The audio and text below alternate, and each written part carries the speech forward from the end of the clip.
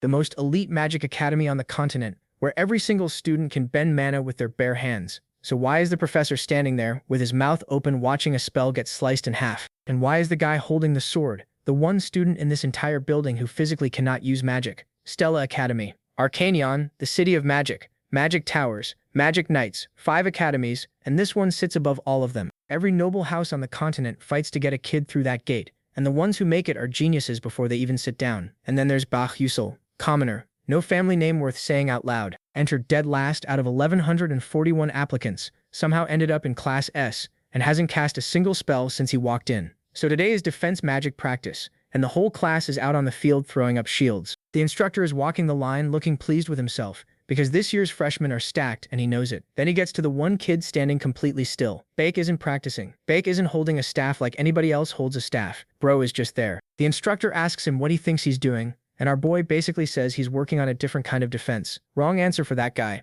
So the professor decides to make an example out of him, announces a one-on-one spar in front of everyone, and picks the opponent himself. This red-haired guy who's already grinning, stretching, and already imagining the free aura he will farm on the loser. Turn-based rules. Each side attacks only when they're told to. The crowd starts cheering for the redhead before the match even begins. Nobody in that field thinks this goes past 30 seconds. Bake doesn't react to any of it, because this class is mandatory. Little smile. Time to see if the training paid off. The redhead goes first. Full confidence. Big showy cast. Bake doesn't dodge. He sets his feet, watches the spell come, and cuts it clean out of the air. Dead silence. Girls in the crowd are asking each other if you can even do that to magic. The instructor's brain is buffering, because that spell didn't get blocked or absorbed. The flow got severed and the whole thing stopped existing. The redhead is shaking, says it's impossible. Bake looks like he just sliced fruit. So the instructor, in front of his entire class, starts coaching the other kid mid-match. Says the technique has a weakness. Says one blade can't answer a chain of attacks arriving at once. Handed him the counter with no shame at all. Even Bake is standing there like, brother,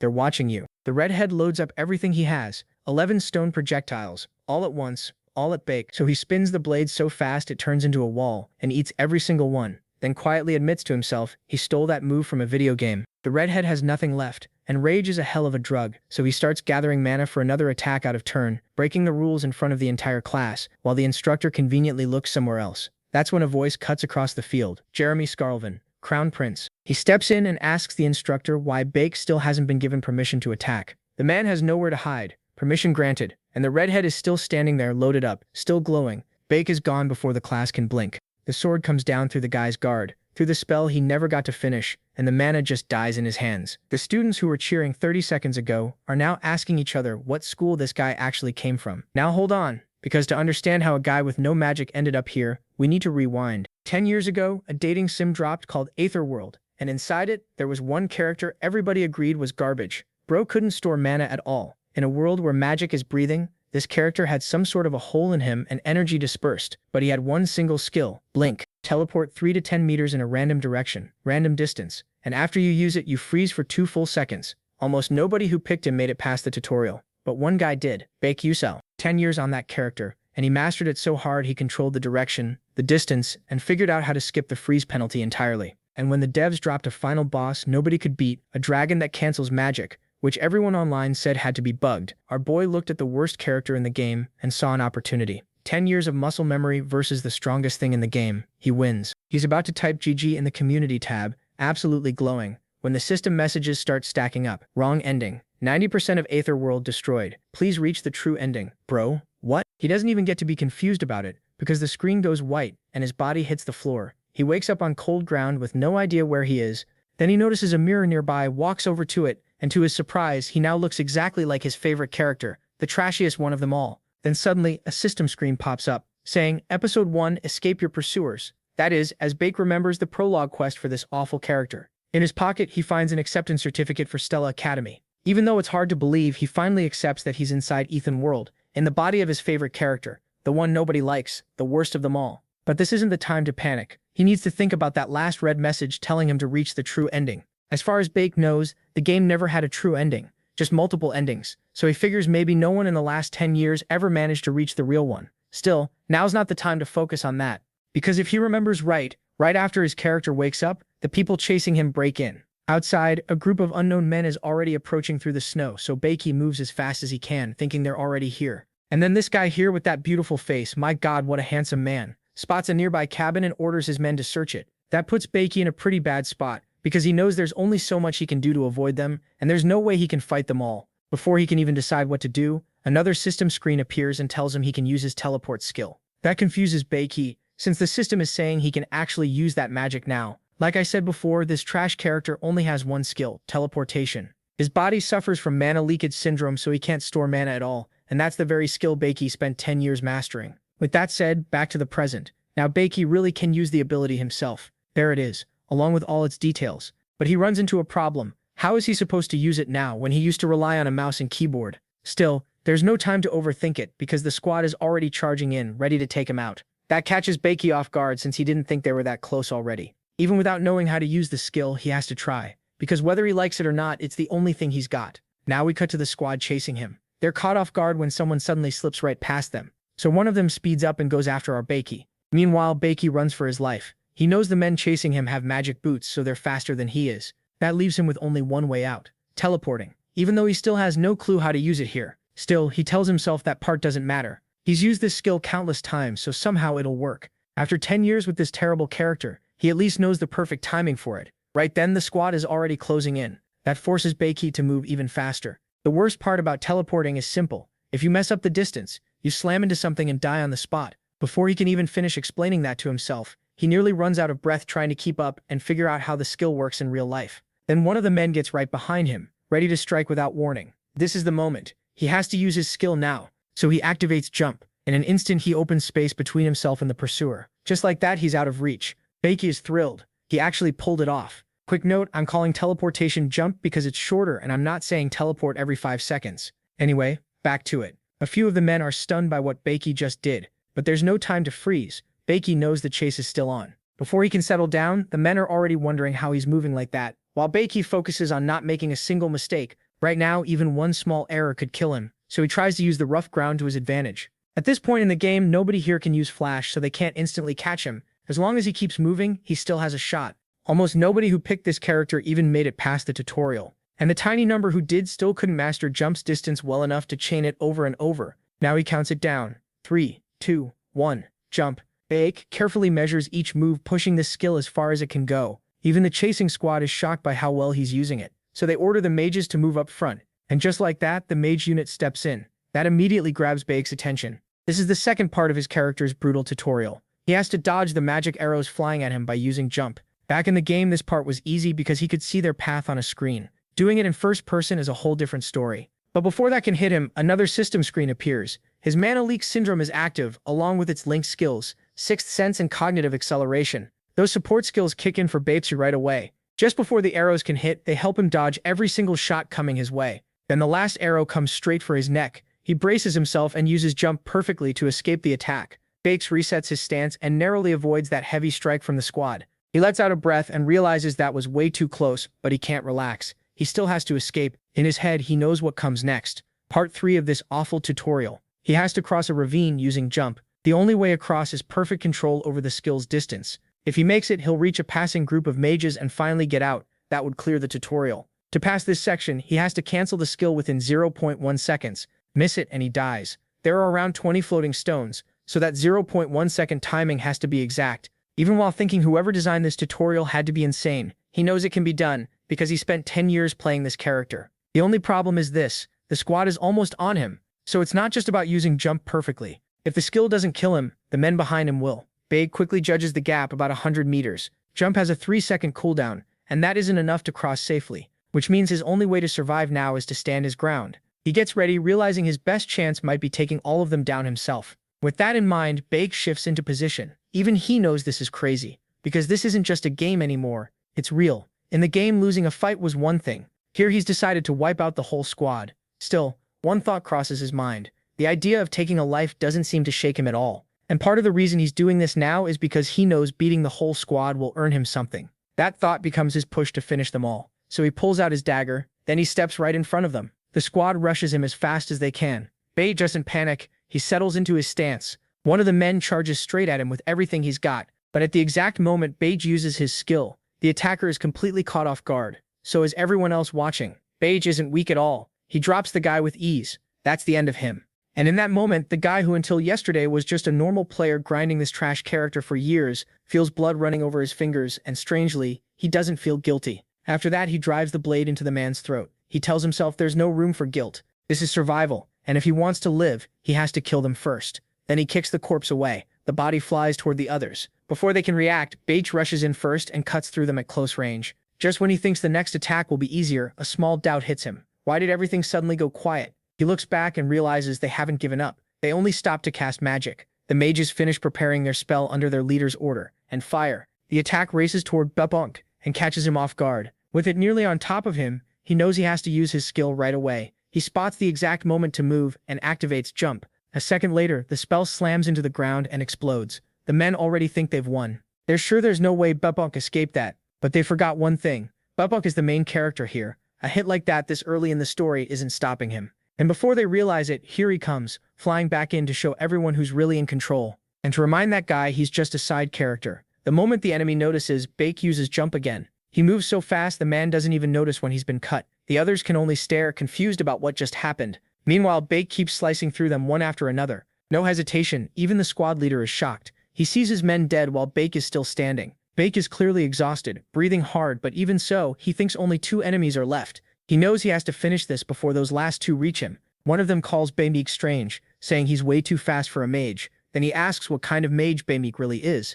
And honestly, Baymeek's reaction speed is better than a pro gamer's, but that was only ever inside a game. Now he realizes he can't keep dodging forever, especially against close-range attacks, so he charges both of them, deciding to end this as fast as possible. The other man raises his guard, gives a small laugh, and says he's figured out how Baymeek fights.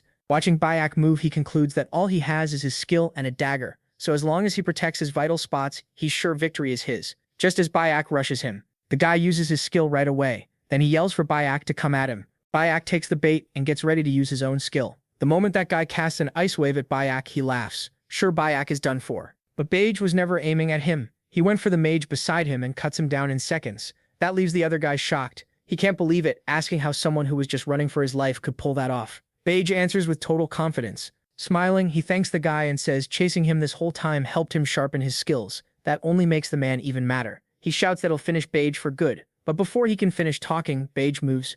His attack lands and Balk's shot hits cleanly. When the man tries to reset and prepare his next move, Balk is gone. That catches him completely off guard. Then the instant he notices Balk's strike is already hitting him from behind. Just like that, the worst character's tutorial stage ends, and Balk escapes alive. Not just that, he wipes out every pursuer. So of course, here comes the XP. And extra rewards too. After all that fighting, he can barely stay standing and nearly collapses from exhaustion. His breathing turns heavy, and his hands won't stop shaking. Then he looks beside him and realizes something. He just arrived in this world, and now blood is running over his fingers. People died because of him. At last, it really sinks in. Using his skill for the first time, his first real battle and his first kill, none of it was fake. This world is real, and along with surviving, he now has to carry the weight of taking a life. Still, this isn't the time to stay here. He needs to move. But before leaving, something near the bodies catches his eye. Even if it feels wrong, he has to be practical and search for anything valuable. He needs money, and he actually finds a pretty big amount, around 2 million yuans.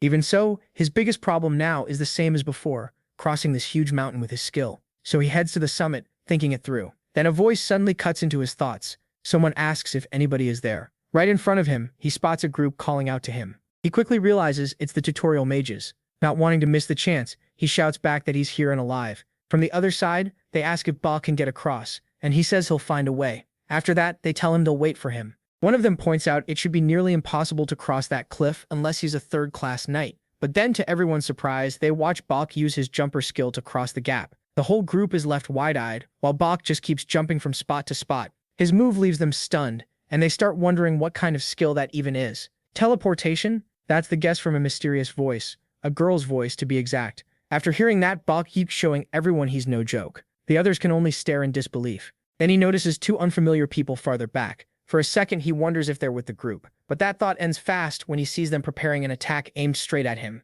A moment later, they fire. Balk is caught off guard and barely dodges with his skill. Once he sees them clearly, he realizes those 2 are the mercenaries who are after him. His skill has a 3-second cooldown, so dodging every spell they throw is impossible. That means he has to reach the next floating rock as fast as he can without relying only on the skill. But before he can, another spell flies at him and grazes his face. He's lucky to avoid the worst of it. Still, his luck runs out when the rock under him cracks. Then it drops. He tries to move fast enough to save himself, but he's already falling, and every floating stone is too far away. With no other choice, he uses his skill as his only shot to survive. It works, pulling him close to another floating rock, his last hope.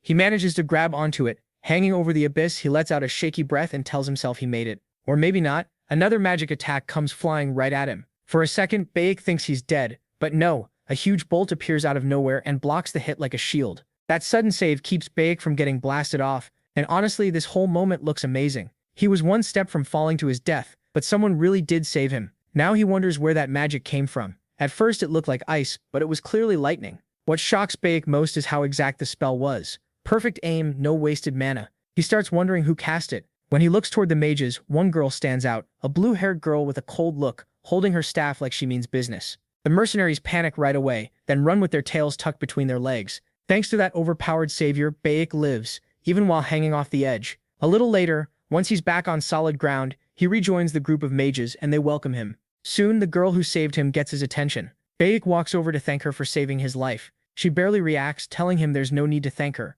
and he shouldn't worry about it. Baek can only answer with a simple, "Alright then." Baek is already thrown off by his first meeting with her, mostly because her voice is way prettier than he expected. Putting that aside, the group that attacked him is known for raiding nearby villages. But in truth, a lot of what they do is tied to the Shadow Demon cult. Even so, Baek figures his dealings with that ugly group end here. Then a system screen appears in front of him. It tells him to enroll in the Stella Academy. That catches his attention. It sounds like the next big step, but at least it doesn't seem too hard. Then reality hits. He's already in his 20s and now he has to go back to school. Hours later, inside the mage's carriage, Baek is so tired he's already out cold. In his sleep, he dreams about the past of the weak character he took over, back when he was a child with his mother. He sees her warm smile as he tells her that one day he'll become a great mage. After all, both his father and mother worked so hard to give him that magic book. Because of that, he studied with everything he had, hoping to become a mage and make them proud. It's a sweet memory, a kind mother caring for her son. But not everything stays happy. That was also the day his whole world fell apart. Right after he learned he had mana leakage syndrome. He refused to believe it could happen to him after working so hard to become a mage. That crushed dream could only come out one way, through tears. Baek wakes from sleep with those memories now inside him. The headache hits too. Then he notices something else. The sun is up, and morning has come. One of the others gets Baek's attention and tells him they'll soon arrive at the satellite city of Arcanian. Before reaching it though, they'll stop once to take a short break. Baek stretches after waking up, but then he notices the girl who saved him earlier has been watching him. That leaves him confused. Maybe he just isn't used to being ignored by a pretty girl like her. In the end, Baek's just like everybody else. So here's a quick look at this world. Magic is normal, cities are protected, and people travel long distances on trains and flying ships. With that in mind, Yusol thinks about where he's headed next. He'll board one of those airships in Lysanidia on the way to Arcanian. And that leads to where the real story begins. Arcanian, the city of magic, home to famous magic towers, magic knights, and 5 top academies. The strongest mages and most talented students gather at Star Academy, a place packed with geniuses and nobles from all over the world. That makes him wonder how this weak character ever got accepted into a school like that. Still, first things first, time to check his abilities. These are the skills he has. The biggest one is Sixth Sense. It uses mental power to detect mana within 12 meters. Then there's Detection Acceleration, and seeing those skills makes him feel a lot better, because without them, he'd already be dead. But there's still one huge problem. The cursed skill called Mana Leakage Syndrome. That curse is permanent, and it's one of the main reasons everyone treated this character like trash. Even so, the curse lets him sense mana around him with Sixth Sense. It also helps him notice incoming attacks, even when he isn't looking. While Detection Acceleration makes everything seem almost slowed down. Those are the key abilities keeping Yusol alive. He still can't use mana, and he can't keep Sixth Sense active for long either. It burns through his mental strength and hits him hard afterward. Now for his stats, they're basically like this. Looking at them, the protagonist figures, starting over at the beginning of a game isn't the worst thing. In this world, there isn't just one level. Each stat and skill has its own growth. Skills use levels, while stats use stars. 9 stars is the highest a stat can reach, but that's almost impossible. Even after playing for 10 years, Yusol only ever got up to 8 stars in vigor and sensitivity. So he plans to do what worked in his past life, focus on sensitivity for now, to boost Sixth Sense and reaction speed, then raise vigor and flexibility some other way. But his biggest issue is still the mana leak. If he doesn't fix it, he knows he won't live long. That means he needs to level up Secret of Nature as fast as possible. And the way to strengthen that lies in Star Academy. So if MC wants to survive this world and deal with his syndrome, he has no choice but to go there. Even so, he can't help thinking it's a pain. It would be nice if there were some other way. Just then system notifications appear, but before he can check them, someone calls for him to hurry up, so he puts it off for later. and heads to the carriage. All the while, that calm girl with the pretty voice keeps watching Yusil. A few hours later, they're on the flying ship. He quickly draws attention because he looks like it's his first time on one. Some people even start calling him a country bumpkin. Then one of them walks over and says, "The most famous academy in the world is being stained by someone like Yusil." The protagonist hears all the insults and does what? Nothing. Smart move. No point wasting energy on trash talk. While MC just thinks the whole thing is childish, the other guy starts losing his temper. But before he can do anything, something grabs everyone's attention. Not something, a person. A silver-haired girl with red eyes named Abdullavit. She doesn't just walk in, she owns the room. The loudmouth from before immediately tries to approach her, but he gets shut down fast with nothing more than a cold glance. That's all it takes. Then she simply walks away, ignoring the others completely. She passes right by Yusil, and even he has to admit she's stunning. But looks aside, he knows Abdullavit is the villain of this world. She's one of the main characters, and she's always clashing with the heroine. No matter what route you choose in the game though, she always dies in the end, and every death is brutal. In some endings, everyone at the academy turns on her before she's expelled. In others, she's bullied. And in another route, she goes through something so humiliating she never appears in public again. It's almost like the game's creators were determined to make her suffer, no matter what. Because of that, Yusil thinks of her as one of the game's most memorable characters. And yeah, she really is beautiful. Before he can finish that thought, though, it's time to eat. So he heads off to find something and fill his stomach. Too bad everything here is insanely expensive, and the protagonist is flat broke.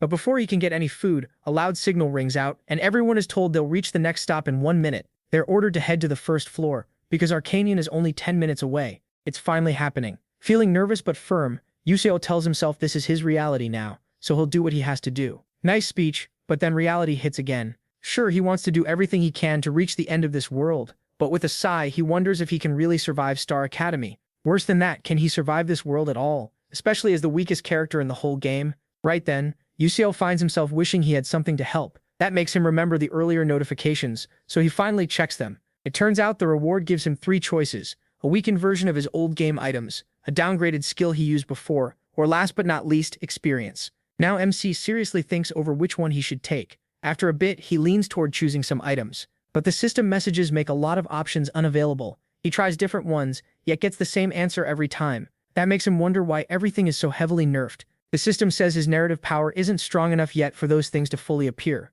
which basically means it's still way too early for him to become overpowered. Since he's still a beginner and this is only the start, Yusil goes quiet for a moment, then decides to take Boo Boo's glasses. This time the system accepts it, and just like that, the item is given to him. Now with the item in hand, he thinks he never expected he'd actually use something like this. These glasses store all the information he gathered while playing the game. Monster records, learned knowledge, and all kinds of useful data players kept track of. So he puts the glasses on. And there it is, Boo Boo's glasses and their details. With them equipped, he opens the folders. Inside, all his saved knowledge is neatly sorted by topic. In other words, it's a very handy way for Yusil to know what happened, or what's about to happen in this world. And honestly, it's a huge help. There was no way he could remember every quest he'd ever done, but with these glasses, he can recover a big part of the knowledge he had as a player. But enough of that, because look who's coming by, that quiet bookworm girl, the eldest daughter of the traitor Deathmoth, Azel. Because she's the child of a traitor, everyone is judging her. That's what Yusil decides to call her for now. And sure enough, people keep staring and whispering about her. Just seeing her pass by catches the protagonist's attention too, so he uses the moment to test his glasses, since they also store information on characters. The file on Azel labels her with the title False Heroine, and there's a reason the game gave her that title. The game Etherworld was based on a fantasy novel called Don't Love the Princess, where Azel was the original heroine. After facing Adulnavit, the novel's villain, she ends up with the male lead, but in the game there's another heroine instead, basically the usual isekai type, someone who reincarnated into the world of that novel called Flame. Yeah, there's another person here from the real world, just like Manhwa. The difference is she came from a manhwa while he was just a game addict who got dropped into a game world that's also part of a manhwa story. Weird, but that's the idea. So Manhwa realizes that while Gazelle ends up branded as the fake heroine Flame, the possessed lead rises as the real heroine of the game. And just like Deli, Gazelle is doomed to die in every route, even knowing that Manhwa doesn't really care. As far as he's concerned, it has nothing to do with him. Still, when he looks at Gazelle, something feels oddly familiar. He starts wondering where he's seen her before, then he brushes it off, figuring he's probably imagining things. A few hours later, it's time for Estella Academy. The new students are all gathered in the schoolyard. Someone is giving a speech, but Manhwa couldn't care less. What matters is what comes next. The most important people in this world, game and novel finally show up. To Manhwa, their grand entrance feels like the usual over-the-top hero moment. Flowers, praise, all that stuff. But out of all of them, one stands out the most. It's the representative of the Kaliros, the absurdly overpowered Maya Seong, who I'll be calling Mateus. The moment he sees Mateus, ManhwaCapped starts thinking about him. To him, Mateus is that kind of untouchable character who stands above everyone else. And no, I'm not making that up. That really is a direct reference. Bonroy clearly threw in a nod to Gojo there. So with that in mind, because Mateus is just that powerful, ManhwaCapped decides he needs to avoid the bad endings from here on, and getting Mateus on his side will be a huge part of that. But there's one problem. A lot of this depends on Flame and what she does next. That's what ManhwaCapped is thinking as he watches her closely. Since she came from the same kind of reality as he did, he knows things could get messy, so he doesn't want to take big risks. Even though they're both real people who came to this world, his character is basically trash, worse than an NPC, so getting close to Flame won't be easy. On top of that, she has the special power to purify demonic humans, but as we already saw with Giselle and Deli, she also brings disaster to the people around her. That's why he has to be careful about how he deals with her. Getting too close could be dangerous, so he decides his role in this world should be simple, support the main characters from a distance. He tells himself he'll stay out of their lives as much as possible, though honestly, I seriously doubt that lasts. With that, the freshman entrance ceremony comes to an end. And just like that, episode 2, the entrance to Estella Academy, wraps up. After the ceremony, it's time for class. ManhwaCapped thinks it feels strange becoming a student again after already finishing college in his past life. Still, having that watch helps a lot. It's Estella's pocket watch, a student ID that also gives access to all kinds of perks. Naturally, ManhwaCapped plans to make full use of those perks right away. Then a teacher walks into the classroom carrying the test papers. He tells everyone to put away their things and take off their glasses for inspection. And yeah, remember the part about the glasses. This academy wastes no time. They start with placement tests right after the entrance ceremony. With the teacher fired up, the exams begin. These tests will decide which class each student gets placed in. Once the papers are handed out, ManhwaCapped immediately realizes he has no clue how to answer this thing. This is the exam that sorts students from Class F all the way to Class S. And of course, most of the playable characters will end up in Class S. As for ManhwaCapped, he entered the academy dead last, so he's sure he's headed straight to Class F. He even wonders if messing this up badly enough could get him kicked out. While he's lost in those thoughts, something catches his eye. One student is already done with the test. He looks completely bored. That student is Maya Seong. ManhwaCapped can't help but admire how fast Mateus finished. Then again, for someone like him, everything probably feels dull and easy. And yeah, I'm sticking with calling Maya Seong Mateus. Mateus isn't just one of the strongest people in the world. If one word defines him, it's boredom. He's also insanely smart and talented beyond anyone else. Seeing that, ManhwaCapped starts wondering how the heroine of this game will affect Mateus and change his choices. In some routes, Mateus joins the demonic humans, which is obviously a disaster for everyone. ManhwaCapped figures one of the biggest reasons for that is his family, but that can wait. Right now, the test comes first, so he thinks about using his glasses here. He relied on them a lot while playing, and maybe they still have the information he needs. He quietly starts pulling them from his pocket, just planning to test it. Remember when I told you to pay attention to the glasses? Well, this is why the teacher immediately asks ManhwaCapped what kind of glasses those are. That reminds him the teacher had already warned everyone that glasses would be checked, so the teacher takes ManhwaCapped's glasses and gives them a quick inspection. Keep in mind, these glasses are basically a plot device. They hold exact information for ManhwaCapped, which honestly works way better than a protagonist somehow remembering every tiny thing from his past. You know the type, guys, who remember everything for no reason. Because of that, ManhwaCapped starts worrying now that his little plot device glasses are being examined. But then, to his horror, the system alerts him that parts of the glasses are returning and asks if he wants to summon them.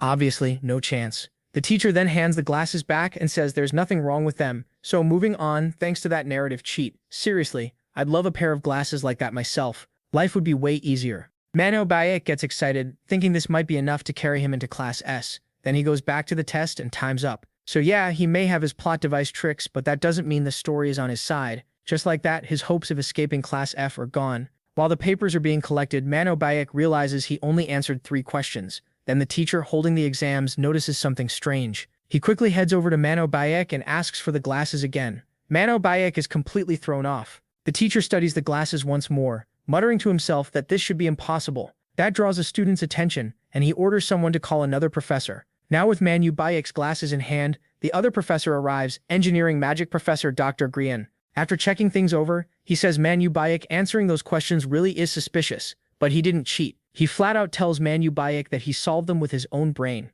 After that, Dr. Grian leaves, even congratulating him and saying he did well. The first teacher politely apologizes to ManhwaCapped for the whole mess. ManhwaCapped says it's fine, even though he feels guilty because yeah, he absolutely did cheat. Now let's switch locations. Over in Professor Lee's office, that same teacher is there, still bothered by this year's test results. Then a woman catches his attention. She asks if those are this year's student exams in his hands. It's Professor Delta Man. With a bright smile, she says she heard this year's freshmen are especially interesting. She mentions the princess from the most famous fire magic family, Jeremy Scarlvin, the heir caught up in the struggle for the throne, and Ian, successor to the master of the magic tower. All of them come from powerful elite families, so naturally this year's test was bound to be interesting. Professor Lee gives a small smile. Turns out he likes having his work praised too. Still, this year's exam included a new kind of question. The first three were problems normal students shouldn't have been able to solve. That was the whole point. In fact, those three questions mattered more than the rest of the test. The first one measured flexibility. It was meant to confuse students by asking something they'd never learned from a book.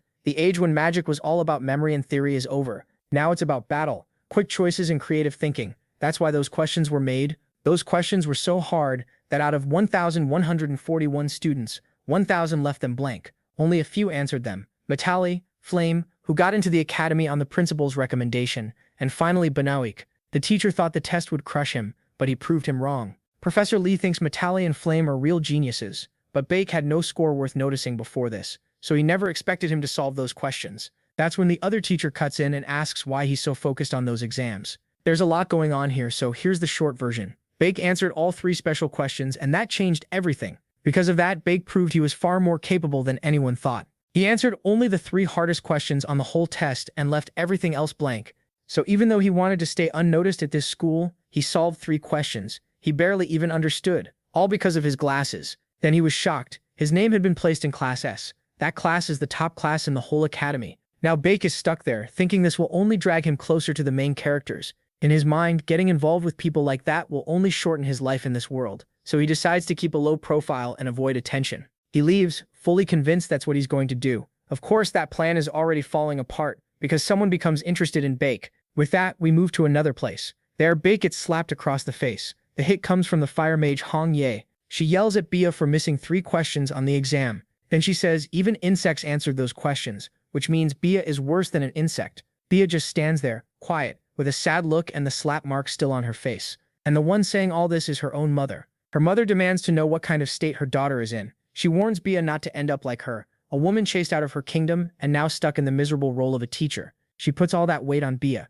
saying she must never become a disgrace to her kingdom. Then she steps closer, lifts Bia's face, and stares her in the eyes, telling her to become someone greater than her sister. With a twisted smile, she asks if Bia understands. Bia says yes, but inside she's saying no. She only knows how to live the way she was taught. She only solves problems she was trained for. If it's something she never learned, a spell, a formula, anything unfamiliar, she can't handle it. All of that feeds her doubt about herself and who she is right now. And those feelings soon turn into pain, pressure, and fear. All of it finally becomes tears. She tells herself she doesn't understand her sister, doesn't understand why she had to suffer, and doesn't understand why she's being tormented like this. For now, we leave that pain behind and go back to Bulk, who now has a pounding headache. He can't figure out why he got put in Class S. Around him, he hears whispers, asking why he's even there. Bulk gloomily thinks that he came into this world alone, and will leave it alone too. As far as he can tell, he's already an outsider at this academy. Still, the gossip around him won't last long, because another student from Class A will soon move up to Class S.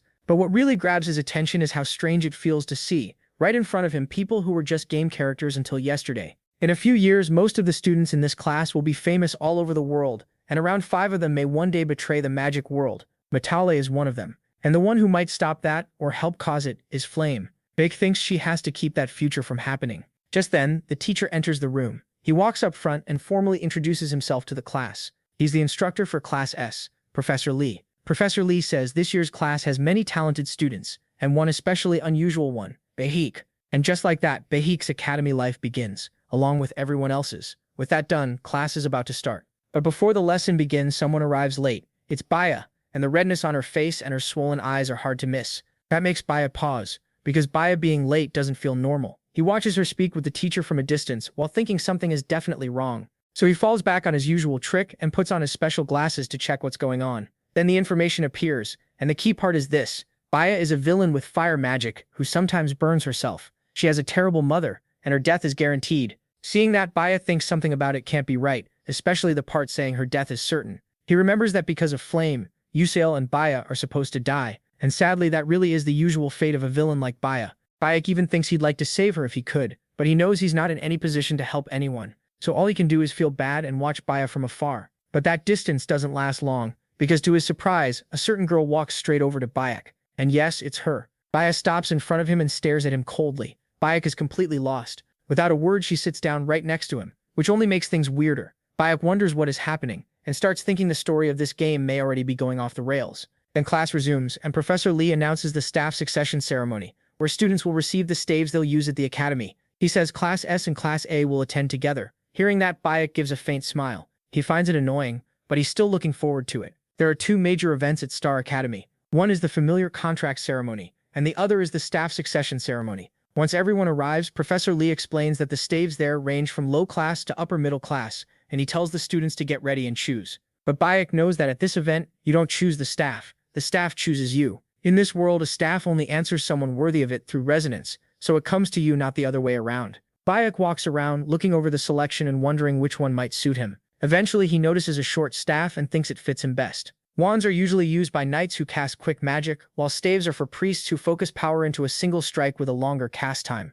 While everyone is busy talking about staves, someone comes up to Bayek. It's some guy Bayek doesn't care about at all, and that feeling is very much mutual on Bayek's side. The boy asks what kind of staff Bayek plans to take, and Bayek basically says any of them will do. Then the guy tells Bayek he should pick a staff that matches his status as a commoner. While the guy keeps trying to put him down, Bayek just brushes him off with a calm reply and walks away as fast as he can. The other boy is left standing there, looking like his own taunt just blew up in his face. That's Bayek for you. The funny part is, Bayek really has no idea who that guy even is, so he checks with his usual skill. Then the info pops up, and the only thing that really matters is how minor this guy is.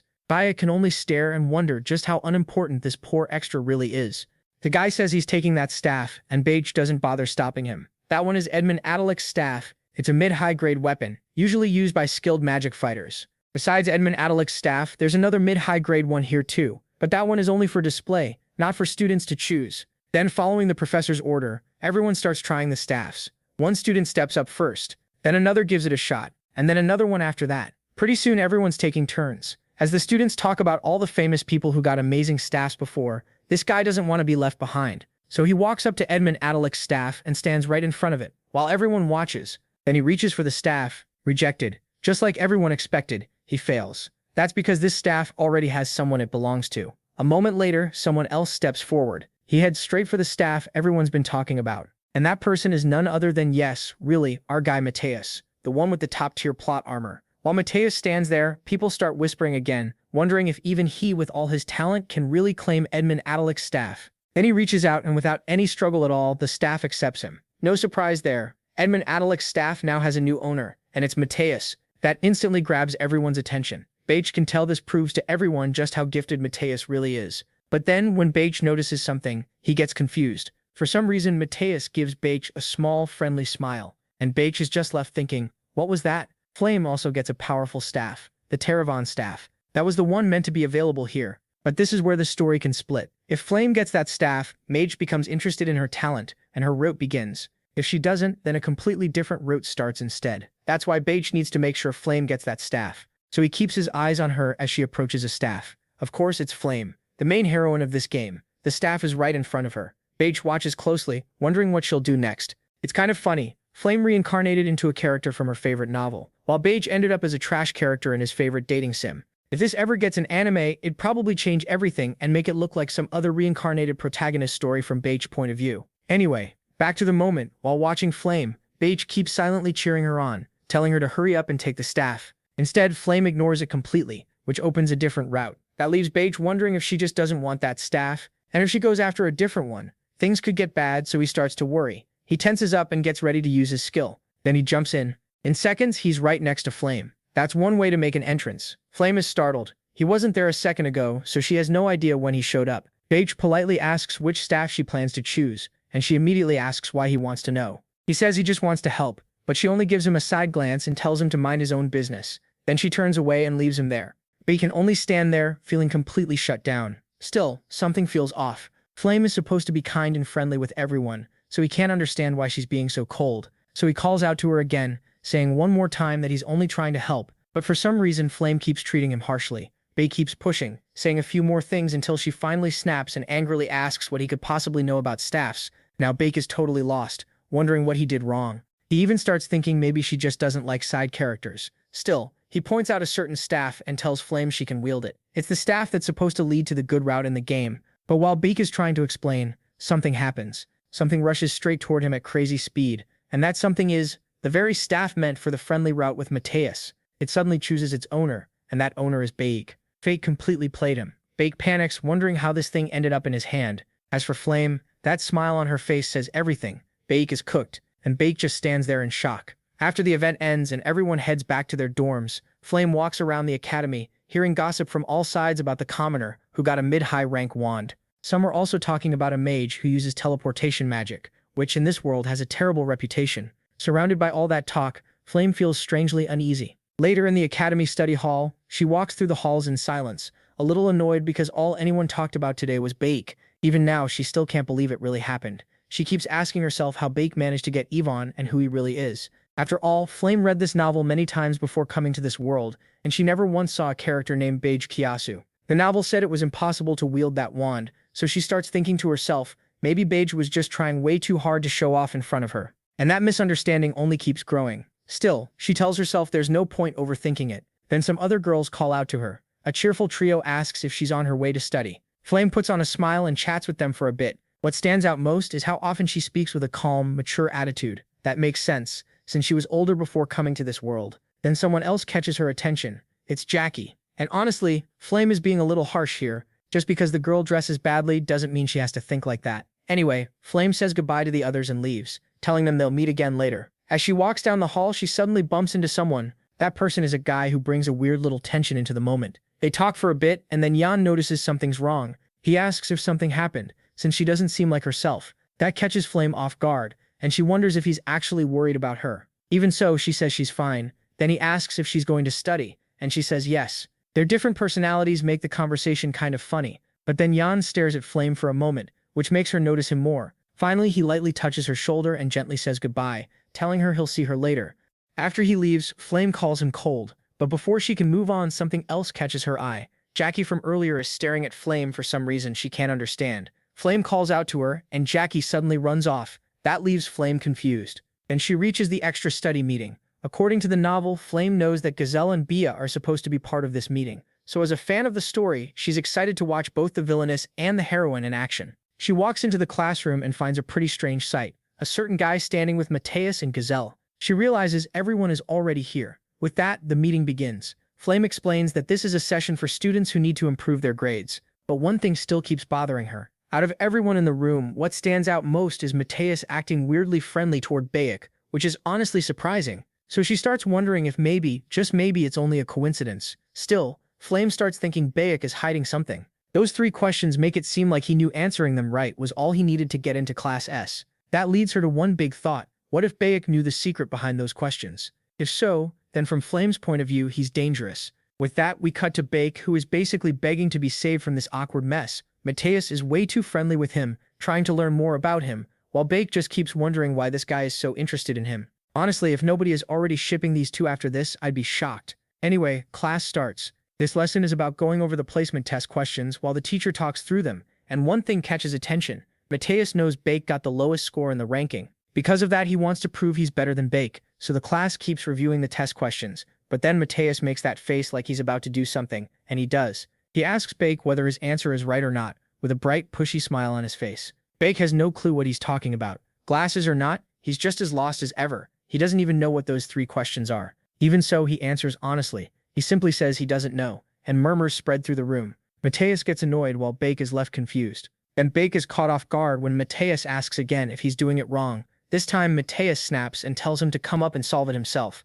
Bayek is like, what? And Mateus is already waiting. So yeah, Bayek goes, he walks up to the board, and you can probably guess what's coming. Time for the glasses. Then he tackles the question, which feels more like a wordplay puzzle than a real test. For example, a mage casts a spell saying, "Dear Earth, shed tears." And then there's talk about double filth. What could that mean? Well, the answer is simple to Bayek. If the Earth is crying, then it's in a state of decay. Even though Bayek thinks these questions are ridiculous, he makes one thing clear. Mateus solved it the wrong way by forcing a math-based method onto it. So even if he landed on the right answer, it was just luck. If the question changed a little, he'd probably miss it. Bayek says he can't show a full proper method for solving it, but he can point out the mistake. Then he asks, what if the question used water or wind instead of earth? Would that same method still work? In other words, Mateus only got it right by chance. And honestly, there's no arguing with that. After Bake answers and explains how the question is supposed to work, everyone starts writing down what he says, all of it. That is exactly what grabs Flame's attention. This should have been the moment Beige and Ghislaine joined in, but both of them are distracted instead. That makes Flame wonder if things are really supposed to go like this. After all that, Mateus says goodbye to Beige in a weirdly cheerful, excited mood. Bake, on the other hand, tells himself he can't get too involved with Mateus. Still, he figures the guy noticed him because of his staff, which is fair enough. Then his thoughts are interrupted when someone calls out to him. It's Bea. No matter how nice she looks, Bake doesn't want trouble, so he tries to walk past and keep moving. But then she comes over and stops him. Bake says she wants to ask him something. Why didn't he explain the solution earlier when they were talking about those questions? And that's the problem. It's not that Bake didn't want to explain it. He just couldn't. There was no clean way to logically explain a nonsense test. Seriously, it's like trying to solve a joke question with strict formulas. So thinking Bake might have misunderstood, he just says there wasn't really anything to explain. That catches her attention, and she says she understands, but she actually gets the wrong idea, assuming Bake just doesn't want to reveal his method in a place like this, so she says she'll reward him. Proudly, she lifts her head and tells Bake she'll make it worth his time, so he should explain everything he knows. And with that, we move to Bake and Bea talking. After briefly checking Bea's test, Bake sees she only missed 3 questions. That makes him wonder why she'd pay him just to explain those 3, so he asks if she's not embarrassed. Not at all. Bea says what's really embarrassing to her is not figuring out those answers herself. That surprises Bake, so he asks why she came to him specifically, hinting that she's a princess and should have plenty of people around her.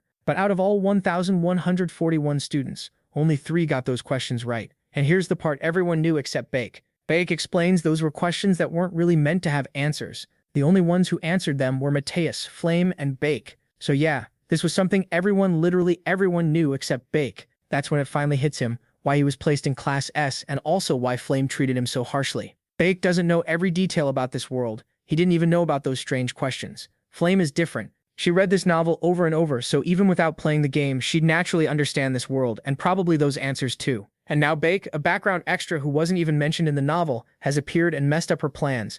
No wonder he ends up with a headache while Flame is left thrown off too. After that, Bake brings up the reward. In a serious tone, he says he only wants one simple thing: trade his staff for a magic sword. Bake is confused and asks why, pointing out that only low-rank mercenaries usually use weapons like that. Bake just says he has his reasons, that it suits his style better. He doesn't want to explain his mana problem, so he just asks her for a yes or no. And to Bake's relief, we move on to the test explanation. The idea is pretty simple: change your perspective. One of Baya's biggest weaknesses is that she uses magic in a very textbook way, so she gets stuck on certain kinds of problems. She doesn't realize that, though, until her second year, when she loses badly to Flame. Baez isn't going to hand her every answer, but he can at least nudge her in the right direction. So he uses silly quiz examples. One example is this: what is between one knee and another knee? After thinking from that angle, the answer is the letter E. Baez explains that between one knee and another knee, there's an E. Baya's reaction is basically pure disbelief. And honestly, Bayek adds an important point. There are formulas and techniques she won't always know,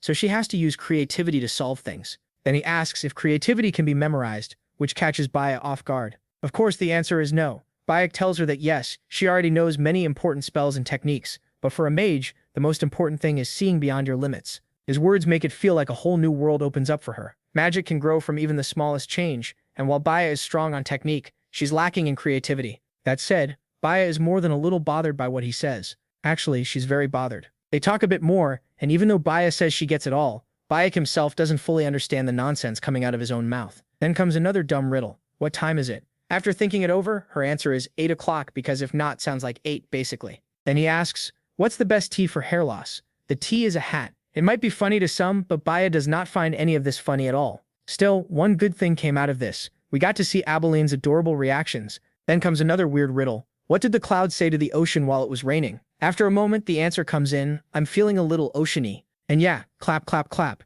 I honestly didn't get that one either, so if you understand it, feel free to explain. What I do get is Abeline's smile. She's seriously too cute. Even Bayek notices and keeps teasing her a little. Jokes aside, they spend hours doing these dumb word games and random questions. Before long, night falls. By then, Bayek looks completely worn out. He ended up stuck in that game with her for 3 whole hours. Still, Abeline really is a talented mage with a sharp mind. Her problem is that she thinks too rigidly, and even if she's meant to be a villain, Bayek still wants to help her, and I still can't help shipping them. Leaving that aside, we head somewhere else with Bayek. He arrives at a small house out in the suburbs. Inside, it's an old unnamed used bookstore that's clearly falling apart. This place has the study notes of Mela, the top graduate from the academy 10 years ago, and Bayek came here to find them for school. Then he spots it. But when he reaches for the book, his hand touches someone else's. It's a girl named Dizella, and she looks surprised to see Bayek.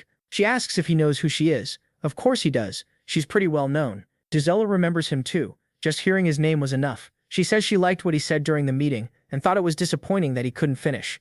That short exchange ends quickly, and she leaves just like that. She's clearly not very talkative. After that, Bate goes back to the book, but now he's curious about her. Why was she here? Well, the answer seems simple. Money. This shop mostly sells used books, so poor students come here, just like Bake. Since Dizella comes from a ruined family and lost everything, she probably didn't have many options. Her father was killed by dark demonic humans, and even Bake thinks that's tragic. A princess like her having to worry about book prices says a lot. On top of that, her ending in the story is miserable. You could even say Dizella is the most unfortunate character in the whole game, not because of what she does, but because of the fate waiting for her. Back in the bookstore, Bake ends up looking even more like a bookworm than she does. So he asks what's wrong, and when she's about to call him an idiot, she stops herself and just says he picked some very strange books. Bake definitely notices that almost insult, but he has his reasons. He says those books will make life at the academy easier soon enough. Then he leaves, while she stays behind trying to figure out what he meant. The next day, Dizella heads to class as usual, and notices that way more students are there than expected.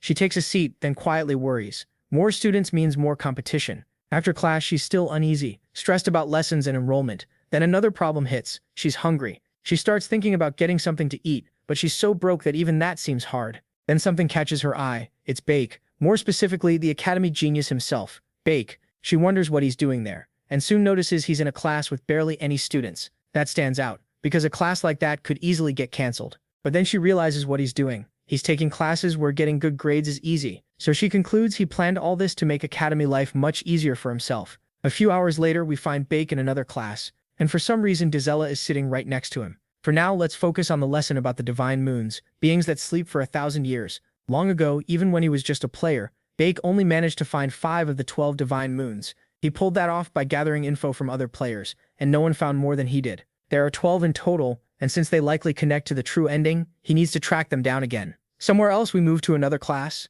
This one is taught by the fire element professor. Most of the lecture isn't important, so let's skip ahead. What matters here is that she's still as harsh as ever, and that cold look she's giving is aimed at her own daughter. After class, the girl sits alone, thinking she embarrassed herself in front of her mother again. She beats herself up. Sure, her mother must be disappointed. Then someone interrupts her thoughts with a gentle smile. The girl asks if she's okay, then sits beside her and says she looks sad. Our girl knows who she is. It's Shuro Ararangi, a new fire element genius who showed up recently. But she's not in the mood to talk. After a short exchange, she stands up and walks away. As she leaves, Shuro watches her with a cold expression. Later, back in her room, she still looks down.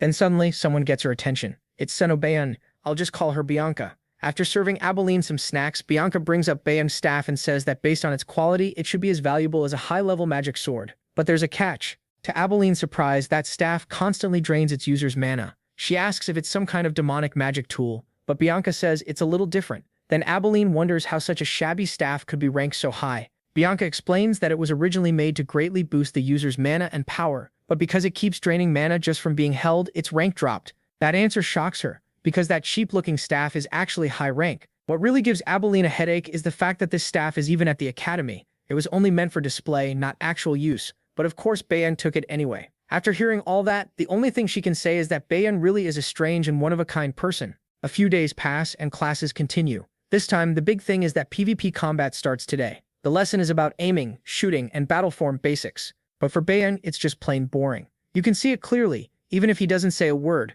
That's why the teacher calls him up to the board, and you can already guess what happened. Just looking at the teacher's face says enough. After class, someone calls out to Bayan. It's Dizella, and that actually surprises him. She walks over seriously and says she has something to ask. While watching him, she realized Bayan is smarter than he first seemed. His earlier class choices proved it, and that caught her attention. At first, she doubted him, but now she's sure he has a real strategy for studying. So she gets right to the point. She wants to know what class he's taking next so she can use that knowledge too. That definitely catches him off guard. He jokes and asks if she's hitting on him, but her answer is so cold it shuts that down instantly. She says every class he's been taking is one where it's easy to earn good grades, so she bluntly tells him to share his method. Bayan brushes it off, saying it was all just a coincidence. Then he turns to leave. She hesitates for a second before calling after him, but gathers the courage and shouts, stopping him in his tracks. She runs after him and says she needs to know what classes he picked. Her grades have to stay up to keep her scholarship. Bayan already knows that if she loses that support, she's in real trouble. That makes him stop and think. As for her, she even tries using her looks to win Bayan over,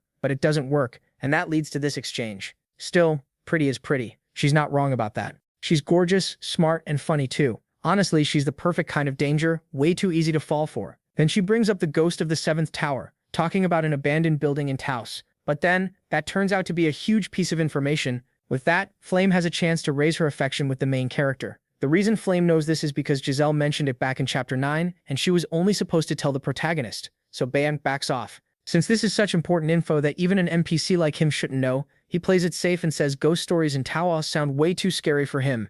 That creates a pretty funny moment between them. More than that, it's enough to make her want to be honest with him, and he notices she seems a little nervous. So he tells her to choose Journey of Meditation in the Abyss as her liberal arts class. In short, he explains that meditation can raise her magic power. That immediately gets her attention. This isn't common knowledge, but for bishops who use destruction magic, meditation matters a lot. Their spells rely on exact formulas, equations, and precise control of mana. He says he's only telling her because she's just that cute, even though a few minutes ago he acted like she wasn't all that. Still, the tip helps and she gives him a small smile. Then she leaves. This time he does worry a little about changing the future. But if he stays away out of fear, Giselle could still die because of her tragic fate, so he hopes meditation really will help her. Then another thought hits him, maybe it could help him too. Even with his condition, he's still a mage. In the game, Bakesol trained his body hard, awakened his physical strength first, delayed his magic reveal, and then grew insanely strong. Now he realizes he'll have to train for real, unlike before, when all he had to do was press a few buttons, so he starts his training.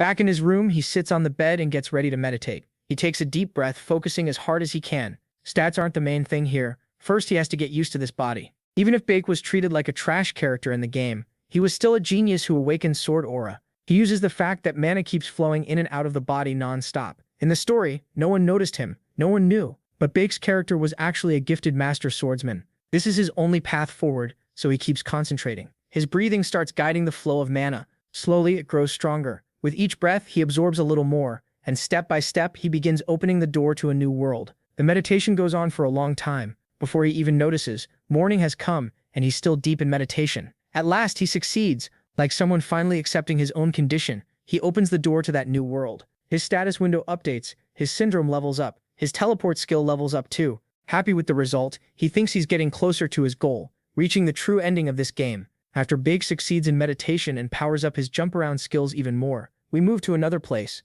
With the wind brushing past her, Flame thinks about how everything around her was made artificially. This place is Stella's Dimensional Dome, a pocket dimension built on the Academy campus that can freely change its size. Sports events, dungeons, gates, and monster training all happen here. So this dome is where all the other students are gathered too, and of course Flame is one of them, along with the 114 new students. That makes her think, if this followed the novel exactly, there should only be 39 new S-class students, and she would be number 14. Naturally, that leaves her uneasy. Those thoughts make her wonder where Bake even came from. The guy is a walking chaos magnet. Still thinking about him, Flame decides he must have existed in the original novel too. She tells herself she'll have to sort all of this out little by little from now on.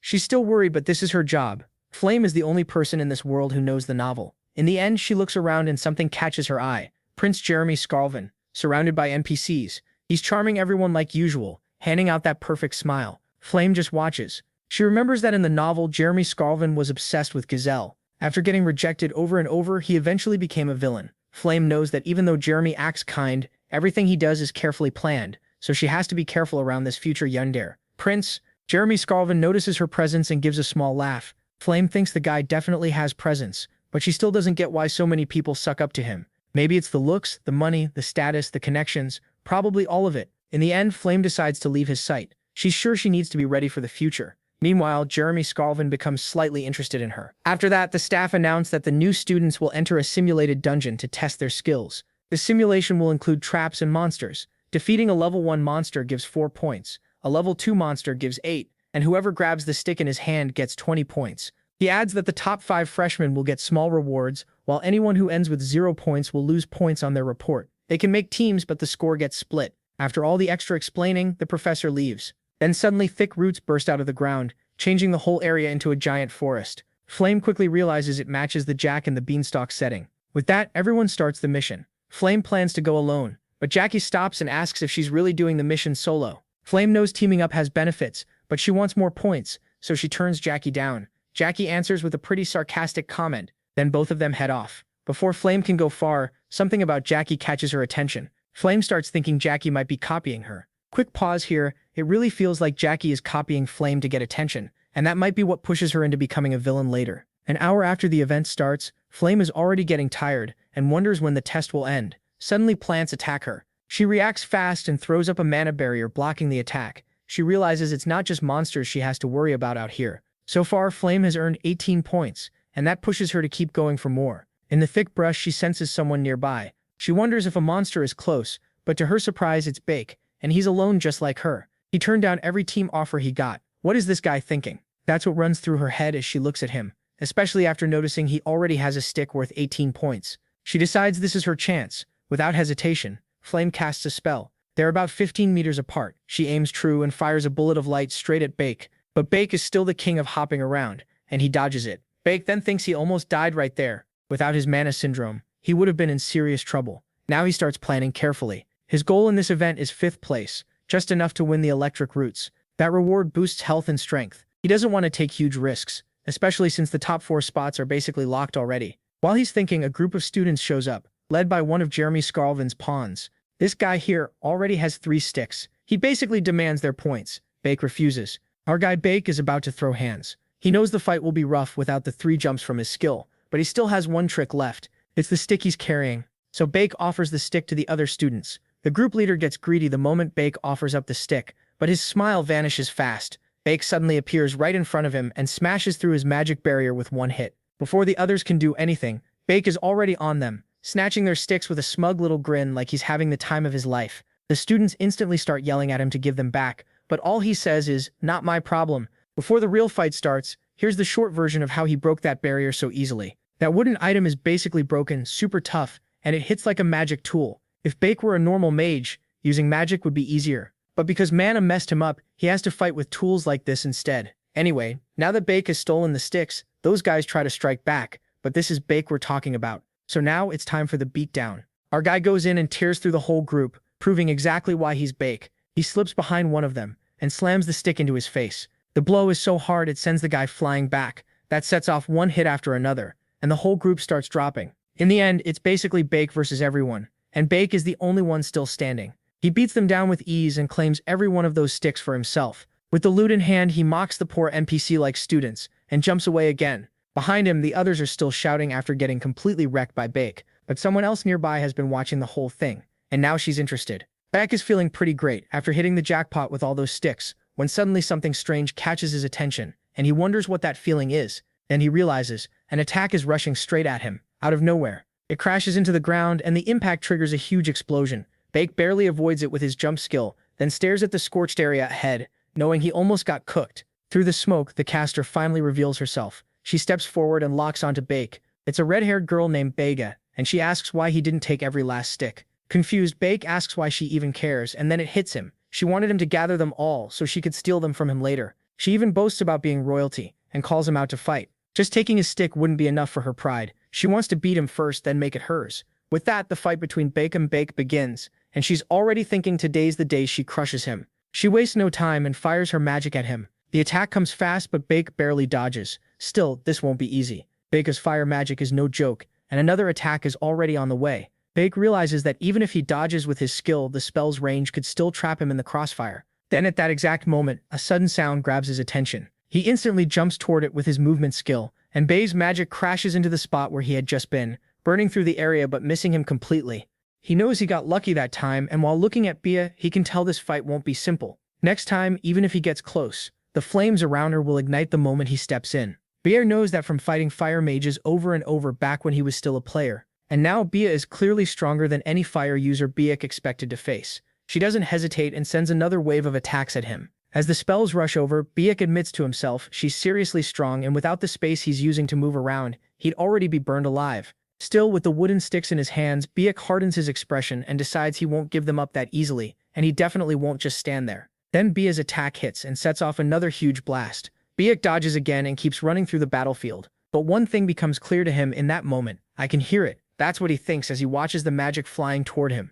Everything feels slower, and by reading the direction and path of each spell, he uses the stolen stick to knock away all of Bia's attacks. To her, that makes no sense at all. How is he using that weapon to deflect magic? She just stares, wondering how this is even possible, while Bia keeps doing the impossible right in front of her. At the same time, his senses keep sharpening. Fighting a mage with his real body feels nothing like the old days when he was just a player behind a keyboard and mouse.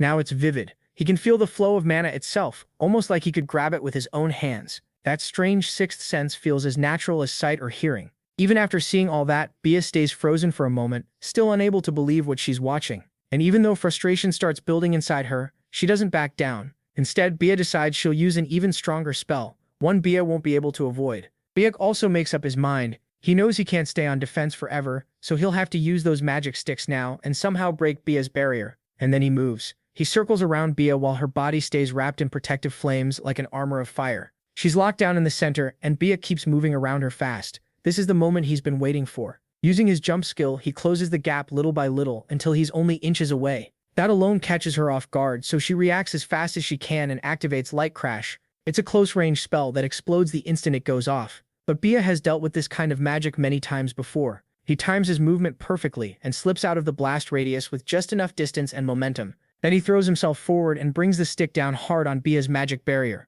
That single expert strike shatters it completely. The one with no magic, the one everyone looked down on, steps right up to her, lowers himself to her eye level, and makes it clear that he won, Bia himself. For a moment, Bia is left speechless. Then she asks who Bia really is, and his answer is simple, just a normal student. After that, Bia calls out someone else, who had been hiding nearby this whole time. It's Flame. She saw his strength for herself today, and now understands just how dangerous he is. At last, Flame walks over to him. A little uneasy, she tries to play it off, saying she wasn't hiding or anything, then asks how he knew she was there. Intuition, Bache says casually, even though it was really his sixth sense that picked her up. That answer only makes Flame more curious. So she asks how Bache managed to break Bache's magic barrier using nothing but a point stick, and that question surprises him too. Then she asks, almost teasing him, if he used that same intuition to pull it off. The truth is, it only worked because of a weird bug in the game, but that's not something Bache can easily explain to Flame, since she's a character from this world and doesn't know any of that. So he plays dumb and simply says the wood was really sturdy. That only makes Flame ask an even harder question. How did he know it could do something like that in the first place? Now she's putting him on the spot. She points out that if this were really possible, then this world would still be full of knights, not just mages. Finally, Flame looks straight at him, says his name, and seriously asks, who exactly is Bache? The mood gets so tense that even Bache starts feeling uneasy. Bache can only wonder if this is really how things are turning out. He hasn't even been here a full month, and all of this is already happening. He almost considers telling Flame the whole truth, that she's a character from his favorite game and that he knows she's someone from Earth too. Still, he only tells her that her suspicion is fair, but he's not a bad person. That just leaves Flame even more confused. He goes on to say that before anything else, he wants to help her. That only makes her more curious. But before she can ask more, he cuts the talk short and says that was nice, but he has to go. Before he leaves, Bache is still a little annoyed, so she hurls the stick at him without holding back, and honestly, it looks like she regrets it right away, or maybe not. When he asks what that was for, Bache says she thought he'd catch it easily. After all, during their fight, he dodged all her spells like he was Bruce Lee. It's not like he didn't want to dodge this one. His skill has limits. Yesio's mana sense depends on his mental strength, and once he's mentally drained, all that's left is a pounding headache. Now, with his head already hurting inside and out thanks to the redhead, he asks why she threw the stick. Bache snaps back that since she lost, he should take her wood and leave. Pride, that's what he sees in her attitude. Even so, this is still a bit much, especially since he's only aiming for 5th place in the ranking. In the end, he walks over to Bache's pile of wood and takes just one piece. Then he tells her he'll only take one stick. She can keep the rest, because he's a knight. After that, he walks off like he totally nailed that cool exit, and yeah, he really is feeling himself. In his head, it's basically, wow, I'm amazing. Meanwhile, she just thinks he's an idiot, and yeah, too much swagger always causes trouble. Anyway, while all that was happening, somewhere else, the aides were gathered to watch the students' test matches. The usual school stuff. Then something catches the professor's eye, a clash between two S-class students. It's Matali against Yoping. Yop makes the first move, rushing straight at Matali. Matali answers by using his advanced jump skill to dodge the attacks. The professors start explaining what they're seeing, and the professor joins in too. Short version, Matali is seriously good. What really stands out is that every professor there is stunned. These students' skills and control are on another level. No wonder they stand out. Then, cutting through it all, a giant icy bird suddenly appears and interrupts the fight. It grabs both students' attention right away, because this huge bird is the hidden boss. But before anything can happen, the thing suddenly drops dead. So remember when I said these students were strong? I wasn't lying. But she, the one who steals the spotlight, is even stronger. It's none other than Giselle. She shows up asking if she interrupted, acting casual while making it very clear she was the one who did it. The professor sees her and immediately realizes she took down the hidden boss with ease. Cute face or not, she's the real deal. A few people there start talking about her too, but something else catches the eye of that mustached old man. It's the fight between the redhead and Baek Yu-seos. He wonders who the unlucky student was that had to face Bia. Then something really grabs his attention. MC's mastery of movement as he dodges her attacks. That skill is also known as arrow praise. For centuries, scholars tried to control that ability and failed every time. It was thought to be impossible, so seeing a student use it draws the mustache man's full attention, and not just his. Everyone in that room is amazed by Yuzel's skill. They all start asking who he is.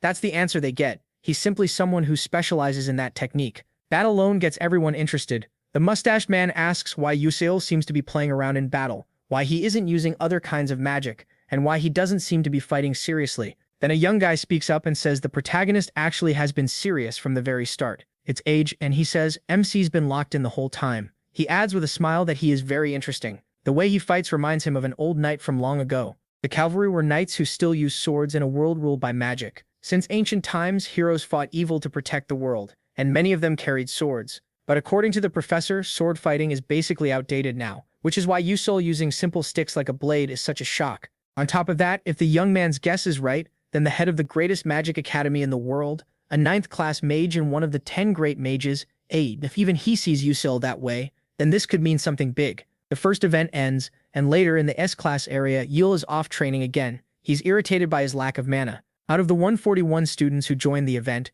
Giselle took first place by defeating that hidden boss. Matali finished in 6th, but right now Yul can't stop thinking. If Giselle hadn't interrupted their match, then Matali probably would have. Before that frustration goes further, the focus shifts to the redhead, who shows up surprised by something. And that something is Yul. She wonders why he looks so angry. Anyway, she's here for the same reason, to take out her anger on the training dummy too.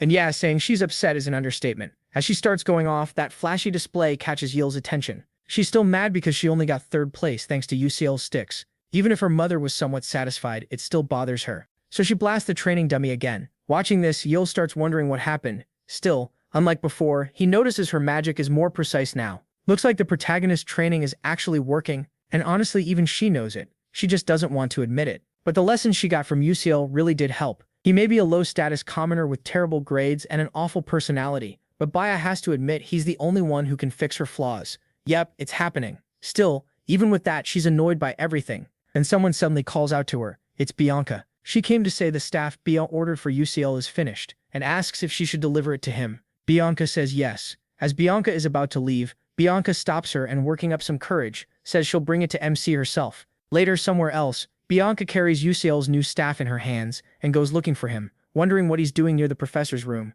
Then she suddenly realizes, why did she even come here herself? She starts questioning her own choice. A little red-faced and shy, she hesitates and turns to leave. That's when someone else appears, a professor named Roniel. Well, maybe not exactly that name here, but that's who she is. Baya greets her and the professor greets her back. Then she says things are a bit hectic right now, which surprises Baya. All the professors are currently busy looking for UCL. Baya asks why, and the professor points out that in his fight he didn't use magic at all. Before she can even finish, Baya gets embarrassed. From her point of view, that match was humiliating, especially since it was seen by a professor she deeply admires. The professor notices how uncomfortable Bia is and then tells her why. The mage tells her not to blame herself. The other side had gone all out too, and even without explaining why Biak avoided other magic, she sums it up as pure determination. In her eyes, Biak is trying to bring back the age of the great knights from long ago. That idea leaves her curious, and she says it still doesn't make sense. But then she starts to understand. During that fight, Biak used his staff like it was a sword. So she realizes he was fighting like a magic swordsman,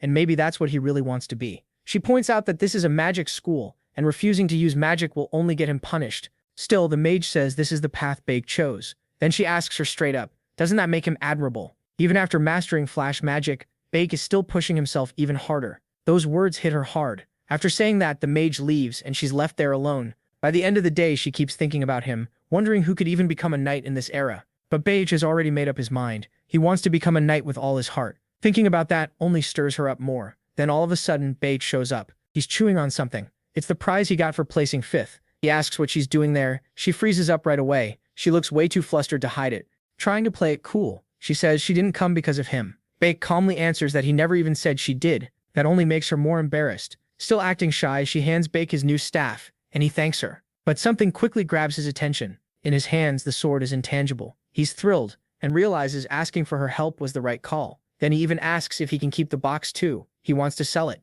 She says yes, while he happily celebrates, and she quietly makes fun of how broke this human is. Even so, she softly calls Bake by name. Then she asks if he really won't use any other kind of magic. That question clearly catches his attention, and for her, the mood suddenly feels a lot warmer. Later, in another place, Bake heads off, still thinking about what she asked. He's curious because another mage asked him the same thing before. Still, that one felt more like encouragement. Anyway, with this magic sword, the next few days should go smoothly, or so he thinks. Curious, he tests it out. He pours mana into it, and the sword starts growing bigger. No jokes. Seeing the blade expand, he gets excited and admits it's even better than he expected. He remembers this was supposed to go to Flame, which makes him think about who this weapon was truly meant for. Since Flame is a mage who can control elf, dwarf, and angel magic, she's someone special, because this staff drains its user's mana. Not just anyone can use it, but Flame can restore her mana from the natural energy around her, so she could handle it. But Flame is Flame. Bake is a different story. Because his magic power is always leaking out, he can't use it the normal way.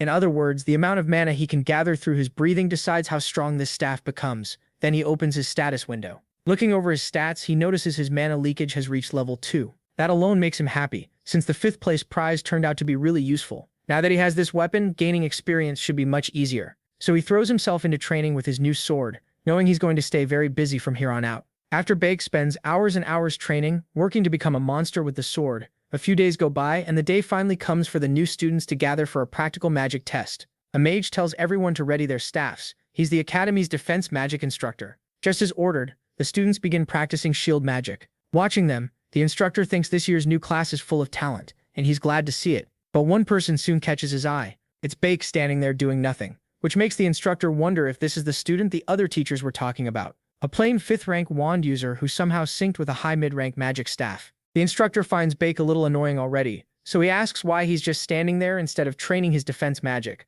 Bake answers through his actions and attitude that he's studying a different kind of defense technique, not the one being taught here. The instructor doesn't like that at all, but now he's curious about these so-called special defense methods. He recalls the rumors saying Bake uses no magic except teleportation, so he basically challenges him to prove it and show everyone what he can do.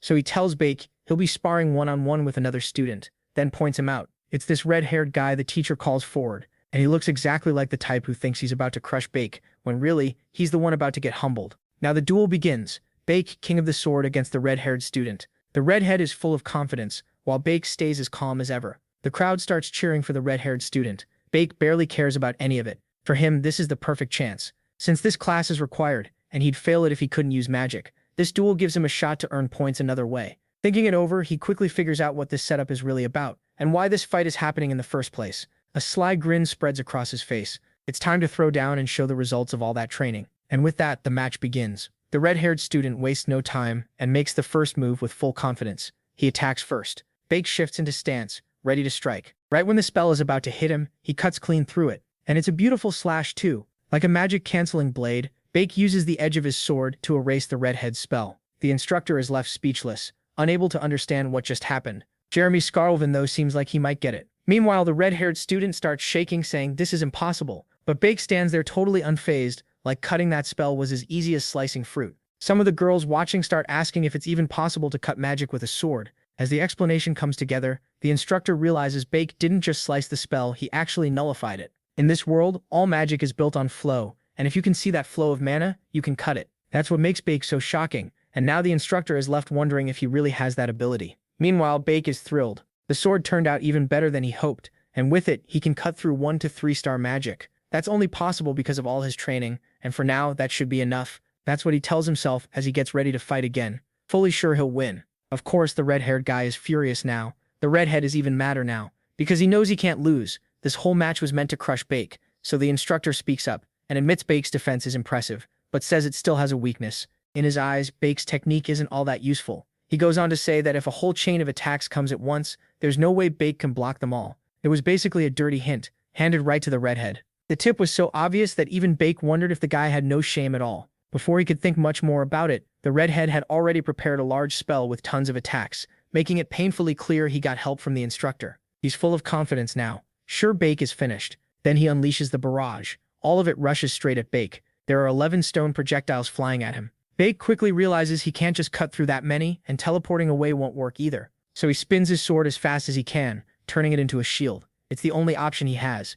The moment he sees that, the redhead is stunned. That was his strongest attack, and Bake blocked it with ease. The instructor starts fuming, angry that the redhead still hasn't won. As for Bake, even he's surprised it worked. He says he just copied something he once saw in a game. A move like spinning your blade fast enough to make a wall, pretty much just swinging it around like crazy. Still, because he's also using his wand, Bake knows he'll run out of energy soon. He has to end this duel fast. He also knows that kind of defense is pretty weak. In a real fight, it would cause him a lot of trouble. So he's just glad this is only a school duel and not a real battle. The other students start whispering that the redhead is about to lose, which makes him even angrier. Blinded by rage, he can't stand that a guy like Bake is making him look bad, so he starts gathering mana for another attack. That worries everyone watching, because this school duel is supposed to be turn-based. Each person attacks only on their turn, and the redhead is breaking that rule. Everyone is shocked by what he's doing. Everyone except that shameless instructor. Even so, the redhead gets ready to break the rule completely and shouts Bake's name. But right then, someone interrupts and calls out the instructor. It's Jeremy Scarlvin.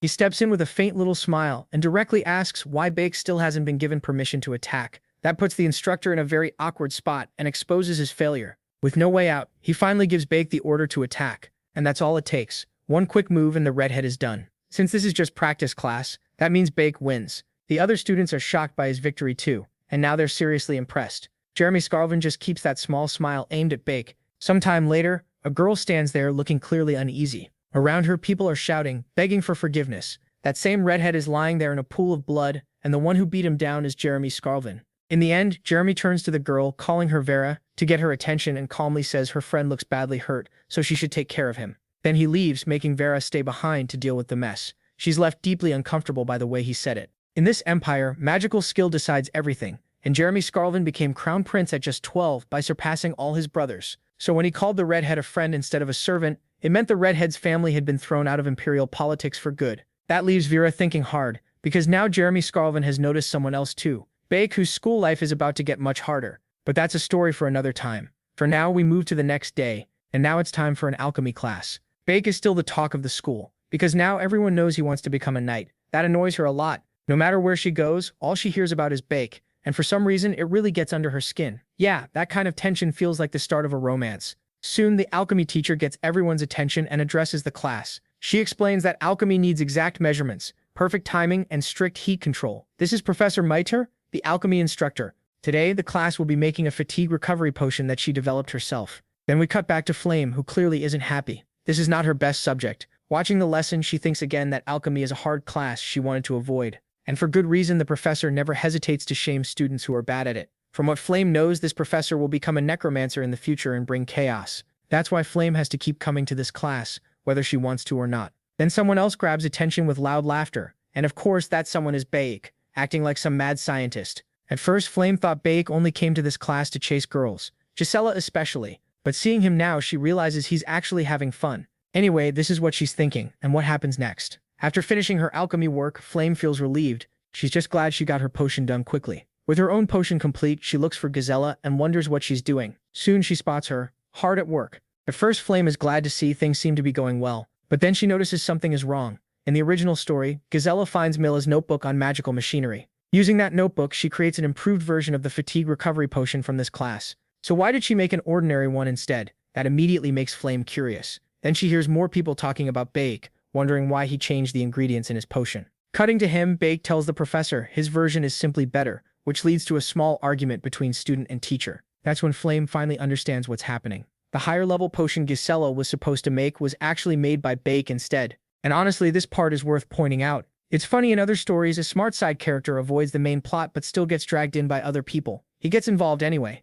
just not by his own choice. Bake is the opposite. He throws himself right into the mess. Here he took the booklet that should have gone to Gisela and caused all of this himself. Back to Flame. She's still confused because this really is strange. She keeps asking herself why Bayek made the potion instead of Gisela. Meanwhile, the professor starts criticizing Bayek's behavior and attitude, even taking a nasty shot at him for being a commoner. That catches Flame's attention right away. Those same words should have been aimed at Gisela, in her case not commoner but girl from a ruined family. According to the novel, that line hurt Gisela deeply because she really did lose her family, and that wound stayed with her all the way to the end of the original story. So Flame starts wondering if Bayek knew that and chose to take the blame himself, so Gisela wouldn't have to hear it and suffer that trauma. As for the answer to Flame's question, no, probably not. If it weren't for bathed glasses, he'd be just as clueless as ever. In the end, Flame thinks about the professor again. She has a lot of influence at Stella, and once she marks someone as a problem, even their grades in other classes can suffer. That makes Flame wonder why Bake is going this far for Gisela. Back to the professor. Now she's seriously angry with Bake and demands that they call his parents.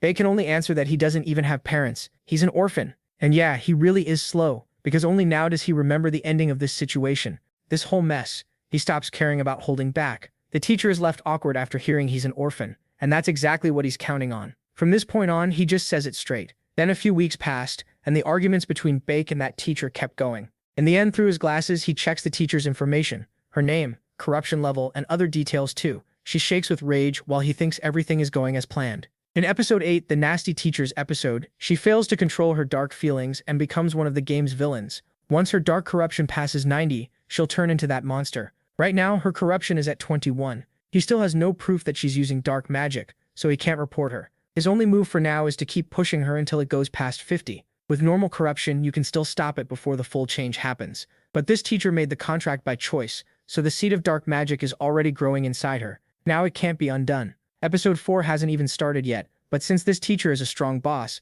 Bake knows he needs to get ready. Meanwhile, the nasty teacher keeps tearing into Bake for how he's been acting. She tells him not to expect good grades in her class. Still, he sees one good side to that. Less trouble for him later. But then he notices who's beside him, his smart little study partner. Judging by everyone's faces and especially hers, the mood is still pretty bad, so he tries to break the ice by introducing himself to the group. First the blonde girl's name, then the brunettes, and of course the nerdy girl everyone already knows. Bake starts whining that they're doomed because the teacher is going to give all of them bad grades. But then the girl cuts in and asks if they're really going to give up just because of that. And here comes the important part. She says they still have a way to fight back by doing as well as possible. The best score they can get still matters. Giselle explains that during the practical exam, at least 3 alchemists will come judge their work, so the teacher alone can't ruin their grades just because she's fighting with Bake. That gives the whole group a small bit of hope, and Gisela brightens the room. Even Bake ends up smiling at her a little, and the way she steps up here is honestly really sweet. Then Gisela moves on to the plan. To make the vitality potion, they just need to use everything they've learned so far. They only need the right ingredients now.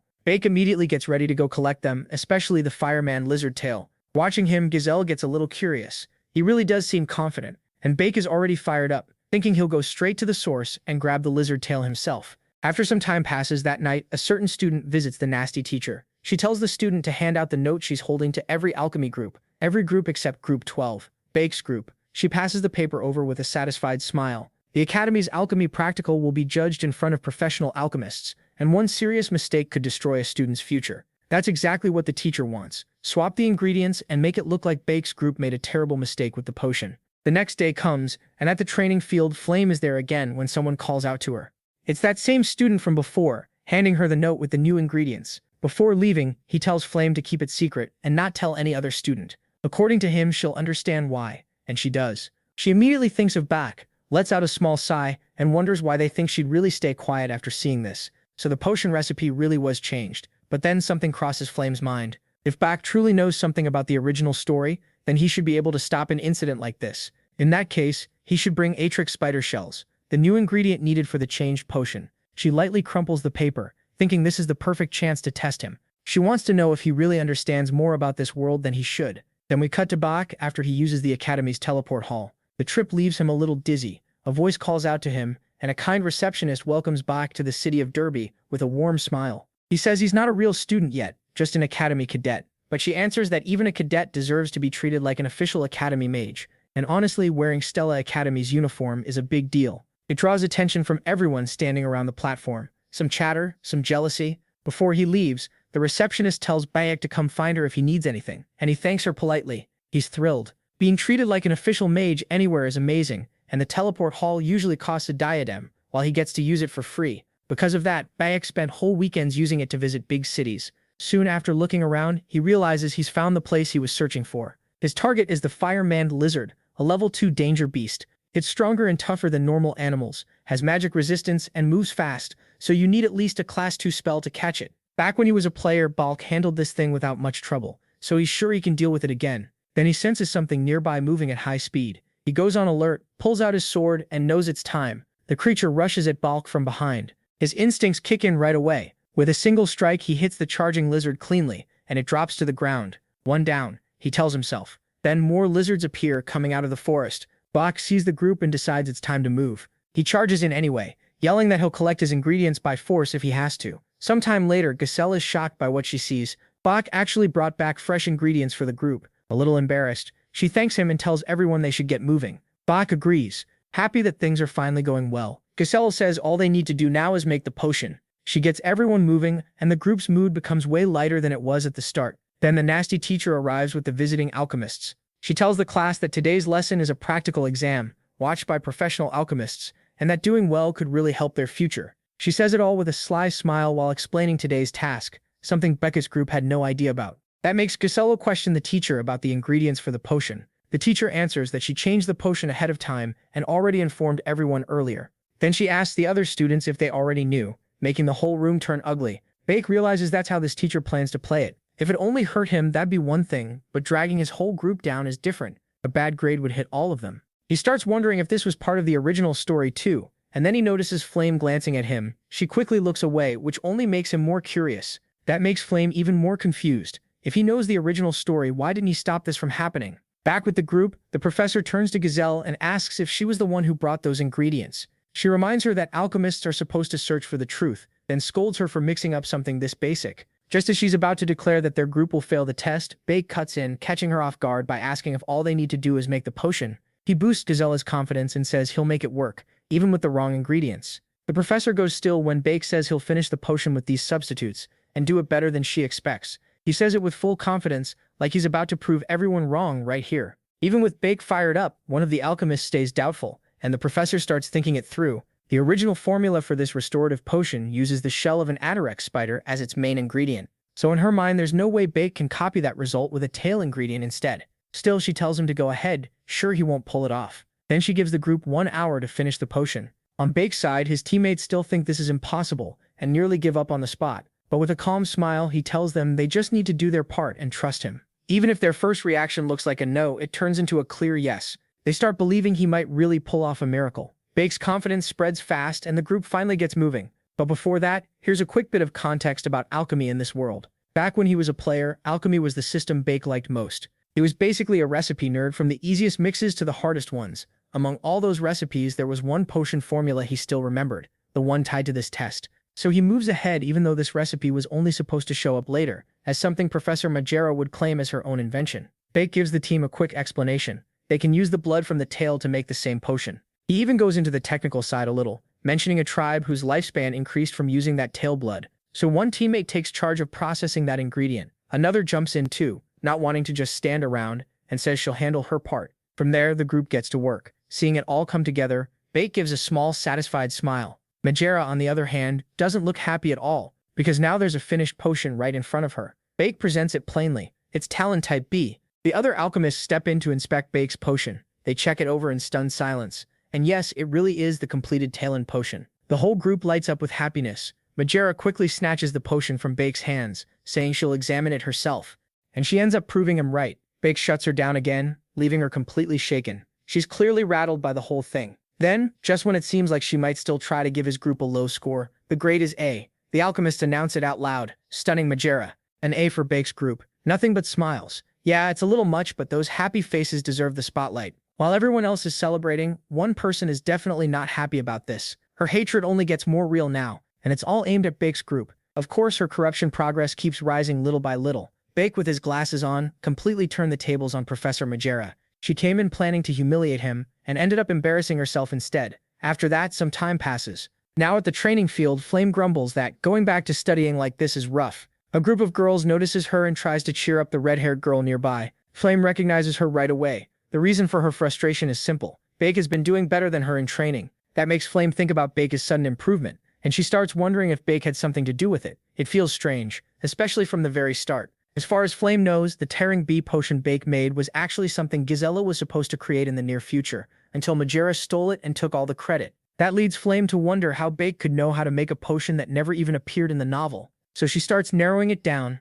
Maybe Bake doesn't just know the novel. Maybe he knows the future itself. And honestly, Flame puts the pieces together fast here. Maybe she's smart, or maybe Bake just made it easier to figure out. The one part she gets wrong is this. She assumes Bake isn't from Earth like she is, but someone who went back in time. That idea makes her even more curious, because to her, it fits. Someone from the future might forget the smaller details. In the novel, Bake actually does get one chance to return to the past through a certain being, the only one with power over time. But before she can finish that thought, someone calls out to her. Flame hurries over to Ian and asks if he knows anything about Bake. He doesn't know a thing, and that answer clearly annoys her. Then, Ian asks if Flame is worried about Bake. She admits that in a way, yes she is. Without meaning to, she's just set something else in motion. Even after that, Flame keeps thinking about whether Bake is really a time traveler or not. Ian picks up on it and says he'll just ask Bake himself, which of course is where a bunch of misunderstandings start. In the end, Flame says goodbye to Ian and leaves. Ian stays behind, looking pretty down after getting unintentionally outdone by Bake again.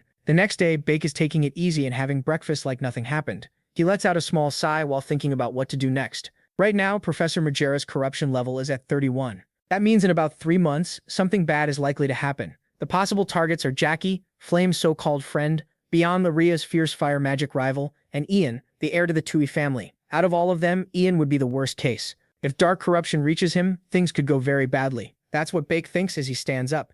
In the game, that route was rare, but if Ian gets corrupted, it leads to one of the worst endings. So Bake knows he has to be extra careful to stop it, as he thinks that over the most likely one of the three seems to be. But before he can finish the thought, Flame suddenly appears. She looks upset with a clear frown on her face. Then she asks Bake who he really is, and what he actually wants, pointing out that last time he never gave her a real answer. And yeah, getting cornered by Flame is not fun. Still, seeing how genuinely worried she looks, Bake thinks telling her the truth might be the best move. If they share what they know, maybe they can find the real ending to this game. So he starts to explain that he's a person from Earth living inside the body of this game character, when suddenly a bunch of system screens pop up, all warning him that the narrative is incomplete and that he must not reveal his true identity. It's basically the author's easy excuse to keep the romance tension between these two going. The repeated system windows catch him off guard and even give him a headache, so he tells Flame they all have secrets and he'll only tell her half the truth. Flame accepts that and tells him to go on. So their question game begins, and Flame starts strong by asking if Bake knows the future.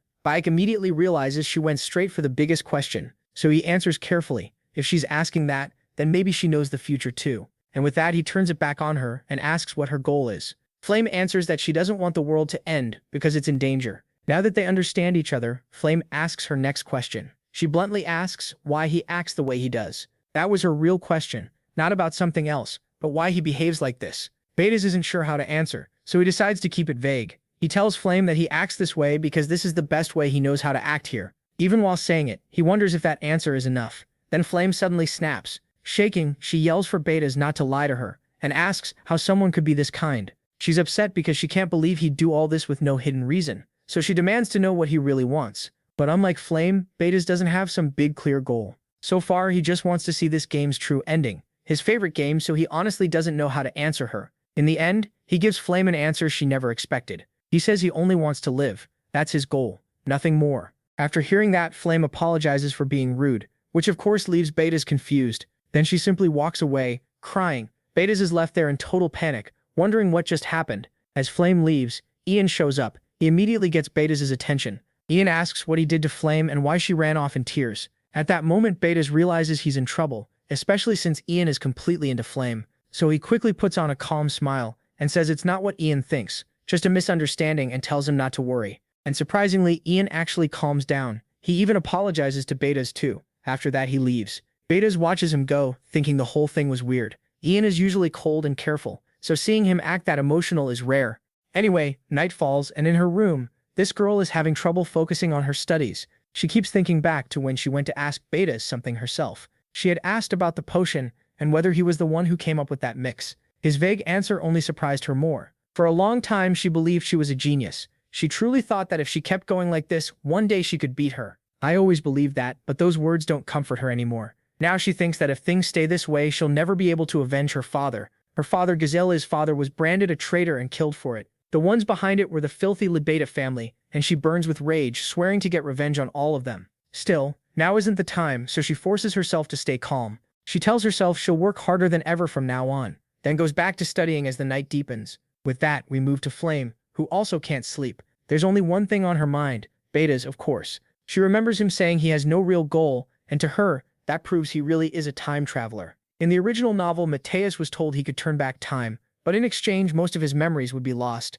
and once his mission was done, he would disappear. No one would remember that he saved the world, not even the people he loved. Even so, he was asked if he still wanted to go back in time. With a sad smile, Maedrit said yes. If that was his fate, then yes. But in the middle of that moment, Giselao stopped him. She told him that if the choice was living in a world where Maedrits didn't exist, then she would rather see everything destroyed as long as she could still remember him. Because of those words, Maedrits gave up on turning back time and stayed by Giselao's side. Their love led to the world's destruction, and that was how the novel ended. Tragic endings always split people, so maybe the author is hinting that this story could end the same way. Back to Flame, that was everything she knew about this world so far. But now Betas' interference, something that never happened in the novel, makes her wonder if this world is different from the original, and if the one who came back through time was Betas, not Mateus. She starts thinking that Betas might vanish the moment his mission is complete, with his whole existence erased from this world. That thought alone leaves Flame deeply worried. Quick pause here, in the original novel, the world was destroyed because of Giselle and Mateus's love, but when Flame entered this world, her actions changed the original story. That twisted version became the game Betas used to play. Now think about Betas' game ending. Even after beating the final boss, he still couldn't reach the true ending. That's why he was sent into this world. So maybe Betas is here as a sacrifice. He's still a player, yes, and his mission is to clear the game and return home. But the price may be that he stops existing in this world, and maybe that's why he can't tell Flame everything he knows. It sounds a little wild, but it actually makes sense. Flame ends up deciding that Betas really is a time traveler. She thinks he lost his memories, which is why he lost his sense of duty, and that would explain why he said he just wants to live. That idea fills her with a heavy sense of worry, but that can wait for later. Now Jake enters Flame's room and tells her Ian is looking for her. She says he's waiting on the first floor, but Flame couldn't care less. That answer leaves Jake a little stunned. Then she realizes Flame really doesn't care about Ian at all, unlike her. Meanwhile, Ian is downstairs, fully expecting Flame to come meet him, but the one who shows up is Jake. She came hoping to talk to her crush. Honestly, it's kind of sad. Ian just looks at her and asks, "What is this?" Then in a flat voice, he asks about Flame and Jake tells him she's already asleep. Hearing that, he simply leaves. Jake is left behind alone. Sadly, she tells herself that no matter how much she liked him, Ian doesn't even remember her name. It's always been like this. Extraordinary talent and everyone's attention. Flame always had it all, even Ian's heart. Now Jake sees that clearly, and with that realization, a certain feeling takes over her whole body. That feeling is anger. The next day at the Academy's main tower, someone is speaking with Professor Amajera. Word reached him that she embarrassed herself in front of a student. He reminds her that people expect a lot from her. This man is the vice director of the Academy. He asks about the random flow intersection formula she's been developing with the church, and she answers that everything is going well so far. She promises she won't disappoint him. Then he steps closer, lightly places a hand on her shoulder and says he's counting on her. After Professor Amajera leaves the room, the vice director calls her an idiot, his face turning serious. He thinks she's blinded by her fame and doesn't even realize she's being used. A magical warrior who should be fighting demonic humans is instead doing research for their sake. He lets out a quiet laugh at the thought, then admits he's looking forward to the day black tech magic is finally complete. With that, we move somewhere else. This kind girl is completely overloaded with work. Then, to her surprise, someone comes to help her. That someone is Betas. Once they arrive where they were headed, she thanks him for the help. Betas looks around and thinks the room is a total mess. Then a formula written on the board catches his eye. The girl explains that Professor Amajera created it herself. To Betas' surprise, it's the random flow intersection formula. So here's the context. This is the first black tech magic formula. The random flow intersection formula. In the Professor Amajera corruption episode, the demonic humans finish this formula together with her. The technology gap that creates causes massive damage, but the whole situation changes because of this girl Altarisha who steps in. But seeing all this, Bayek gets an idea. What if Alicia cracks the formula before the demonic humans do? So he gets Alicia's attention. Then he asks if Fasura Megara doesn't make her mad every time she pushes her around. The question catches Alicia off guard. Right after that, he drops something huge. What would she do if she had a really satisfying way to get back at her? Alicia doesn't know how to respond at first. Bank stands there with a confident smile and she can tell he's completely serious. A little nervous, she says she's only an assistant. Getting revenge would just put her job at risk. But Bank cuts in and tells her she'll become an alchemist 10 times better than Fasura Megara. He keeps going, saying no one will look down on her anymore, and that she needs to believe in her own talent. Like he said, this all starts with one big what if. Still a little shy, Alicia gives a small smile and admits that would actually be amazing. Baymek knows she's already worn out. There's no way she'd be happy spending her whole life stuck in this dusty storage room. Alicia always dreamed of becoming a great alchemist, making and inventing whatever she wanted, and she really does have the talent for it. In fact, she will become the greatest genius alchemist of this era, creating all kinds of items with her sharp mind and original ideas, nothing like a certain Fasura Megara. That's what Baymek is trying to do now. give this genius alchemist the confidence she's been missing. She pushed that dream aside because life was hard and it wore her down, but soon that dream will become real, and I'll help make it happen. I like Alicia. After that, until the end of the first exam, Baymake keeps visiting Alicia, and unlike before, Alicia now always has a bright smile on her face. The two of them spend hours talking about alchemy. Seeing that makes Baymake feel satisfied, especially since his inventions are improving without any big problems. Still, the formula problem isn't solved yet. Bane keeps thinking about how to get Alicia to find the answer before Asura Major does, and that won't be easy. While he's lost in thought, someone calls out to Bake. It's Flame. She tells him that if he keeps walking around half asleep like that, he's going to run into someone. Bake asks why she called him over, and the two fall into a light conversation. Even with her usual little jabs, Flame talks to him way more than she used to. Changing the subject, Bake says it's good he ran into her and asks about her friend Jack. That question makes her look at him a little funny. Still, he keeps it simple. Baymake just asks Flame to take good care of her friend. He warns that Jack might not be doing so well. Maybe the sober erosion is already affecting her, and she may not be stable anymore. Flame says she doesn't really know for sure about Jack, but the two of them are going hunting together this weekend, and yes, she'll watch over her. And that hunting season matters because that's when episode 4 begins. It all happens at the Martavis Cemetery. This is the place where all the main characters gather. A major battle breaks out there, and a 5th-level necromancer appears too. But that's the main cast's story, at least in Baymake's mind. He doesn't plan to get too involved, we'll see. After that, Baymake goes with Professor to get permission to leave. It's a leave pass for Trinos. Professor says that's fine, after all, you can't keep swordsmen or cavalry locked up forever. Then something else catches Baymake's eye. There's another leave request just like theirs, but this one belongs to Matale. That immediately makes him curious. Baymake comments that a lot of new students have been going out to hunt lately. Professor answers that they're all heading to Martavis Cemetery for a club activity. Then Baymake brings up Matale and Yan, saying both of them work really hard despite their grades, but Professor cuts in and says that's not it. Matale isn't going there. He's going home. He also explains that Yan is going with Flame, but Matale isn't. That shocks Beige because only with Matale there can Flame's group survive the Necromancer's attack. Now Beige is even more confused. Why would Matale go home when that never happened in the original events? With the group as it is now, Flame's team won't be able to beat a 5th-level Necromancer, and that's a real problem. What am I supposed to do? He can't ask for reinforcements without proof the attack is coming. And because of that strange narrative force that stopped him from telling Flame he's a possessor like her, he also can't properly explain future events. But I won't let them die. So even if he doesn't want to, Beiji decides he'll have to handle this himself. A few days pass, and soon they're at the cemetery. Over here, one guy has just taken down a monster. It's DOK, a second-year student, with Derek by his side, also a second year. While they go back and forth for a bit, we meet 2 more second years, Diana and Yahello. Diana acts like a proper senior, telling the nervous girl not to pay too much attention to those 2 idiots. The shy girl thinks she joined them because she heard this group had an open spot that came with special permission to go out. At least they don't seem like bad people. Then suddenly a loud noise rings out, startling the studious girl. Everyone turns curious about what caused it, so they head over to check for themselves. When they arrive, they find something pretty strange.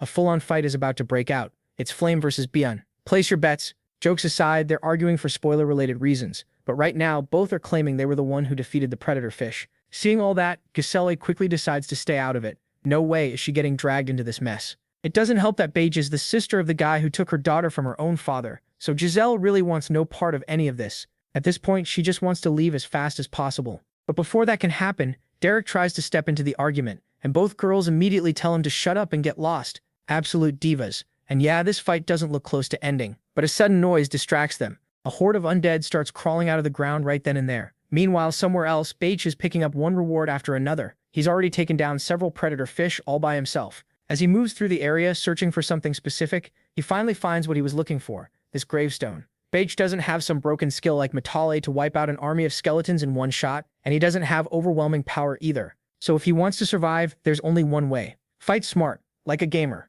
In other words, this is where the Necromancer's attack begins. And Beige is already standing at the spot, the place where the skeleton general appears, the one who commands hundreds of skeletons. It's a sub-boss monster that only shows up 3 times in this episode. If Beige fights it normally at his current level, he's done for. That is if he were thinking normally. Beige pulls off a move with a clear reference. I doubt you'll guess what it's from. In most stories, the normal thing here would be to stand back and watch the monster crawl out of the ground. But like I said, Beige is anything but normal. The monster is beaten almost as soon as it appears. That lets Beige get the spine of the Sky Staff, and with it, the skeletons will obey him.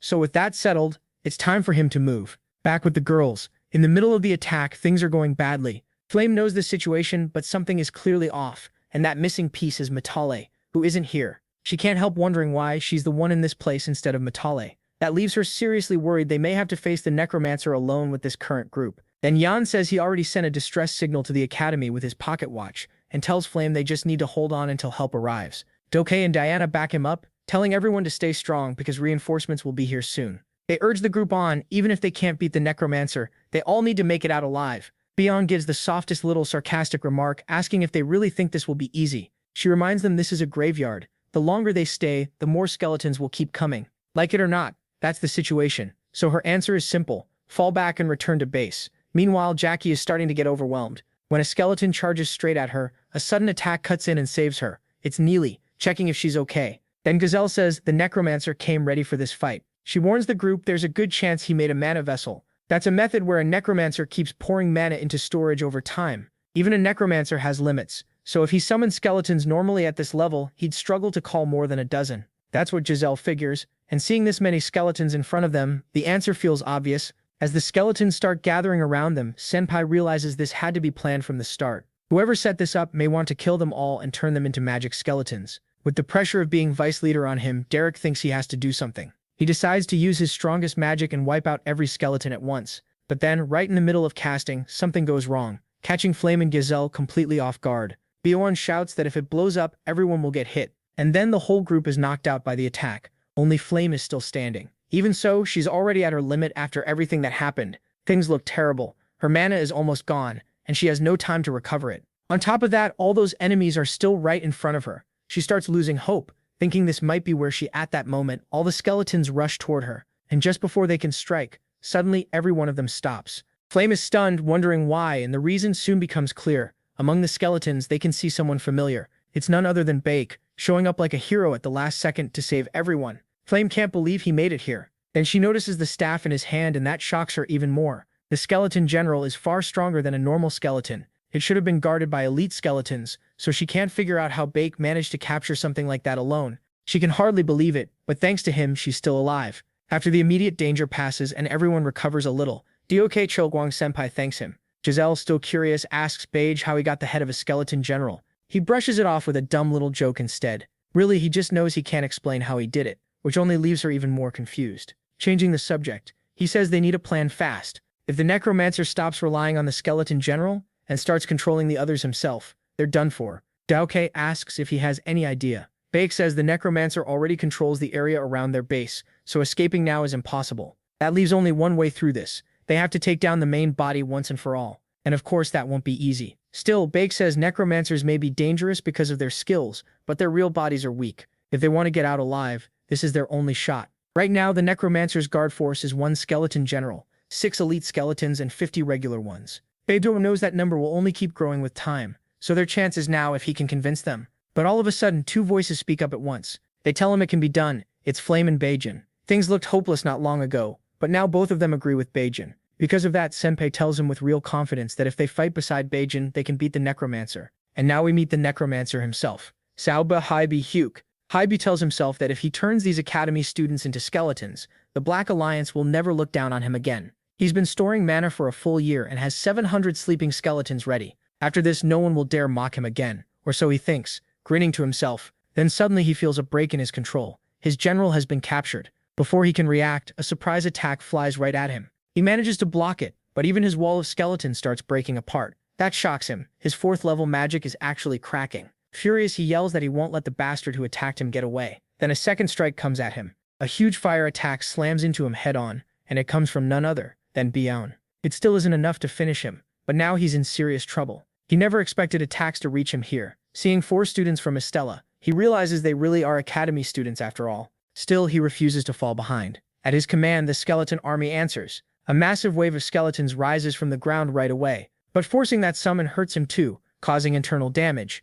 Even so, he decides it's enough, so he sends the horde straight at them. While the others are busy fighting, the necromancer starts to relax, but then someone appears in his blind spot. It's the one person he never saw coming, and now that same guy is proving he can still get things done with his so-called trash skill. Baith's sudden appearance grabs the necromancer's full attention. He shouts, demanding to know who Baith is and where he came from, while Baith just stands there with a small smile on his face. The necromancer had been tracking every student through the skeleton's eyes, so he can't understand how Baith got here. Then he notices something else. Baith has the MVP move. He demands to know why Baith has the skeleton general under his control. And the moment he finishes, Bake slams that skeleton into the ground and shatters it. The sight makes the necromancer cough up blood.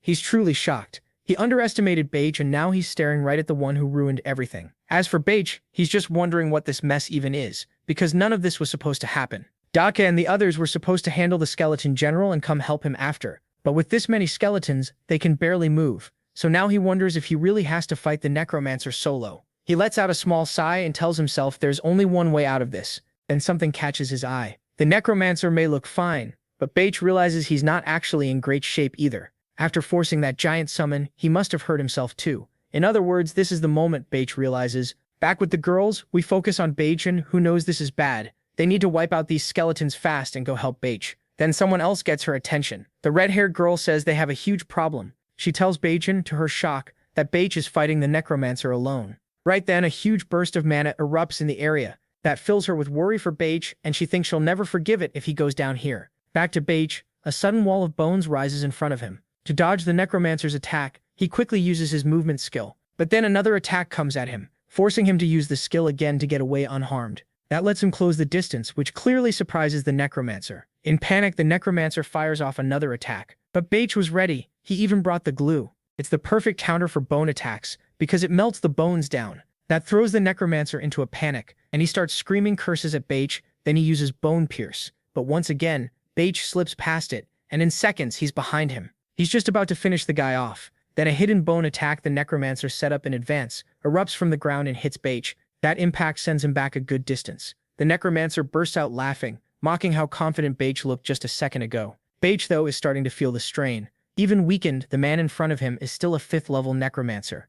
Still, he's exhausted too. If Beige can land one more solid hit, he should be able to bring him down. That's what Beige thinks to himself. But the pain is unbearable. He can barely focus, and if this keeps up, he won't be able to control his teleport anymore. Just as he starts wondering what to do, an idea suddenly hits him and clears his mind. That's it. That's the answer. Meanwhile, the necromancer walks toward him, ready to strike and finish Beige for good. Right at that moment, Beige throws himself backward in desperation. The move catches the necromancer off guard, then makes him laugh. He mocks Beige, saying he's just crawling around like a scared, helpless animal. Just one more. That's all our guy can think about. Just a little more. As he drags himself across the ground, the necromancer keeps taunting him, saying this is where he dies. But the distance between me and the necromancer is 13 meters, so I don't need to cancel my teleport movement. Beige realizes, teleport. Before the necromancer can react, Beige appears right in front of him, face to face. Betting everything on this final move, he puts all his will into one last kamikaze attack. And this time, it works. The skeletons all begin to fall apart, and everyone notices at once as the monsters vanish. Dake wonders if Beige really beat the necromancer. One of the girls drops to the ground in relief. They all survived. As for Beige, he's completely wiped out and just wants to go home as fast as possible. After everything, they're handed over to the Stella Magic Knights and safely brought back to the academy. Then Professor has a not-so-friendly talk with Beige. Beige had said he was only going somewhere with a nice view and fresh air, so the professor asks if a graveyard counts as that now. Beige can only apologize like a kid who knows he messed up. Still, Professor thanks him for protecting his friends. He says breaking rules is bad, but abandoning your friends is even worse. After that little lecture, Professor leaves. Beige feels relieved. He's told his thigh will need a few days to heal, so for now, he just needs rest. Then someone catches his attention. It's that sweet little honor student girl, coming over to thank him. But she still seems uneasy. She asks if she could ever do something like that. If she works as hard as he does, can she become like him? Those words really make Beige pause. Still, something feels off. In the game, Yahello would never ask anyone that, and he starts wondering if she changed because of him. Because he interfered, Yahello only went through hardship without getting the kind of growth her story was supposed to have. Even so, hearing her be this honest, Beige tells her she doesn't need to ask that. She's already done what everyone once thought was impossible, and that leaves her stunned. He says he's been watching her, and he knows he's right. That of course leaves her frozen by his words. Beige, though, isn't so sure about how that sounded. It almost makes him seem like he's been stalking her. Embarrassed, he quickly leaves and Giselle is left behind. A girl nobody cared about because she was the daughter of a traitor. But to her, Beige's sincere words truly reach her heart, giving her the courage to move forward and showing how one simple sentence can change everything. Some time passes, and back at Stella Academy, everyone gathers for the award ceremony. Beige thinks the whole event is kind of overblown, but something else grabs his attention too. Not something, someone. A beautiful girl is there looking weirdly excited for some reason. She quickly notices Beige staring and asks what his problem is. He just plays it off. Then the announcement begins saying 12 brave students will be honored today for fighting the demonic humans. Right after that, the headmaster steps up to the podium. He He gives the students a calm little smile, and that alone grabs everyone's attention. This is Elfman, a 9th level master mage, the peak of humanity. Officially, he's 300 years old, and he always wears that peaceful smile. His nickname is the Massacrator, and he's known as the strongest battle mage in the world. Now this legendary mage is here to thank the students for what they did. Then to Bake's bad luck, that terrifying 300-year-old powerhouse walks right up to him. Just making eye contact with him puts huge pressure on Bake, but he refuses to back down, telling himself he won't flinch. That catches Eltman's attention, and the old mage smiles a little, saying that even now Bake is pushing himself as hard as he can. Then he simply walks away, leaving Bake confused about what he meant. After Bake is personally honored by Eltman, the strongest mage around, he receives a letter as his reward. Bake sees it includes a reward of 5 million from the academy, and he figures he won't have to worry about money for a long time. On top of that, he also gets a container holding something like the necromancer's heart, the proof of the enemy he defeated himself. That makes him think of Professor's assistant. If Alice can make a dimensional space, carrying his stuff will get a whole lot easier. With that done, it's time for the system rewards for clearing episode 4. He gets a huge amount of experience. Because he changed the story in a unique way, he also earns bonus rewards, a reduced version of an item from his game, a reduced version of a skill from his game, and more experience. In short, the system made him a little stronger. The only problem is that these bonus rewards have to be chosen, so Bake hesitates over what to take, but he soon decides the most important thing right now is to spend the points on his forward teleport skill. His fight with the necromancer made Bake realize how weak he still was. Hard work alone won't be enough. He needs to use what he knows to push his growth as far as possible. With that, his skill levels up. Now his jump skill reaches 2nd class, with a 12-meter range and up to 3 charges. Just like that, Bakes gets a little stronger. He's thrilled because now he can teleport 3 times in a row without needing to cancel the motion, which gives him way more freedom. After all that, he says it's time to head somewhere else. In another place, we find Gazelle in meditation class, sitting there nice and calm. While she stays focused, something suddenly catches her attention. She hears a voice repeating, asking if she can hear it. A butterfly-like figure appears, confusing her. It asks if she can use magic while meditating, and tells her to look up. When she does, she sees crystals floating above her head. Of course she's confused. She didn't calculate any spell formula or cast anything at all. She looks around wondering if anyone else noticed, because even a 1st-level spell should have been sensed by the others if mana had really gathered. Worried, she starts asking herself if this really came from her meditation, and if that mysterious voice expected this. A little time passes, and now it's finally time to eat. Gazelle is happily enjoying a red bean cream bun, thinking that thanks to the rewards she, Bake, and the others got, she can finally afford something this good. Then someone suddenly interrupts her meal. It's a certain prince, walking up to her with that usual sly smile on his face. He comes over and asks if she's joined any club yet. She says no, and Jeremy Scarlvin invites her to join his club. Uneasy, she asks what he wants from her in return. That question catches Jeremy Scarlvin off guard, and he claims there are no strings attached, he just likes her. She doesn't buy it for a second. To her, he only wants to use her like a trophy. Seeing her expression, Jeremy Scarlvin steps closer and says he really won't force any condition on her. All she has to do is join his club and stay by his side. In exchange, he says he can give her many things, then asks if she even knows who he is. In her head, she thinks, I know better than anyone. The Empire is at war with Adalevit's kingdom, her kingdom. So with Prince Jeremy Scarlvin's power behind her, she knows her life could change. She wouldn't have to celebrate over cheap bread anymore, and maybe people would stop calling her a traitor's daughter. Part of her starts to lean toward giving Jeremy Scarlvin what he wants, even though she knows she shouldn't. That small smile on his face shows he thinks his charm and manipulation are working. Then Flame suddenly rushes in, openly acting rude toward her without warning.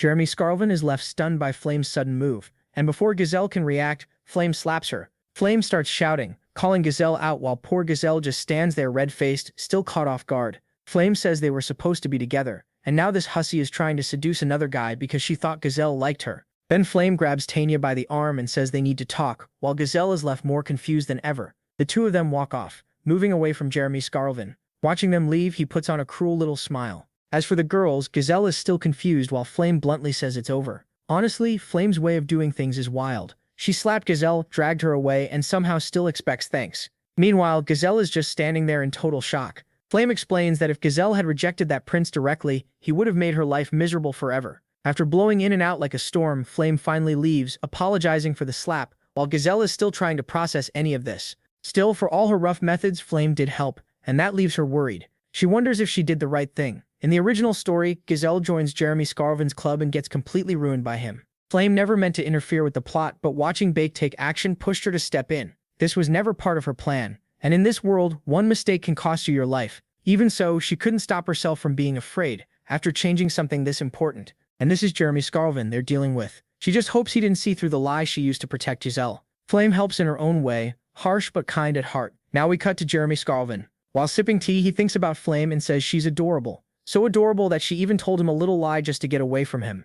A smile spreads across his face as he finds her very interesting. Very interesting. Then he tells himself, I want her. With complete certainty. Yeah, exactly what she didn't want is happening. Anyway, let's move on to the next day. In class, Veso tells the students that starting today, they'll begin mock battles against monsters. This time, the target is a medium-sized level 3 monster, much harder than the level 1 and 2 monsters they've already fought. He tells them to form teams and beat the monsters using their own strategies. Each team will choose one medium monster and train against it. Then he sends everyone to the Star Dome to pick the terrain they want and hunt their target. They're supposed to choose the medium-sized monster that best fits their fighting style. Both Class A and Class S will do this together, and the evaluation is in 4 days. After hearing that, Giselle immediately thinks about how much she hates group work. Then something catches her eye. Several girls invite Bia to join their team, showing just how easy it is for her to draw people in. Nothing like Giselle.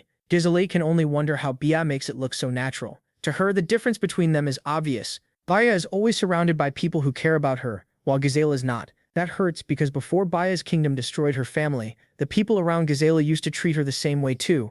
And here's a little background. It's about the two girls, the House of Ice Wolf, and the royal family of Fire, Adolovit. Back when these two families ruled the world of magic, they were always in conflict. From those families came two gifted children, Bia and Giselle. Back then, Giselle thought she was chosen. Now she wonders if she'll ever really get revenge on Adolovit. That thought sinks her even deeper into despair, helplessness, and doubt in herself. But then someone suddenly asks if she's alone. Of course it's Bake, showing up right on time to give the poor girl a little confidence. And he gets straight to it, warmly asking her to pair up with him. The moment he does, Bea notices and starts wondering why he's getting close to another girl. She shoots Giselle a deadly stare. Meanwhile, Giselle is confused by Bake's offer. He explains that if they make a two-person team, they can earn extra points for using fewer members. That clearly surprises her. He wants to fight level 3 monsters with just the two of them. Then one thing about him grabs her attention. It's that confident smile. He asks plainly if Giselle wants to team up with him or not. That one look is enough to shake her. After a small sigh, she finally says yes and accepts.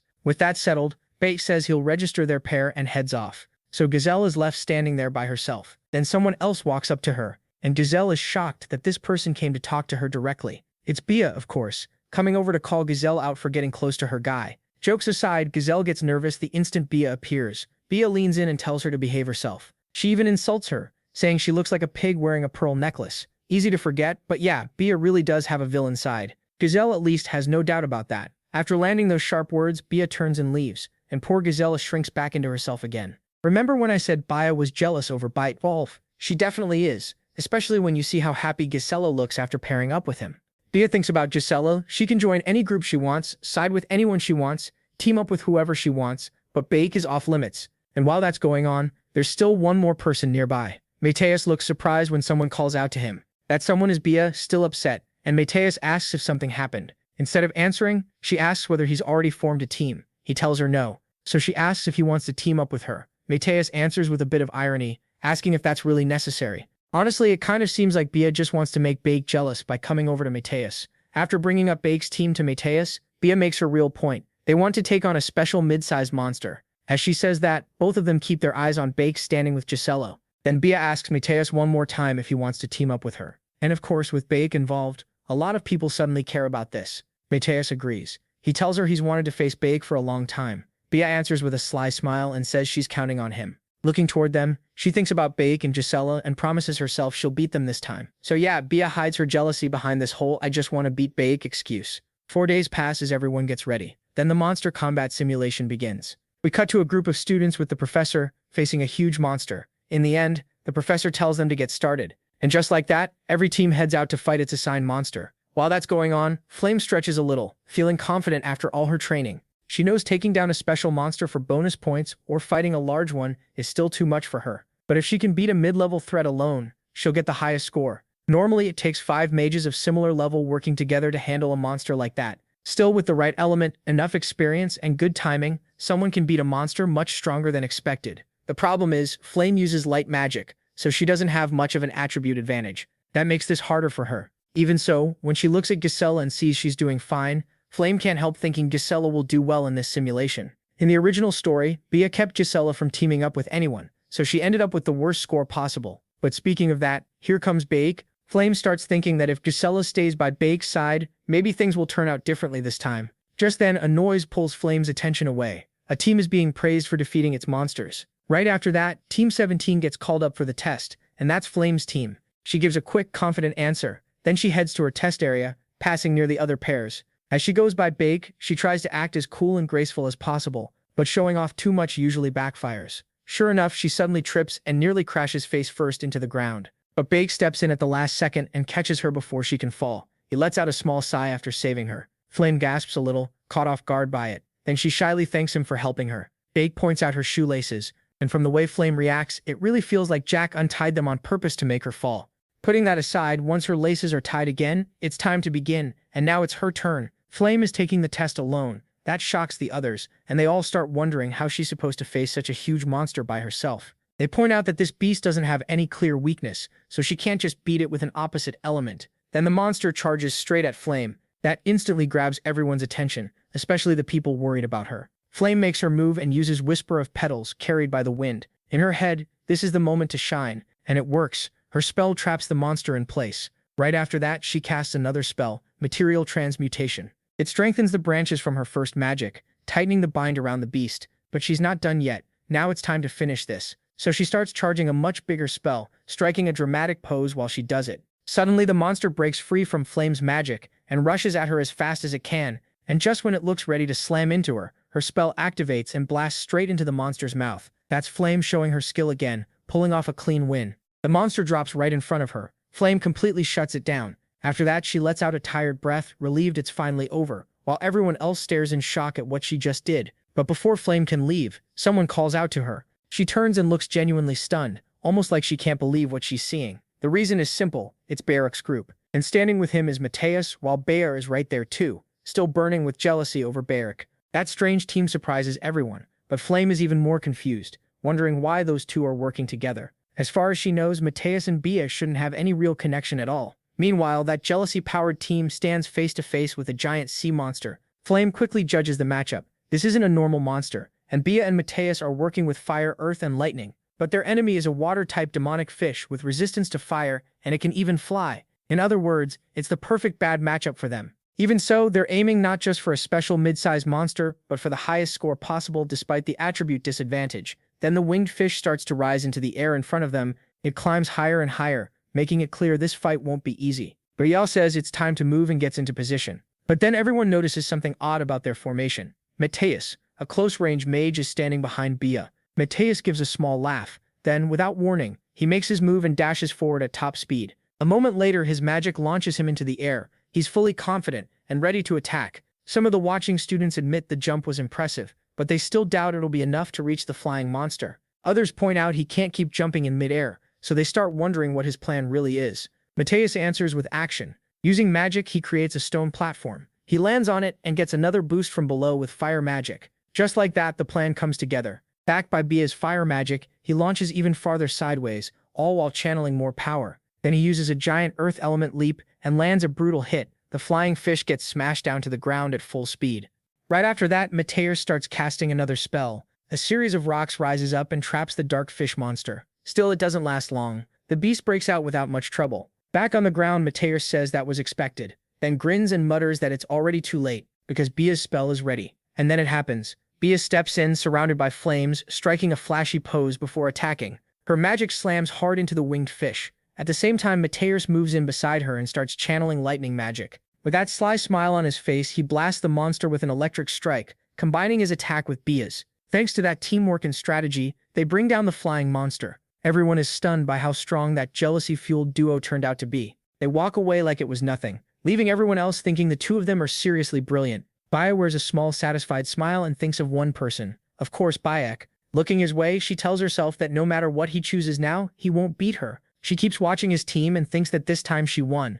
But Bayek acts like it's no big deal and asks for 5 monsters to be summoned at once. That leaves Baya and everyone else completely shocked by what Bayek just said. Some students mention the rumors they've heard about him, and now everyone is wondering if Bayek is actually serious. And there he is, standing in the middle of 5 summoned monsters. The former monster expert quickly noticed them. He looked over the summons. A Remy Hadum, a Shadow Bull, a Kaden, a Slimanami, and last, a Sharp-Winged Bat. Seeing that lineup, Bayek asked Mateus what he was thinking. Laughing, he said he wanted to see what Bake was planning. He kept watching him beside the studious girl, eager to find out. Then our human spoke up. He said Bayek could earn 5 extra points here because he was a knight, but that didn't seem true for Giselle, the calm bishop, so this plan didn't look very smart. Our human, though, just laughed again. Calm and sure of himself, he said the plan only works because of Giselle, because she's the bishop. That answer left the professor curious, as they were told to begin. On the human side, the 5 monsters started moving. He asked if she could really do this. Giselle admitted she wasn't fully confident, but in the end he told her to trust him,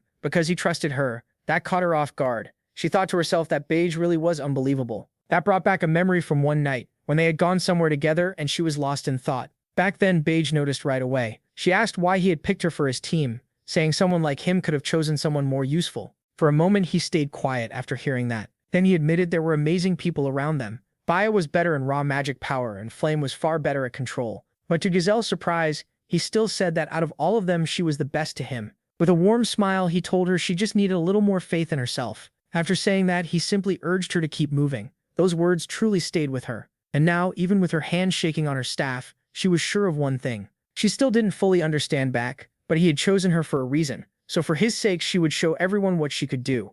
And just like that, it began. As her magic gathered and echoed around her, Giselle almost looked angelic. It was a sensory resonance skill. One observer explained that even level 6 mages can only use that technique at their absolute best. It was dangerous too. If she lost focus for even a split second, she might never control mana again. Even so, he thought no less should be expected from the future Queen of Ice. Bake took his stance and told himself it was time. His plan was to face all 5 monsters with only himself and Giselle. Then he made his move, using Flash to rush straight at them. He unleashed a flurry of sword strikes on one of the monsters. Suddenly something caught his eye. He jumped back from the toad as fast as he could. One step was done. Now it was time to focus on the shadow bull. But the bull in turn noticed something too. Its eyes locked onto the toad's horn, because it had turned red. That alone was enough to make the bull jealous. Beige realized everything was going exactly as planned. The bull's jealousy had kicked in. That meant the strategy was working. This was how he planned to fight all 5 monsters at once. Make the slime, the bat, the pelican, every one of them start fighting each other. The monsters' behavior shocked everyone watching, and people were left wondering why they had suddenly turned on one another.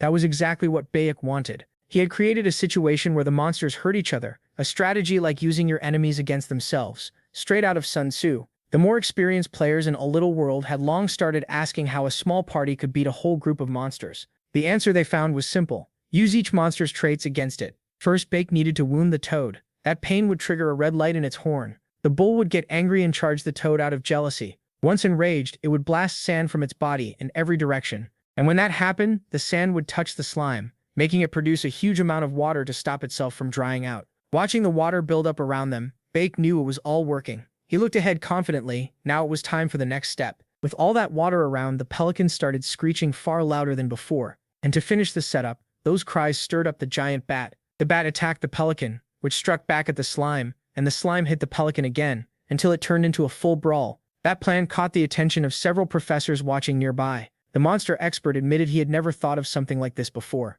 Another professor pointed out something just as amazing. Giselle's focus. Even in total chaos, she kept concentrating and held on to as much energy as possible. They said that was only possible because Bake and Giselle trusted each other that much. Then something suddenly caught Bake's attention. The pelican was charging straight toward Giselle while she was still concentrating. Using Flash, Bake reached her just in time. He knocked the pelican away and protected her. He told himself he had managed to save her. But right after that, another attack came flying at Giselle. She was still fully focused. Once again, he got there in time and kept her from losing concentration. Watching all of this, Mateus drew Bia's attention. He looked at Baek and said that right now, to Bia's surprise, Baek looked like the perfect knight for her. Mateus was really shipping them hard. To him, Beige was the exact image of a knight protecting a princess, and his actions were proving it. Meanwhile, on Giselle's side, her concentration had reached its peak and was almost complete. All that energy around her was gathering into one center.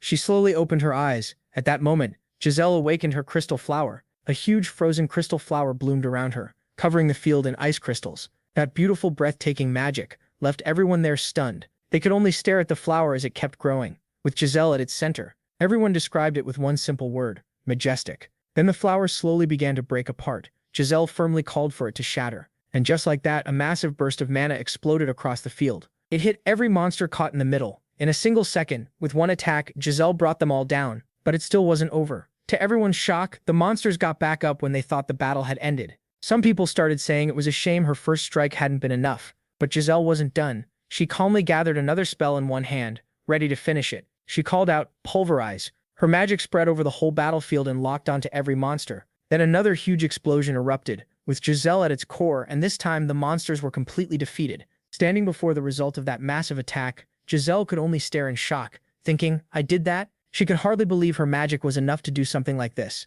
That was all she could think as she looked at what was in front of her. He was right. She remembered that night again, when he told her his plan. At the time, she was stunned and asked if he had gone crazy, but he simply answered that he knew she could do it. He told her that if she couldn't believe in herself, then she should believe in him, the one who believed in her. Before he appeared, she had nothing. She was lost, didn't know where to go, and didn't even have the confidence to say what she wanted. But then came that bright, gentle light that pulled her eyes toward it without her even meaning to. Like the sun, it warmed her heart and showed her the way out of that deep darkness. That sight, that person. To her now, he had become everything. Now she has a light she can follow, so she doesn't have to wander in the dark anymore. With that, Team 32's test came to an end, and they passed. And that little smile on her face? Come on, that's too much. I already lost my heart once. I can't fall for her all over again. Then our guy comments on it. The final test scores are in. Beige takes first with 199 points, while Matthias and Bia tie for second with 127. After that, we cut to Matthias and Bia looking at the results, and Matthias admits they really did lose. Then Bia surprises everyone. She admits their opponents did great and says they need to own up to their mistakes this time. Even Matthias is caught off guard by that reaction. This time, Beige has a strange thought in her head. What if my knight was actually my beloved Beige? That's what she thinks while looking at Matthias. But then another thought hits her. Why is that commoner so obsessed with her? If he were mine, shouldn't he have chosen to stay by my side forever? Since the two of us are perfect for each other. And just like that, I'm safe again. My tiny queen stole my heart back. She's perfect. Seriously. She leaves the area thinking she needs to look into Bayek even more. Suddenly, something grabs her attention. Someone is standing there, staring right at her. That makes her wonder if this person came because of her loss to Bayek. As she walks past, she decides this person is seriously annoying. And then we shift to this new girl. With that sharp, tempting look, she tells herself it's still far from over. Now we cut to Flame, calmly thinking things through. She's confused because something feels off. The crystal flower wasn't supposed to appear yet. That spell was meant to be something Giselle learned much later, after overcoming her struggles. It was supposed to become her signature magic, the sign that her confidence had finally returned. So Flame starts thinking about the magic, and that new confidence must have come from our guy, Bayek. In the original story, Matthias and Giselle were supposed to fully connect through their feelings, while the world was falling apart. But what if there was someone in the story she never knew about? What if some minor character loved her? And when the world collapsed, he chose to sacrifice himself and go back in time? That's the theory Flame comes up with, using all her wild imagination. She figures he chose the girl he loved, even if it cost him his life, and made everyone forget him. Then she wonders, doesn't that hurt him at all? Giving up yourself just to reach something you want for someone else. She feels like she can understand that pain. Now we go to the source of all Flame's fanfic fuel, Bayek, who gets a message in front of him. Episode 5 completed. He also gains a huge amount of experience. The message says he picked the best route forward for the story, and as promised, his reward will be a Castellatio. Seeing that, he wonders what he should take this time. His skills are already in good shape, so he figures it's better to get something useful for the next episode. So he chooses an item, Ifanel's leaf key. After a system ping, the reward is delivered, and this key isn't just some old artifact. It's a very rare item only top players can get. It opens the way to a place of light where spirits live, but to use it, he'll need to leave the academy. That's the problem. After the necromancer incident, sneaking out alone got way harder. But then he gets an idea. The next day arrives. After writing a long report about his background, poor parents, no money, the usual story, he decides it's time to find a club, one that can help him get out of the academy. So Bayek goes to check which club might let him slip away. Still, he's unsure which one to join. There are tons of clubs, but only a few would give him permission to leave, so he knows he has to choose carefully. Then something catches his eye. It's Giselle. He asks if she's here because of the clubs too, and she gives him a nervous, vague answer. He jokes that a lot of people must be trying to recruit her. The funny part is, she's basically in the antisocial club. Giselle thinks that after the last test, the Academy's opinion of her has completely changed, and she probably already knows it. A little embarrassed, she tells him, picking a club takes careful thought. While they're talking, someone else walks over, Matthias coming to greet him. And our guy is basically thinking, what's with this now? But Matthias only came to praise Bayek for the test, and for what happened with the necromancer too. That leaves Bayek a bit uneasy as Matthias says he came just to tell him he admires him. With a look that will definitely feed the shippers, Matthias says Bayek really is special. That leaves Bayek standing there, completely done with this weird energy. Matthias just keeps going on. Then Bayek answers that of course he sees things differently. He's a commoner, so he has to think in different ways all the time. After that, he suddenly asks Matthias what he did over the weekend, and Matthias is surprised by the question. Then to everyone's shock, Matthias says he was studying. Baek thinks he's joking and tells him to stop lying, but Matthias says he's serious. He explains that he really has been studying and training hard on weekends. Baek is surprised because that doesn't really fit Matthias's usual personality, but Matthias says something recently changed him. That only makes things more confusing for Baek, since this kind of change was supposed to happen later in the story. Then Gazelle asks if he's training in the dungeon, and he says yes. He adds that if it weren't for Gazelle that day, things could have gotten dangerous. Back when she interrupted both him and Ian, Baek starts thinking about that fight. In the original story, Ian was supposed to lose easily, but because of his actions, things didn't go that way, and he was also the one who met Flame, not Ian, who keeps getting pushed around by fate. Still, Baek decides there's nothing to complain about. Both Matthias and Ian should end up even stronger than before. Unlike someone fate keeps messing with, those two were born lucky, and their growth should help a lot more in reaching a happy ending. Then Matthias cuts into his thoughts, and to the delight of the people shipping them, happily suggests they join a club together, while Gazelle reacts immediately. As for Baek, his ideal club would be quiet, calm, easygoing, and not ask too much. Basically one with full benefits too. The list is so long you could lose track just hearing all his demands. Poor Gisela, full of hope, asks if a club like that really exists. Of course it doesn't. He was just joking. Still, it really would be perfect for her. Then Matthias gets both of their attention. He says the perfect answer is simple. They should just make their own club. That idea leaves both of them stunned. Baek asks if Matthias really thinks something like that is so easy, and Matthias says yes. So Baek figures that if Matthias is saying it, maybe it actually can work. But before they go any further, Baek asks what Matthias would even gain from this, since it doesn't seem like Baek can offer him anything. But of course I'm going to, that way I can stay close to you. Remember? I told you that you're special, Matthias says, laying it on pretty thick. That reaction makes it even clearer to him. One of Matthias's biggest issues, maybe his biggest one, is loneliness. He's that classic lonely genius, good at everything, but stuck by himself. Hopefully Matthias gets a really strong character arc from all this. Anyway, to Matthias's relief, Baek agrees to start a club with him, and while he's at it, he pulls Gazelle into the group too, leaving her flustered. Baek can't help getting ideas. In the original story, those two end up together, so maybe Gazelle being near Matthias will help keep him in check.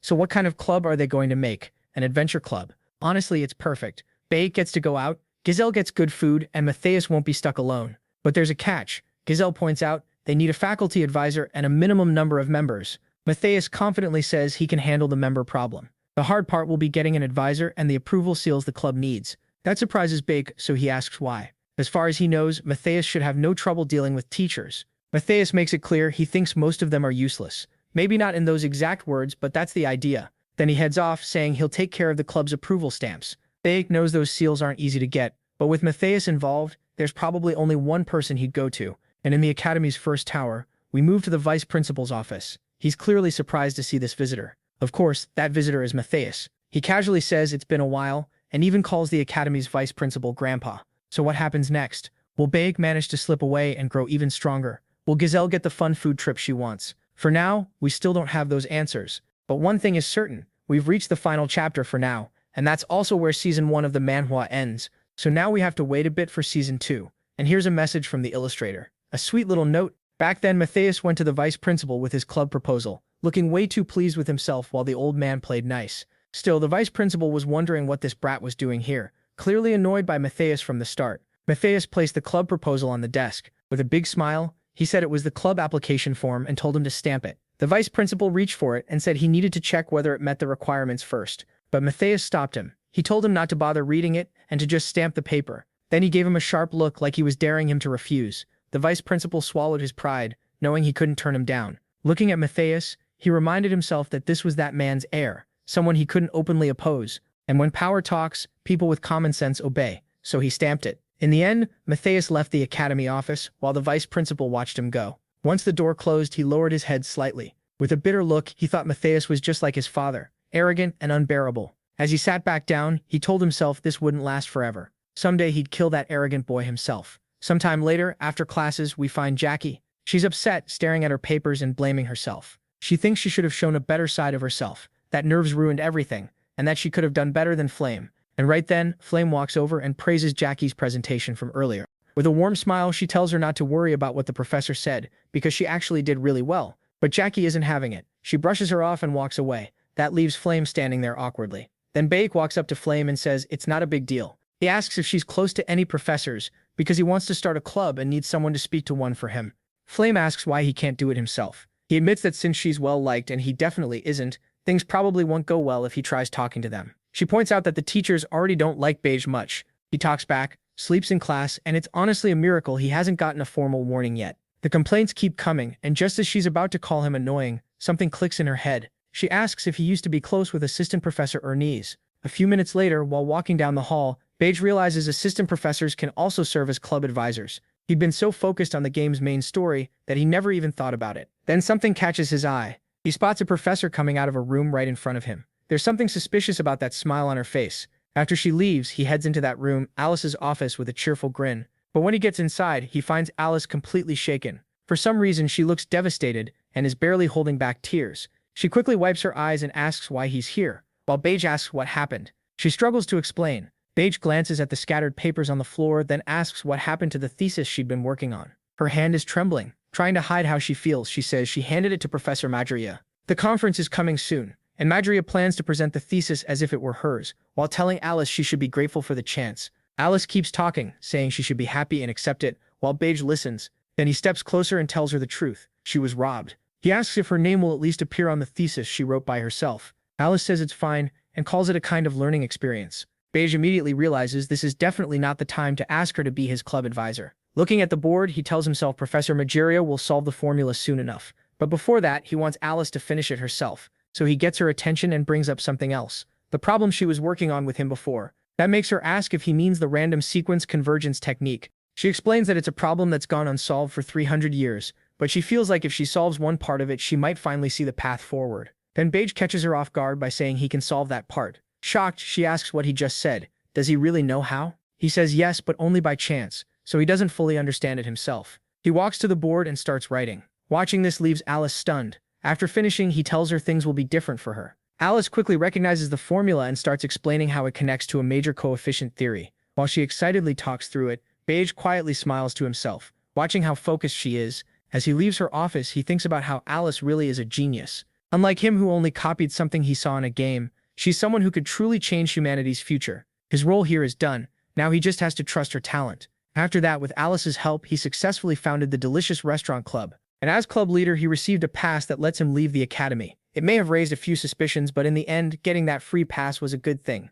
So as he walks through the streets, Bag tells himself everything will be fine as long as he doesn't cause any trouble. That brings him to the World Tree's third branch, the Orchard of the Dutch Tree. As he walks through it, he admits the place is beautiful. Way better than how it looked in the game. Then a dark-haired elf woman greets him with a bright smile, pleased to meet a mage from the Stella Academy. The elf says he hopes his honest heart will reach Mother Earth too. As he answered, he remembered how Director Welty Welton once saved the second World Tree when it was burning and close to dying. Because of that, many elves recognize the Academy uniform and treat him kindly. Their warm welcome catches his attention, and he can't help thinking there are way too many beautiful people here, just like in the game. Still, one elf stands above the rest, the Elf King, Flower Kotsiorian. His beauty is almost godlike, and a lot of male players fell for him. He even got the most fan art in the game. Elves in this world are born without a set gender. When they find true love, their body changes to match their partner. If they fall for a man, they become female. If they fall for a woman, they become male. Flower Katsuyoran was born with a very feminine look, but since he had never found true love, his gender had never fully settled.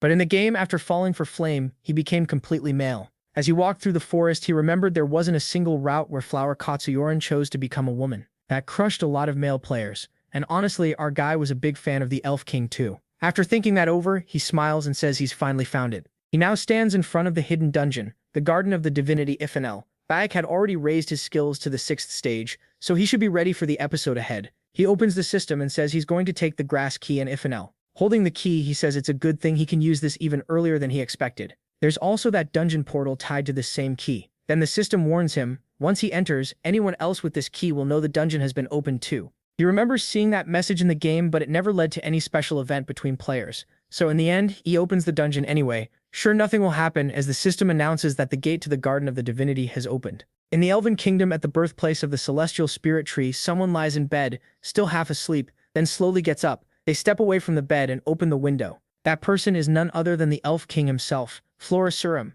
who sleepily says the world feels peaceful today. Watching the birds in the sky, he wonders when he'll ever be able to travel as freely as they do. With a sad little smile, he admits he envies the birds. Then suddenly he senses that someone has entered the Garden of the Divinity. That person's energy grabs his attention right away. Covering his mouth, he wonders if someone really entered the secret garden where Iphanel sleeps.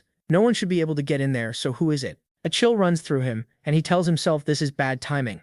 He grabs his clothes and heads for his bedroom door, but he stops himself. He says he has to stay calm. He's waited for decades, so he can't rush now. Uneasy, he thinks that if the curse activates again, there's no telling who will lose their mind. So he decides to wait until the coming World Tree anniversary. Then he can go there and see what's really happening. Meanwhile, our human keeps sneezing because of all the pollen in the area when roots suddenly attack him. Thanks to Flash, he dodges in time. He regains his footing and looks up at the giant plant. He realizes a straight fight here would take forever. So he pulls out a bottle and says this is exactly why he made fire potions with alchemy. He throws the potion at the plant and sets it on fire. Then he draws his sword, uses Flash upward, and spots its core. With one strike, he hits that core dead on, and the plant goes down. After beating the monster, he gets his reward. He tells himself he's had enough of weak enemies. His aura has grown so much that even this plant couldn't handle him anymore. After gathering that aura, something catches his eye. Standing before it, he says it's time to reach his real goal. At last, he enters the boss room of the dungeon. As he walks through the place, he can't hide his surprise.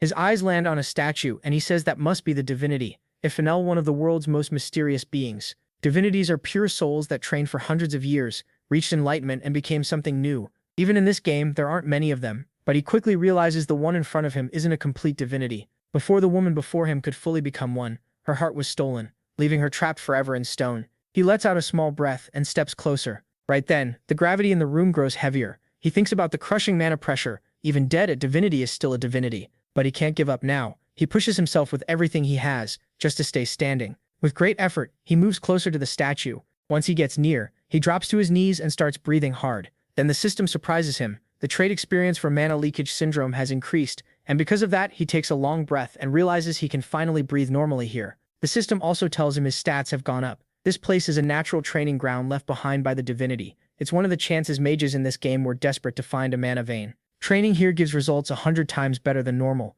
and the divinity's energy flowing through his body sharply boosts his affinity with nature too. He gives a crooked smile and thinks that in other words, he went through all that just to find a training academy. But before anything else, he looks at that statue and takes the hidden artifact into his hands, the branch full of resentment. Its info shows it's a rare ranked item. Its special trait is resentment, and its main effect is to make people's resentment grow even stronger. With this, he'll be able to face the boss of Episode 8, Asura Mishera. Now that he has it, it's time to focus on training. A few weeks later, his mana leakage is level 3, with strength up 8%, agility up 12%, and sensitivity up 20%. Looking at that, he says his stats are now around 2.5 stars, but as he keeps training, he knows he still has a long way to go. Every main character in this game has 4-star abilities or more. In this world, he has no master to teach him swordsmanship. Since the knights disappeared years ago, that's why he has to repeat the basics over and over, thrusting and slashing to hit his enemy's vital points with force. I need to push harder. He tells himself he has to cut through flesh and bone and train until he spits blood. That's all on his mind. Then suddenly he feels pain in his chest. He starts coughing as the system tells him he has partially gained a special mana breathing method. Notification: divine breathing has been obtained. The message catches him off guard. Then his vision starts to blur, and little by little he loses consciousness. But before he fully blacks out, he hears a voice shouting at him, asking if he can hear it, if he can hear its voice, and telling him to answer already. Startled, he thinks he's hearing a spirit or something. He wonders where this voice in his head is coming from, and if he's losing it. When he turns around, that same voice asks if he finally heard it. That strange voice is coming from the statue of the sleeping divinity.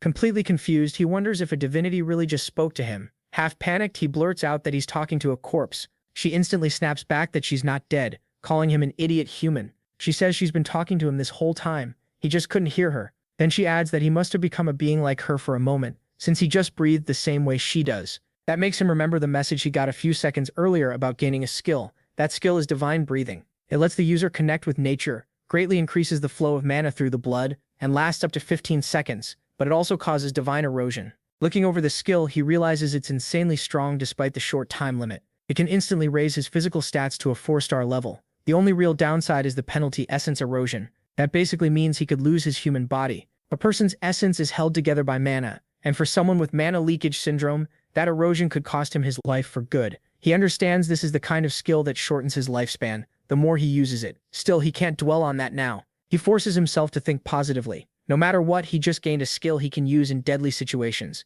The determination in his eyes catches the goddess's attention. She says it's fascinating. This is only the second time a human has used divine breathing. His existence feels weak, just like that other person's, and with so little mana in him, he almost seems like he doesn't belong to this world. Bake is shocked to hear that this other person used a sword too and was loved by both magic and the divinities. He quickly asks if he can hear more about that person. There was never any swordsman like that in his game, so whoever it was had to be strong enough to defeat a god. But Ifenel shuts that down right away. The 12 disciples of the first mage, including that knight, are all dead. Then catching him off guard, she asks if he wants her to teach him. She explains that she was this person's successor, so she recorded all of his breathing methods and sword techniques. Still, there was one condition. She can't leave this place or speak to anyone else. In her own words, she's basically dead already. Then she asks for one thing in return: recover her heart and save her. That was the answer he had hoped for, but there was a problem. He apologizes to Ifenel and says that's impossible for him. With his current strength, he can't take the heart of another god. For a moment, the place goes quiet. At last, she says that's fine. If not a divine heart, then even the pure heart of a beast will do. That makes him ask if using something like that would cost her most of her power. She says she doesn't care. Losing her power is better than being trapped here forever. Hearing that, he agrees. Getting the heart of an ordinary divine beast isn't impossible. That's actually why he was training here in the first place. The familiar contract ceremony is coming soon, and before then he'll run into plenty of divine beasts. That should give him a good chance to find a heart, so he promises FNL he'll bring one back. She thanks him and says she'll wait, but before he goes, there's something she wants to give him. She tells him to check the pillar behind her. When he takes it, she says it's proof that the two of them are friends. It turns out to be Ifenel's flower necklace, a sign that he became her friend without any special skill involved. He slips it into his pocket and thinks he's never seen this item in the game before. If nothing else, he jokes he could probably use it as firewood in an emergency. Poor thing, what a goodbye gift. But right after that dumb thought, he remembers Ifenel is a god. Looking at the necklace, he suddenly changes his tune. This is also a divine symbol, which means it could be really useful. Nearby, the girl drops to her knees in shock. She's staring at the huge formula written on the board. Under her breath, she says she did it. After that, she walks back to her desk and smiles as she writes. Then she says out loud that a new generation will begin tomorrow and Bake would be happy to see it. She writes his name there too. The Dwarf Kingdom, capital of the Black Iron Empire. Here mages and alchemists from all over the world have gathered, and this is where Bake arrives with Alice. Today is the conference. The location changes every year, and this time it's being held at the Dwarf Kingdom's top alchemy school, the Golden Light Academy. Since the dwarves led the way in material magic research, everything here is on a whole different scale.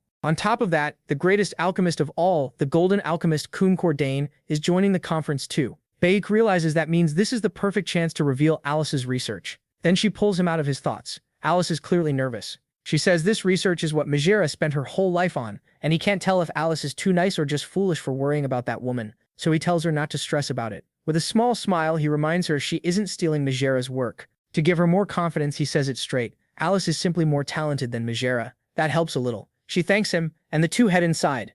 There, in the first session, Professor Majera of Stella Academy greets everyone and begins her presentation on the red alpha-type potion. When she finishes, the whole hall breaks into applause. Around him, Bake hears people calling Majera amazing, brilliant, talented, and more. That just irritates him more. Majera is proudly showing off a theory Alice made on her own as if it belongs to her. As he watches Majera on stage, he tells himself there are plenty of ways to take her down, but it's better to wait for the main event. Then Alice is introduced as an assistant professor from Stella Academy. She's still nervous and stumbles through her greeting, but manages to say she's an alchemist from the academy. Some people in the crowd clearly aren't interested, and Bake notices right away. But when he hears the presentation is about to begin, a faint smile appears on his face. Alice announces that her topic is a full theoretical understanding of the random convergence technique. The moment she says that, everyone is stunned. Someone asks if she even understands what she's saying. She answers yes and says this is an incredible chance, especially for someone like her. Then another voice challenges her. How could everyone here possibly accept what she just claimed?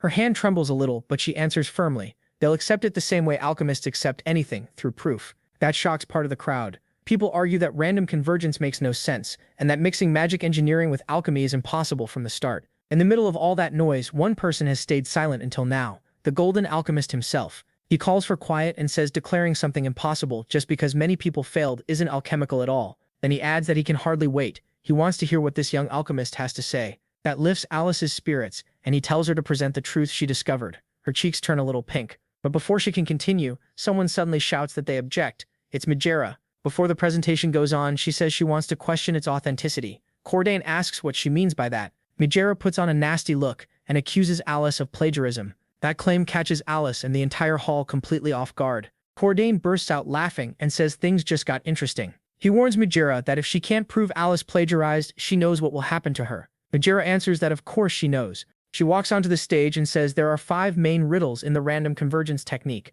Only by solving all 5 can alchemy and magic engineering be brought into harmony. According to her, the academic world has only solved 2 of those riddles, and even those were incomplete. And she claims she personally solved 4 of the 5. She adds that Alice was also her alchemy student, as well as her assistant professor. The whole place erupts. And the real plagiarist, Majera, boldly says she has no doubt Alice's thesis is actually hers. She even laughs, saying that even if Alice solved the 5th piece, does anyone really believe a girl this shaken and scared solved the other 4 on her own? Staring straight at her, Majera calls Alice an unpredictable creature. Smiling, she says she admits Alice is a genius with incredible skill, but her life as an alchemist ends here, and her talent will belong to Majera forever. After all that, Majera steps up to Alice and asks what she has to say for herself.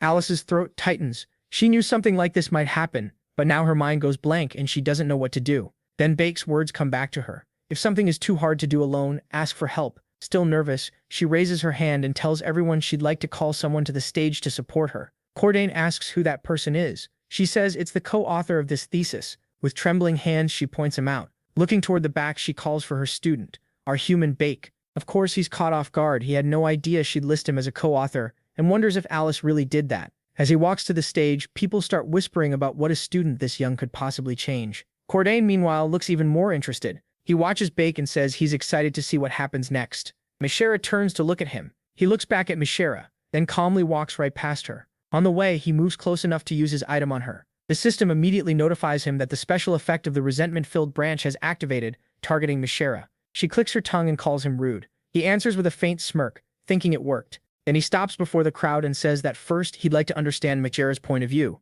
He adds that there's a saying, seeing something once is better than hearing about it 100 times. With a confident grin, he proposes a simple answer. Why not have them solve the random convergence technique right here together? That makes everyone wonder if he's challenging her to a competition. Even beside him, Alice is still very nervous. Caught off guard, he asked if she trusted him. Even nervous, she said yes. He told her he'd been watching her this whole time, and he knew she could do it. All she had to do was trust herself as much as he trusted her. Hearing that, she gathered a little courage. Even so, she still wondered if she could really do it. But pushing past those thoughts, she adjusted her glasses and spoke anyway. Bake was right. She brushed back her ponytail and decided to trust everything they had done together until now. Then she called Majera's attention. Majera looked over, and with that smug attitude, said it was time to tear her down. But Alicia faced her with full confidence, ready to put Majera in her place. The random sequence convergence technique. 300 years ago, an alchemist discovered a shocking method that could explain this formula. But he died in a bathroom accident, and the story spread so far that the formula is still famous today.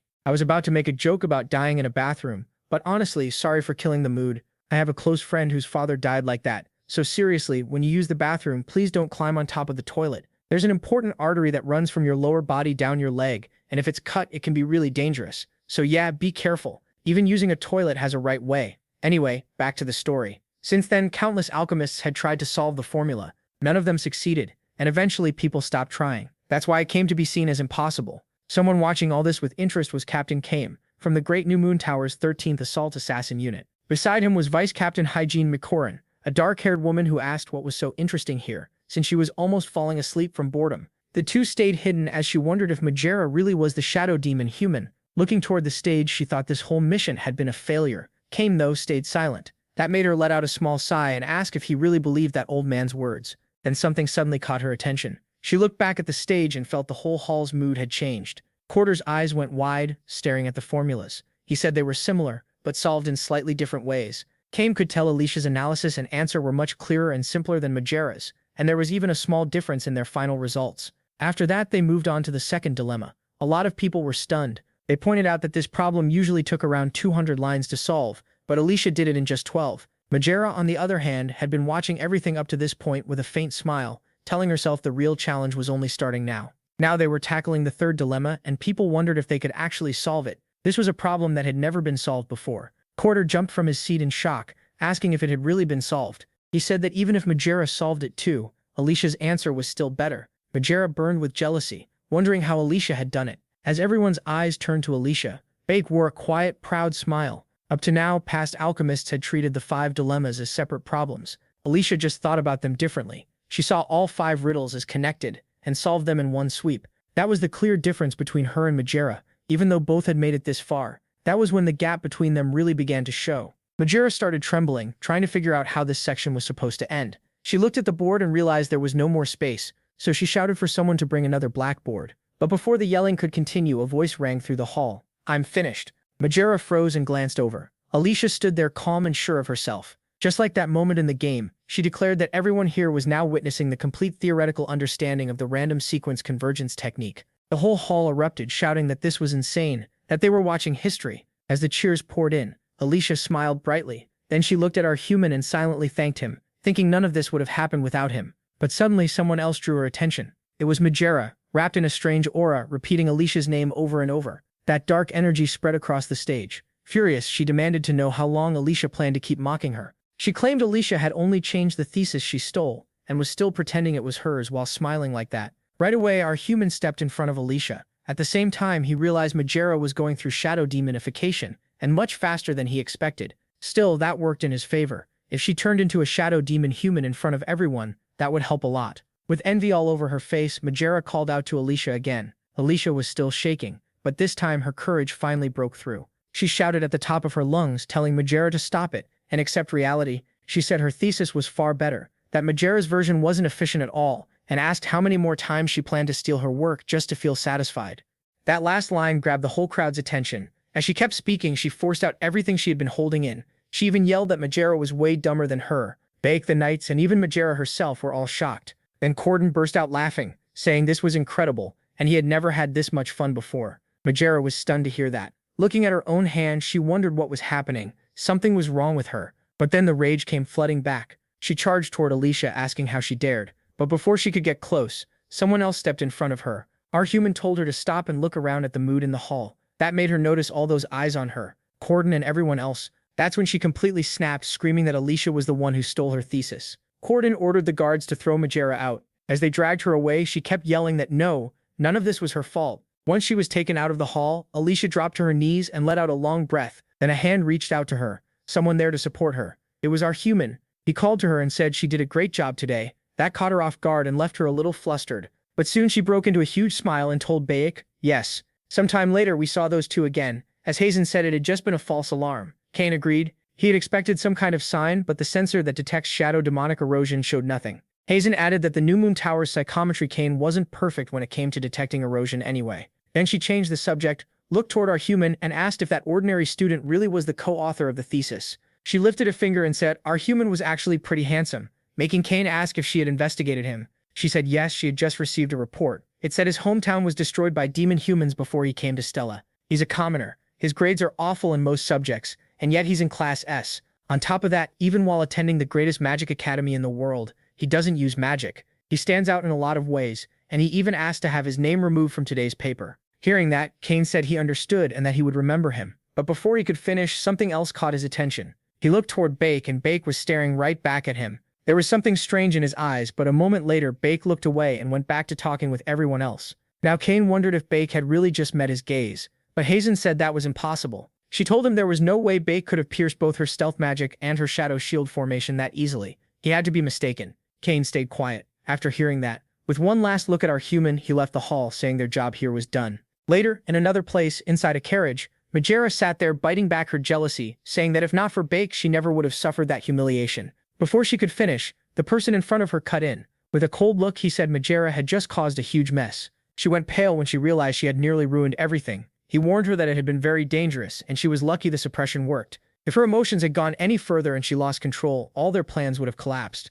Majera apologized to him. He asked if she really thought an apology would fix anything, adding that the leader of the order was deeply disappointed. He told her she had lost the right to remain a teacher at Stella. Desperate, she argued that she had strong ties with the plagiarism review team, that the incident could still be covered up, and that she hadn't even been expelled yet. But he cut her off and told her to shut up and stay quiet, that the best thing she could do now was keep her mouth closed. Now all she can do is walk around with her head down. With a cold look, he asks if she understands. After saying that, he leaves to get the order leader's command and tells her not to move or make a scene. Majera starts shaking with rage, glaring as she blames all of this on Bayek. Staring ahead, she tells him to wait. Just a little longer, soon he'll get what he deserves. Sometime later on a train, Bakes is sitting beside Manolis. He tells himself it's still a shame. Thinking back to Majera, he figures that if she had turned demonic during the conference, he might have stopped the disaster in episode 8, but maybe fate was always going to suppress her demonification until then. That's when she was originally supposed to lose control and become a demon. Leaning back in his seat, he decides there isn't much he can do right now, so there's no need to rush.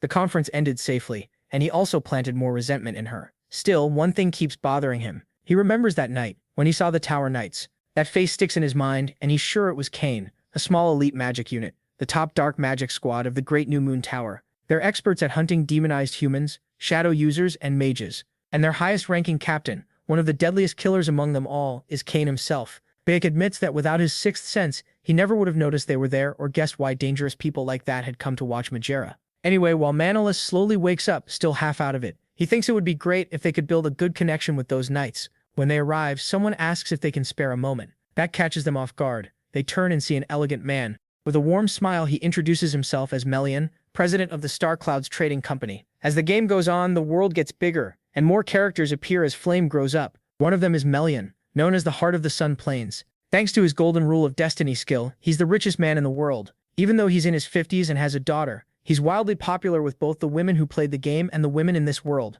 That's not just because he's rich and handsome. His daughter Zeliel is also a villain. Zeliel is a high elf who spends the whole episode tormenting the heroine Flame, fully living up to her role as a villain. So angry players came up with all kinds of plans to ruin Zeliel as much as possible. The favorite plan was to marry the person Zeliel loved most, her father Melian, then destroy him and bankrupt the whole family. Even so, Bayek only expected to hear about him someday. He never thought Melian would come here in person. Looking at Melian, he knows he needs to make a strong impression here to help with what comes next. Melian asks if they're the alchemist Alicia and her unnamed co-author, then politely asks for his name. Bayek figures Melian probably already knows, but the question sounds natural enough, so he gives his name and says he's in Class S at Stella Academy. After that, Melian reaches into his pocket and explains why he came here. He hands them a letter and says he's offering an exclusive contract for Alicia's alchemy techniques through Star Clouds, with excellent terms, and asks them to take a look. As she reads it, Alicia's hands start to shake. She practically cries out, "There are limited materials, full support, and more money than she's ever seen in her life." Smiling brightly, Alicia looks at Bayek and thinks that with terms like this, she could finally make every invention she's ever dreamed of. She's sure he feels the same way. But he doesn't. Seeing his reaction catches her off guard. A short silence fills the space between them. Then Alicia gets Melian's attention and apologizes. She asks if he can give her some time to think it over. Firmly, she says she needs to think carefully and discuss it properly with the co-author of the technique. That answer surprises Bayek. Melian says he understands. He had thought the co-author part was just something she said at the conference to be polite, but it seems it was true. Watching the two of them, he thinks that even though she's still just a teenager, she helped solve a problem that had gone unsolved for 300 years, so her co-author really must be a genius. So he asks Bayek if he'd like to look at the contract too, thinking that even if Bayek is gifted in magic and alchemy, he's still just a kid when it comes to business. Melian looks at him, sure he won't turn down terms this good. But then Bayek shocks him by refusing the offer. Melian clearly didn't expect that, so he asks if there's a specific reason. If Bayek doesn't like the terms, he can change them right away. Bayek knows an exclusive deal with the biggest trading company in the world is a huge chance, but he also knows Melian never lets go of what becomes his. If a technique like this gets tied to him, then variety, creativity, and performance will all be limited by whatever sells best. And with an exclusive contract, countless mages wouldn't be able to use it. If its growth is driven only by profit, then the shadow demonized humans will eventually catch up in skill. A lot of players who chose the money-first route got rich, but they still ended badly, so Bayek tells him the issue isn't the terms. He just doesn't want an exclusive contract, which makes Melian curious why. Bayek explains that this technique, which combines magic engineering and alchemy, will have a huge impact not only on daily life but also on gear made for mages. That's why they want it available to all kinds of people and all kinds of mages. Melian says Bayek has big dreams and ambition, and that's good, but dreams like that still need money to come true. Bayek fires back that they've already spoken with many investors, and Melian is just one more. Hearing that from the richest man in the world definitely stings. Melian keeps his cool and asks if Bayek plans to sign with everyone except him. If so, he'll remove most of the conditions from the offer he made. Bayek admits that's true, and honestly he really did like the terms. Then he looks at Melian and brings up luxury goods. That's his proposal. They plan to spread this technique as widely as possible, but for the hardest luxury items to create they would sign an exclusive contract with the Star Clouds Trading Company. That way, he says, it becomes a true luxury brand. Melian says that idea isn't bad, but asks if luxury items like that would really sell. He's never done anything that would lose him money. Bayek says yes, and that's exactly why he isn't asking for a contract right now.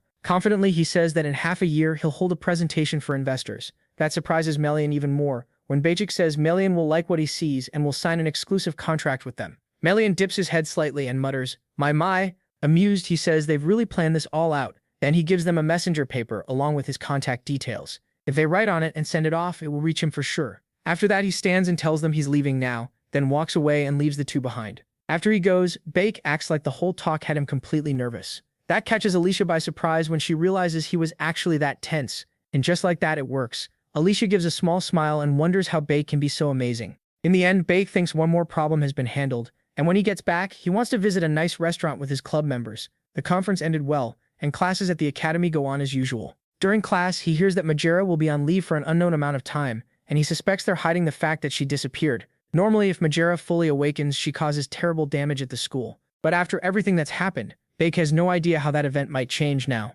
He thinks there's a chance her demon episode could happen earlier, and hopes that if it does, it happens in a way they can control. Not only is Majera absent, but Manalus didn't come either. As he walks, he figures she's probably being happily swarmed by the people at the alchemy castle. Then some loud chatter nearby catches his attention. People are gossiping about Alice in the conference, about how she had a co-author on her thesis, but asked to keep that person's identity secret. Since he hid the fact that he was the co-author, he can still come to school like normal without anyone noticing. Because he kept his part in the background, he could still come to school without anyone bothering him. In the end, all he really did was give Alice a small hint with the help of his glasses, so it made sense for her to get all the spotlight. After thinking that over, something else caught his eye. Right in front of him were Matthias and Gisela. People around them couldn't stop praising the pair, Matthias for being tall, smart, and handsome, and Giselle for being pretty bright and doll-like. Hearing all that, Beatty could only think there was never a quiet day at this school. Then someone else showed up and drew their attention. He walked over and apologized for making them wait. Giselle asked what they were going to eat since he had said he would pick the restaurant for today. With a little grin, he told them to wait and see when they got there. A while later, they arrived at a restaurant, and yep, it was pizza. Giselle lit up at the sight of it like someone seeing heaven. Her excited reaction caught Bake's attention. He remembered reading in Giselle's profile that whenever she ate pizza, she drank pickle juice first. He still had no clue why. Seriously, what does pickle juice have to do with pizza? So Giselle handed some to her and told her to try it. That immediately caught her off guard. For a second, she just stared at it, confused about how she was even supposed to drink something like that. Still, she picked up the cup and tried the pickle juice, and somehow she really liked it. She happily enjoyed the taste. Matthias tried it too, still looking perfectly classy while doing it. When he said it was good, the jealous ones around them couldn't help wondering why everything this guy did looked like an expensive ad. In the end, Bake grabbed a slice and told them to stop hesitating and just eat. Then came the shocking part. She reached for a fork and knife. Bake stepped in right away and showed her the proper way to eat pizza. With your hands, because it tastes way better like that. Giselle said that seemed a little unrefined, but Matthias just shrugged and said it actually looked fun. Then he tried eating it the same way. That made her give in too. So she finally picked it up with her hands and took a bite. The moment the taste hit, her eyes widened and her body gave a tiny shake. She was completely won over by the calabrese pizza, and honestly, it was adorable. At this point, now I want pizza too. Bake asked if it was good. The sudden question caught her by surprise. Then with the cutest smile, she said yes, it was delicious. While that was going on, somewhere else, cracks suddenly started appearing out of nowhere. The next day, Flame still seemed distracted. When her friend called out to her, she answered that she was fine and had heard everything. Soon after, her friend left and Flame kept walking alone. With a small sigh, she figured her friend had obviously wanted to talk about Alice solving the random convergence, but Flame already knew the truth. Bake was the one behind it all. What she couldn't understand was how he solved that formula. He was supposed to have forgotten most of his knowledge of the future, except for the biggest incidents. As she walked, she wondered if he had kept his memories after all, or if he really was just that smart. Then her thoughts were cut off when someone called her attention. It was that creepy prince. He came over to ask if she would join his group for the Persona Portal training. Flame turned to him at once and asked what was wrong with him. She told him to ask some other girl and stop bothering her. Then she left without another word. He only stood there with that same unsettling smile, saying Flame really was special. As for the Persona Portal training, these portals are other dimensions born from human power, gathering inside the realm of shadows. If a Persona Portal appears and no one enters it quickly, the area around it becomes a dead zone where nothing can survive. And unlike normal dungeons, which end when the boss is defeated or the core is destroyed, Persona Portals can only be closed after their patterns and devices are studied and broken. That means checking everything from concentration levels and spatial distortion rates to topology and soul isolation methods. There are countless patterns to remember, and on top of that, they still need combat skill. That was the whole reason magical warriors were created, to deal with Persona Portals. That's why this lesson mattered so much. Clenching her fists, Flame remembered that in the novel this training had a bit of real danger mixed into it. She also knew they couldn't leave everything to Bashik. With a serious look, she told herself that this time she would be the one to stop major damage from happening. Later, at Star Tower on the Terrace Cafe of the new Stellar Trading Company, Bashan finally appeared again. She listened as the others talked about Alice's conference. One blonde girl mentioned that her father heard the hidden co-author was actually a student from Stellar Academy. The others were shocked by that rumor, while Bashan stayed quiet and sipped her tea, though she clearly wasn't enjoying it. She thought about how even the central director, hadn't been able to find out who the co-author really was, but she already knew the truth. It was Beishik, working with Alice on magical alchemy engineering. What she didn't understand was why he was hiding it. Was it to give all the credit to Professor Alice? That thought led her to another one. Maybe the reason was simple. Maybe the man she liked had feelings for Alice. That idea startled even her, and she suddenly stood up from the table. She quickly told the others she was leaving.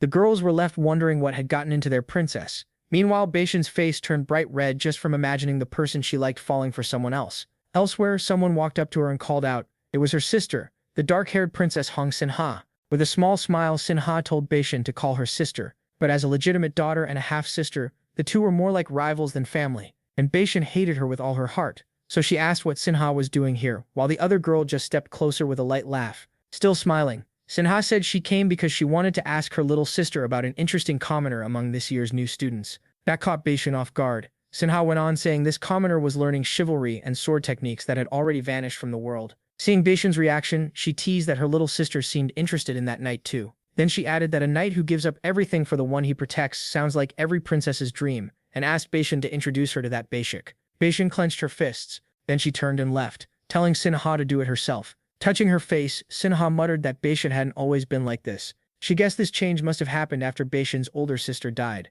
After hearing that, Beishik kept walking away. Her half-sister watched her go. Sinha then thought maybe she had pushed too far, and maybe it had been too soon to bring up Beishin's older sister. Before she could dwell on it, another dark-haired girl approached. Siren said she had some information about Beishik that Sinha had missed, including a copy of a class project he turned in, with a summary of his past inside. Looking over the papers, Sinha mentioned that not long ago, they had a class assignment where everyone had to write about their past too. Then she saw the title of the document, Mom, I Miss You. At first, Sinha smiled a little and thought of Beishik as a mama's boy, but after reading the whole thing, Siren was surprised by her reaction. Sinhe's eyes started to tear up as she repeated that Beige mother once said she didn't want macaroni with black beans. When Se came and asked what that meant, Sinhe just changed the subject. She was honestly shaken, realizing she had never thought poor people lived through hardships like that. The class gap was bigger than she imagined. As she looked through the papers, she thought it was amazing that Beige had lived that way and still held on to his ideals of chivalry. She also read that his hometown had been overrun by demonic humans. After learning all that, she smiled to herself and thought she almost felt sorry for Beige because now she was getting more and more curious about Beige. At last, the day of the training arrived. The teachers announced that the first-year cadets would now begin Persona Gate practice and told them to enter. And there, among the students, was Beige, thinking to himself that it was time to go in. What was about to happen next? Can Beige really crush everyone here and clear the Persona portal that easily? And will Beige walk up to our human, notice how many girls are into him, and hit him with, "The moon looks beautiful tonight"? At last, the day of the Persona portal training arrived. Among all those students, Beige stepped forward. After finishing the research lectures, his glasses analysis skill finally activated. On top of that, his stats went up from all the training he'd been doing in Euphonia's garden. With all that behind him, he felt sure he could handle this Persona portal. Standing by the gate, the professor called for the next group. Then someone suddenly caught his eye. That's when he saw the team going in with him. Somehow, even when Beige does nothing, he still ends up surrounded by girls. This training is done in groups of up to 18 people, and everyone has to work together to finish it. Thinking it over, he realized most of them were first years at rank 2 or higher. Since this was a level 3 Persona portal, it wouldn't be easy. This was the very portal where the incident happens, and sadly, Matale wasn't here with them. The good news was that he still had Flame and Bea, and last but not least, Isley too. With those three around, he figured he'd be fine. Still, what really mattered to him was the hidden reward he came for, the petals of the captivating tree. Once he stepped inside the Persona portal, something immediately caught him off guard. In a fancy hall, a woman welcomed his whole group to Aharan's ball. Beige and the others looked around in surprise. Then something caught Beige's attention. A maid with a gentle smile said dresses had already been prepared for the girls. Beige was confused. She didn't remember any ballroom event being part of the Persona portal. What felt even stranger was the system screen filled with weird symbols. She thought this must mean the first-year training had extra hard rules added in, so things were only going to get tougher. The maid urged them to hurry, saying the banquet would begin soon. Seeing Beige hesitate, the maid asked if something was wrong. That only made Beige more suspicious. How could a scripted character act this naturally? She knew real Persona portals could have NPCs that behaved in unexpected ways, but training portals made by mages weren't supposed to do that. So the maid in front of her felt very suspicious. Beige still thought it should be impossible for a real Persona portal to appear inside the famous Stella Academy training grounds and for the teachers to send students into it by mistake. Spoiler, they absolutely did. The maid asked one more time if anything was wrong and Bea brushed it off, telling her to go get the dress. The maid left, but Bea couldn't shake the feeling that something was off. Maybe it was just a bad feeling, but one thing was clear. This mission would not be easy. Then our girls appeared in beautiful outfits, and Bia's red dress matched her hair and eyes perfectly. Right after that, something else grabbed her attention. Of course it was our human, dressed up from head to toe. Yeah, he looked really good. Just let me say it. Jokes aside, the moment she looked at him, a memory came back. She remembered the day a maid gave her that letter written by him. Funny enough, the letter our human wrote was basically just an instant noodle ad from our world. Just a small detail. I'm reading the novel too, and the things that happened because of that letter are wild. Back to the story, learning about his sad past had really caught Bia off guard. And now, seeing how calm and distant he looked, she started to see him differently. After learning more about his life, her view of him had clearly changed. Sensing her gaze, he turned around. Then he bluntly asked why she was staring at him like that. Was it her first time seeing a commoner? Bia quickly looked away and answered, "Huh? I wasn't looking at you." Soon, a beautiful red-haired woman arrived and told them it was time to head to the ball. She showed them 4 doors and explained that each path led to the mansion's basement, but the basement was a maze full of traps. With a smile, she told them they would have to trust their own instincts and senses, then asked if they could really do that. Big stepped up and answered with total confidence. He sounded so sure of himself that the woman even praised him. That exchange made everyone stare. They couldn't believe she was talking to him like that. After hearing all this, the students grew uneasy. Even so, Bake moved with the boys toward the path, but then Flame stopped him and asked if all of this didn't feel strange. She said the riddle was hard enough already, but the NPCs in this training portal felt like real people. She also couldn't properly read the portal itself, and it made no sense for first years to be thrown into something this difficult. The others admitted they felt the same way. They couldn't figure out anything either. Flame was glad they were finally listening and tried to persuade them. That was when Jackie cut in and asked if Flame was about to say something ridiculous, like this place was actually real. Jackie argued that this was probably part of the teacher's plan. In real life, they wouldn't always be able to analyze a persona portal anyway, so this was likely just a test. Then she reminded everyone that they were at Stella, the academy that trained the world's greatest warrior mages. Would a place like that really fail to notice a real persona portal showing up? Her argument sounded convincing, and to Flame's frustration, everyone started agreeing with her. Flame knew from the original story that this portal was real, but if she said that outright, nobody would believe her, so she had been trying to warn them without sounding strange. Now Jackie had cut her off, changed the mood, and won everyone over. Flame couldn't help wondering why she would do that. From the side, our guy quietly watched the two of them, and he wondered if this was really the route Flame was about to take, the dark corruption route of Jackie. In the original romance fantasy novel, Jackie didn't even exist as a character, so Flame must have been shocked to deal with her at all. And this was one of the many game routes where Flame had to stop her. No matter what, one of these 3 students had to be sacrificed for the dark corruption route. Jackie, the girl jealous of Bea, or Ian. Even so, he wished none of them would fall, but maybe this was the kind of fixed fate that couldn't be changed. So when he looked at Flame, he came to one conclusion. Even if he helped her, the ending might stay the same. If that was true, maybe the right move was to step back. Jackie then walked off, saying she was going ahead, while Flame called for her to wait. Jackie insisted the teachers had planned all this, so there was no reason to be scared. If anyone wanted to stand around like an idiot, they could stay behind. After saying that, she disappeared down one of the 4 paths. That bold move convinced the rest of them too. Bake let out a small sigh, thinking no one here was acting like part of a system anymore. Still, he put that aside. It was time to move.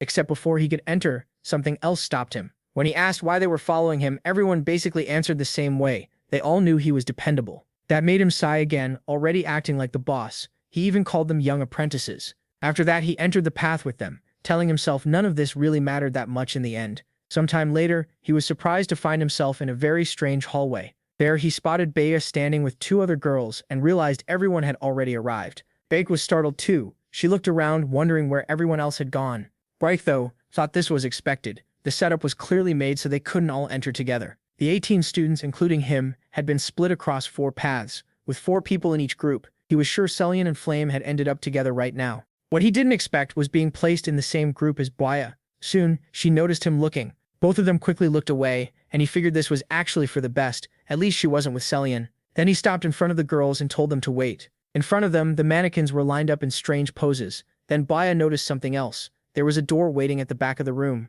The other girls wondered if magic would work here. Curious, Bia asked Bia if he had already figured out the gate, and he said no. That made her think this might be too much for a commoner like him, so maybe she should find the answer herself. But before she could finish that thought, she heard, "I think I know how to get out." She looked over at once and asked if he was serious, and he told them to check the mannequins. Raising a hand, he pointed out that even with different poses, they were all doing the same dance, then asked if she knew which one. Bryke answered right away. It was the Requiem of the dead Serena. Serena was a woman who went through terrible pain and couldn't bear her tragedy, so she danced before losing her life. Then he asked if she remembered the dance itself. That was when she understood what he meant. Looking at the mannequins again, she realized they were arranged in the order of the moves, and only one part was missing. Baek asked if they were ready. The other two were already copying the dance poses and answered yes. Then he looked at Baek, and as expected of a princess, every move she made was graceful. And with that, the door in back opened. After they went through it, they entered a hall filled with knight armor. One of the girls asked if, just like the mannequins, the armor was also a clue. So the three of them searched the room to figure out the puzzle. But Baek couldn't stop looking at something else. At Baek, of course. She asked why he kept staring over there. He said the armor was probably just there to distract them, and the real key was the carpet. Pointing to it, he explained that the dance shown on the carpet was the real puzzle. If they looked closely, the figures were all in set poses, so they just had to solve that pattern. The other two quickly agreed that he was right. A few seconds later, the two girls moved around the room with Baek and Bea, checking the figures on the carpet. After a while, they solved the puzzle, and the doors opened again. He quickly led them forward. By now, Bea couldn't help thinking that this Baek really was different. Ever since he taught her to change the way she thought, she knew he had changed, but not this much. He was exploring a place no one else could read, and doing it strangely fast. To her, that took sharp strategy, careful watching, solid math, and quick thinking. Nothing like a normal first-year student. It almost felt like he had entered dangerous portals like this hundreds of times before, and that alone was amazing. Then she remembered that his hometown had been destroyed by demonic humans before he entered Estella. His village was on a border she had never even heard of. It was always on the front line against demonic human attacks. Even if commoners usually lacked proper training in battle or strategy, she could now understand why he was the most capable one here. In other words, while looking at him, she realized he must have fought demonic humans again and again, always risking his life. Maybe that was why he felt so different. At the same time, she thought about how he was never a hard-working student. He skipped class a lot and never did his homework. But seeing him push himself this hard now made her wonder why he was trying so much. A sudden wave of unease ran through her. Baek noticed and asked why she had stopped. Before he could say more, she told him to answer her honestly. Even though she didn't want to believe it, she asked if this portal they were in was actually a real one. Bambola was completely serious, and he could tell right away. He narrowed his eyes and realized she had figured it out. Seeing how worried she was, he thought that normally she would only notice it at the very end and would have gotten in the way of all the choices Celian had to make before they cleared it. Still, he gave a small smile. The fact that she noticed this now showed she was slowly moving away from the villain's path. That smile caught the attention of her red eyes. While they talked, the other two asked if something had happened. He got straight to it and said yes. This was a real personal portal. That meant they could be badly hurt or even die, so they needed to finish it as fast as possible. Beidou told herself she had been right. Looking at him, she realized there had to be a reason. Beidou was acting like this. After everything he had done, she felt she couldn't keep relying on his help. So even though she was scared, she put on a confident face and swore she would survive this personal portal with her own strength. Sometime later, on another path inside the personal portal, Flame and Celian came through a door. Someone called out to them asking them to come over. Flame asked if everyone was okay and whether anyone was missing. To her surprise, they said Jackie had suddenly vanished. They explained that Jackie had helped them get this far, but after they passed the last door, she disappeared. They searched for her and couldn't find her anywhere. Worried, Flame asked if they had only searched a little, thinking that meant they had arrived before Celian. Still, none of them were hurt. Then she was surprised again when they said they hadn't been the first to arrive. Off to one side, Battle was resting. Jackie had gone over to ask when he got there, and also whether he had seen Jackie. He told her no, and she answered in a strangely vague way. After that, she walked off and left him behind. He had thought that if he reached this place before everyone else, he could stop Jackie from disappearing. But looking at how things turned out, there was nothing he could do. Now his only choice was to help the protagonist clear this stage. Outside the personal portal at the Estella Academy dome, a teacher was shocked. He had just realized that the personal portal had become real. Staring at the portal, now glowing a deep red, he asked how this could have happened when Estella's security system was supposed to be the best in the world.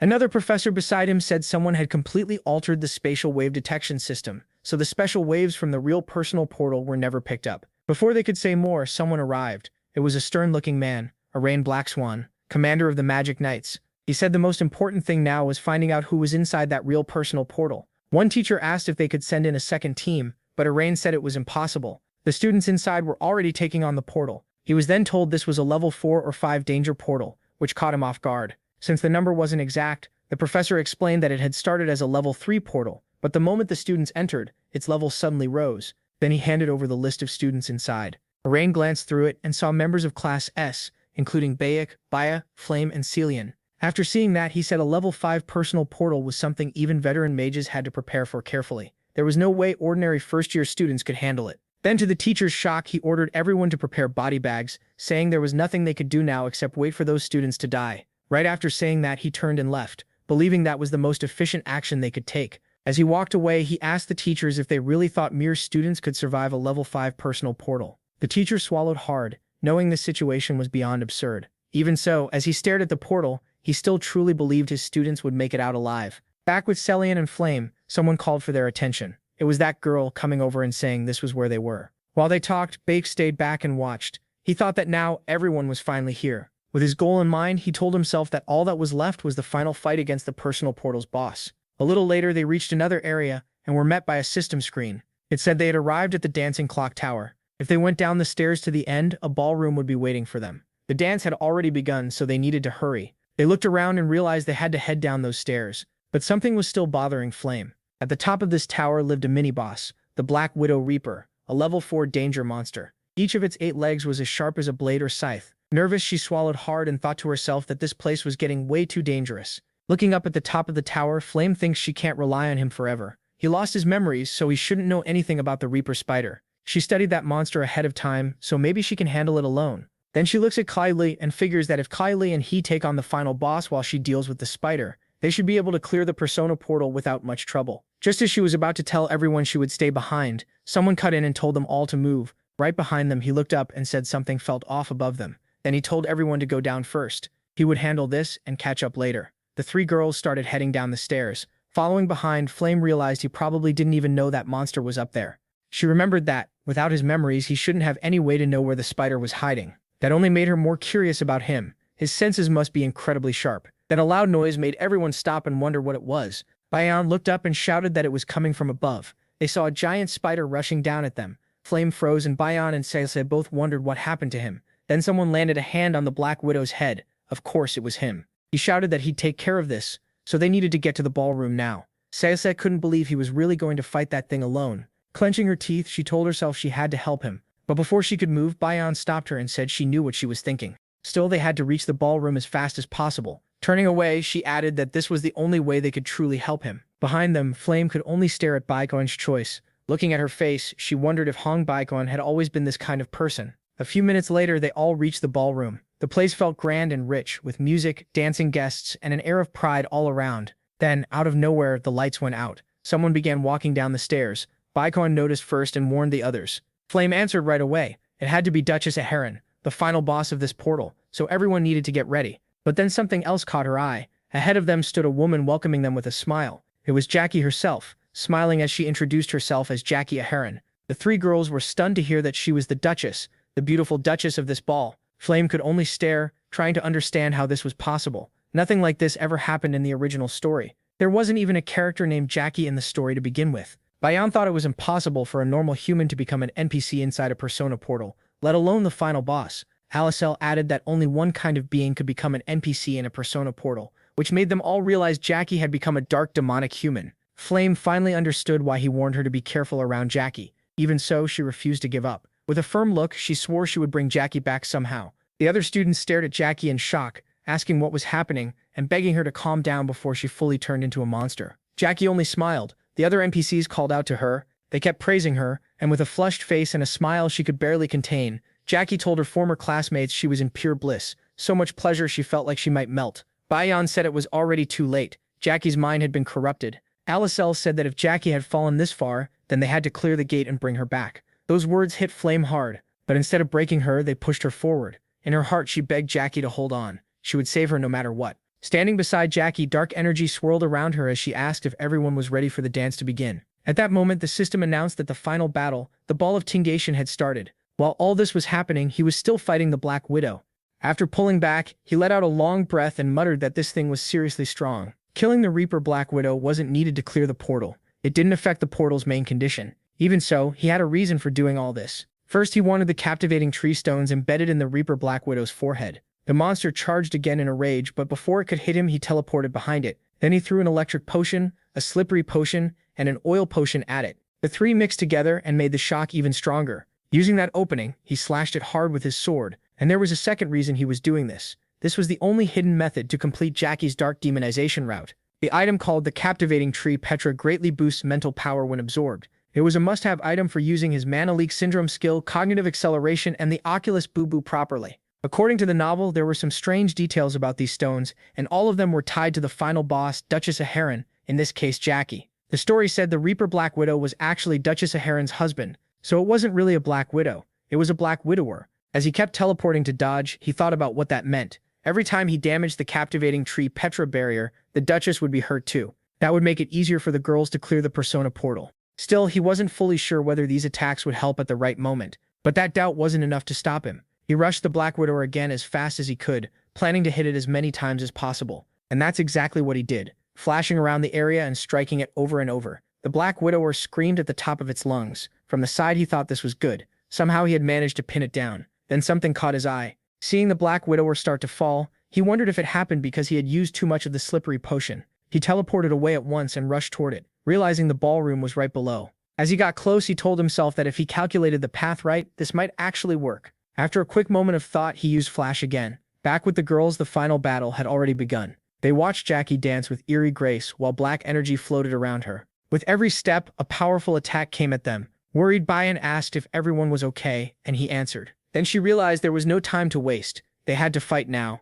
Raising her staff, she faced the enemy of humanity, a shadow demonic human. She fired a ball of flame at Jackie, but Jackie didn't flinch. With a faint smile, she said it was useless. With a wave of her hand, a barrier rose in front of her. Isel struck with ice magic, and the other students followed with their own spells, but Jackie's barrier shut all of them down. Then Flame used her magic, and this time Jackie was caught off guard. But Flame didn't attack. For some reason, she began dancing gracefully, just like Jackie. Isel asked what she was doing. Why was she dancing? Flame said nothing and kept her eyes locked on Jackie. Then, with a swing of her staff, she launched an attack that slipped past Jackie's barrier and grazed her cheek.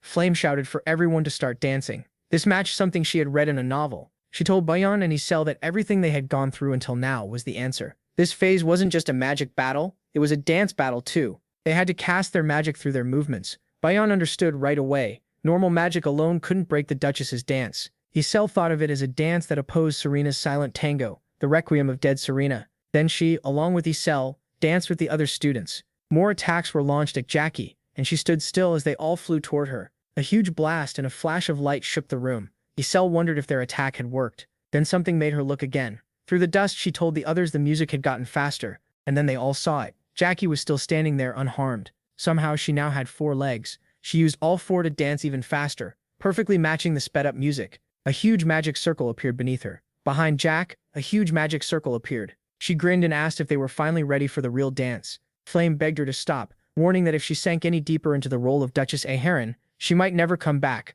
All around the hall, the portal's NPCs shouted praise at Jack Aheron, calling her the greatest dancer of all. They urged her to punish the fools before her. After hearing all that, Jack turned to Flame and called her a truly awful person. She brought up moments from the past, saying Flame had always been selfish, always trying to keep everyone to herself, hoarding every sweet feeling for her alone. And that smile Flame showed in front of others. To Jack, it had always looked like nothing but a mask. Now, with all that jealousy exploding out of her, Jack screamed that she could never forget this feeling and would never let it go. Biez shouted that another attack was coming and told everyone to defend themselves. Jack's attacks rained down right after that. Some students managed to raise barriers, but others couldn't block in time. While Alicel looked away for a second, an attack came straight at her. She shut her eyes and braced for the hit. But when nothing happened, she slowly opened them, confused. Standing in front of her was someone wrapped in flames. It was Bia, calling her a loser and telling her to focus on the fight. She told Ciela to leave the fire attacks to her since she handled those better, and to focus on blocking the lightning instead.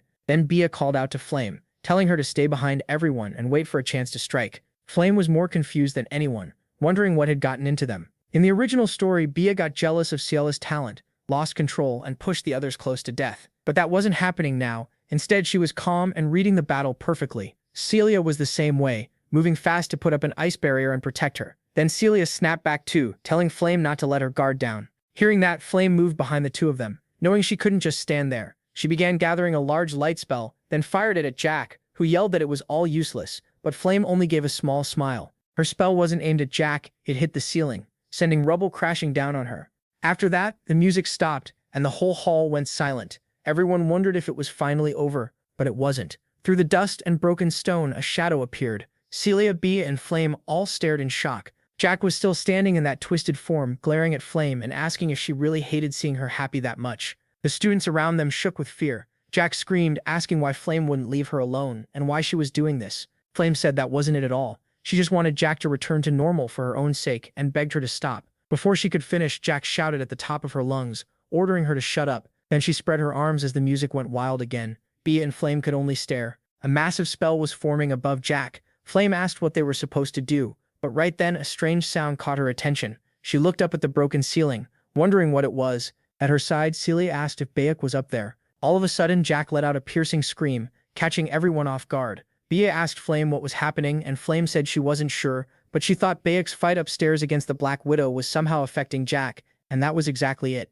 Jack had become a Theron, who shared her pain with her husband, the spider fighting their human upstairs. Flame wondered if he had known about this trick all along, and if that was why he stayed behind alone to fight a level 4 monster and help them in this battle. Jack screamed in unbearable pain. Bia yelled that this was their chance to act. The three of them attacked at once with their magic. A huge explosion filled the hall. Even then, Jack was still standing. She shouted, asking how they dared do this to her. But before she could move, the spider crashed down right on top of her. Bia stared in confusion and asked what had just happened. At that moment, something caught Flame's eye. The Black Widow was lying dead on the floor, and she couldn't understand how it had happened. A trembling student muttered that it was impossible. How could a first-year student defeat a level 4 risk grade 4 monster? Their guy was lying on the ground too, unconscious in the ruined hall. No one knew what to think, as they looked between the monster and Jackie, the first year who had been left behind to fight it. Flame, Celia, and Bia were the first to move. Among the rubble, Jackie came into view, wearing a furious expression and saying she would never forgive Flame.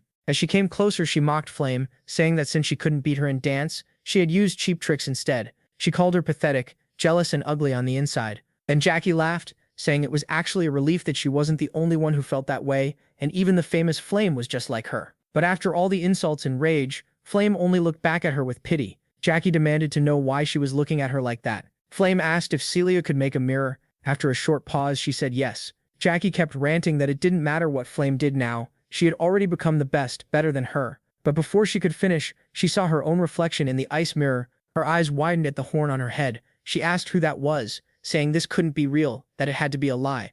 Around then, their guy got back up, holding his head from the pain. To his surprise, Jackie was screaming that everyone there was trying to trick her. She shouted that it was disgusting, hideous, awful, terrible, and demanded they take the mirror away. The same NPCs who had praised her earlier now said the Duchess had become horribly ugly. Bia and Ciel stayed silent while Jackie's screams of "That's not me" echoed through the hall. Then she raised a hand toward Flame and begged for help, saying only Flame could do something. The girl who had envied her all this time and let herself be corrupted just to become the best was now pleading to be saved. But her rage flared up again, and she lunged at Flame, saying this was what Flame had wanted all along, that Flame had turned her into this and deserved to die. Before she could do anything, she was struck down. In her mind, only the image of the one she loved remained. Blazing fire magic swallowed her whole. Even through all the screaming, the three heroines of this story said nothing. As Jack's body, ruined by demonic magic, burned away, Flame apologized over and over, saying she was truly sorry. And that was the end of Duchess Herrera's story, a girl who chased the greatest beauty and the greatest fame in the world. With that, the event came to an end. Outside, word spread that the other student groups in the real training persona portals had already finished too. Professor Stellera ordered everyone to evacuate them from the area as fast as possible. Then he looked away and thought that only the students from the real persona portal were still missing. Before he could finish, that group finally came out of the risk level 5 persona portal, making him comment that ants had somehow taken down a mountain tiger. Professor Stellera headed over to speak with them and find out what had happened. The knight who had been waiting for bodies to come out of that portal widened his eyes in disbelief at what he was seeing. Then he told the other magic knights they were pulling back, and they did just that. This time, their guy stepped forward first and introduced himself to report what happened in the persona portal. Out of 18 students, 17 had returned. The professor narrowed his eyes, realizing that meant someone had lost their life. Before the talk could continue, someone else arrived and asked what was going on. It was Eldon Welton himself, and he asked their guy to explain everything. Sometime later, in the first main tower of Estella Academy, their guy was walking the halls beside Welton. He didn't know how to react. He was about to speak with him alone, and it was making him really nervous. Looking away, he told himself this was exactly why he never wanted to become the leader. Before they left the portal, Bia had suggested picking one leader so they could give the report properly. Their guy immediately tried to push the job onto Ciel, but the girls called him out, asking if he was seriously trying to hand all the credit for clearing the persona portal to someone else. Even Ciel agreed with them, saying he couldn't do that, leaving him totally cornered. And that was how he ended up here, the leader of the group. Then Welton looked at him and said this was the third time they had met, that he had grown a lot, and that back then he was just a child. Confused, he asked what that was supposed to mean. A long time ago, back when our guy was still training hard and nowhere near who he is now, someone came to him and said he was different from everyone else. That hooded figure told him he had a strange kind of natural talent. It was Eltwin Welton. He offered him a recommendation letter and asked him to come study at his academy. Then he suddenly woke up, like he had just come out of a dream. Welton was right beside him, thanking him on everyone's behalf for stopping the situation from getting worse. He also said he had no plan to make the Persona Portal incident public. If any student had been badly hurt, that would be different, but thanks to him, that never happened. Then Welton caught him off guard by saying there was something he wanted to ask. The mood changed at once. With a sharp look, he asked if there had been some kind of insect inside that portal. Our guy swallowed hard under the director's stare, not dragging it out. He admitted yes, a student named Jack died after being consumed by dark erosion.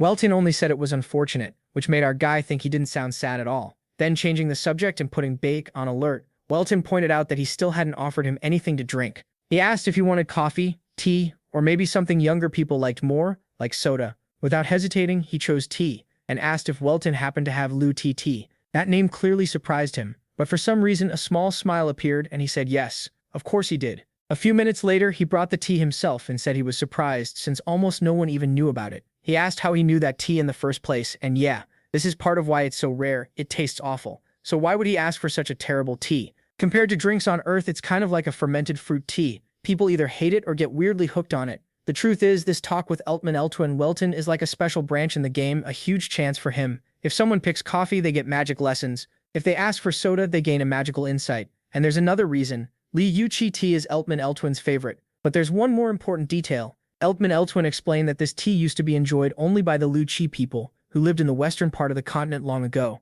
It was supposed to stay with them alone, but they chose to share it with humans, and that ended badly. After that, the Lu tribe and the recipe for the tea vanished completely. With a sad smile, he said this was one of the last remaining batches in the world. If humans weren't so greedy, there could still be more of it today. That caught him off guard, and our guy answered that it was actually kind of funny, since he used to drink this tea all the time. Welton set his cup down and quickly asked if there was still more of it out there. He answered no. That answer seemed to really disappoint him. Then our guy added something that made his eyes light up. He knew the recipe. Welton instantly got restless in his chair. After a small cough, he asked if he could buy the recipe and promised to pay very well. The man really loves tea. Our guy realized this was the exact moment he had been waiting for. Instead of money, there was something else he wanted more. That got Welton's full attention, and he asked for his magic of technological enchantment. With a huge grin, he said that was his request, and that he truly hoped for his help this time. Welton asked if he was really sure. The Lu recipe was thought to be gone forever and could be worth a fortune, while his magic wasn't even that useful. Did he understand that? He did. He knew exactly what he was asking for. Welton's technological enchantment, combined with the technology made by Professor Lisha and phosphorus taken from a necromancer, can create a spatial inventory, a dimensional space to store items. And if you'll allow a quick novel spoiler, yeah, spoiler warning here, our guy really does get that dimensional inventory, and the process of putting it into his body is absolute hell. An 8th class mage who specializes in space magic can use this kind of inventory, but if he gets it from Welton, a 9th class mage, it'll be an extremely high-level version. Still, he said that receiving the core of Welton's magic would be worth more than any amount of money. Then he asked Welton to accept the trade.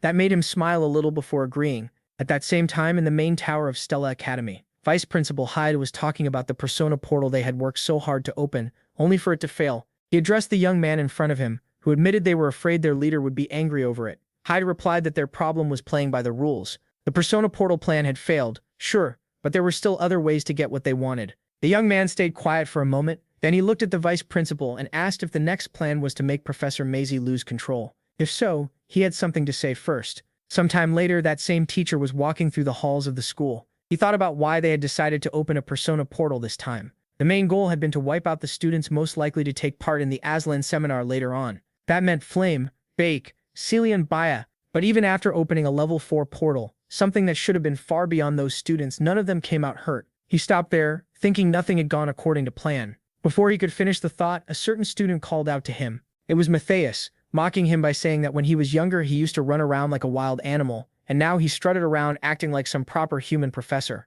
Leiden's face changed at once. Even if Matthias was the great master's son, he warned him to watch his mouth. Then he brought up Matthias's so-called friends. That was enough to make Matthias turn serious, as Leiden asked if his little house game had gone too far. In an instant, Leiden's whole body grew heavy when Matthias asked if he really thought he had the right to say that in front of him. The magic pressing down on him was terrifying, and Matthias warned him to be careful. Wearing an empty smile, he said that if he wasn't careful, he might do something stupid. Right after Matthias showed who was in charge, the teacher collapsed to the floor, shaking in fear.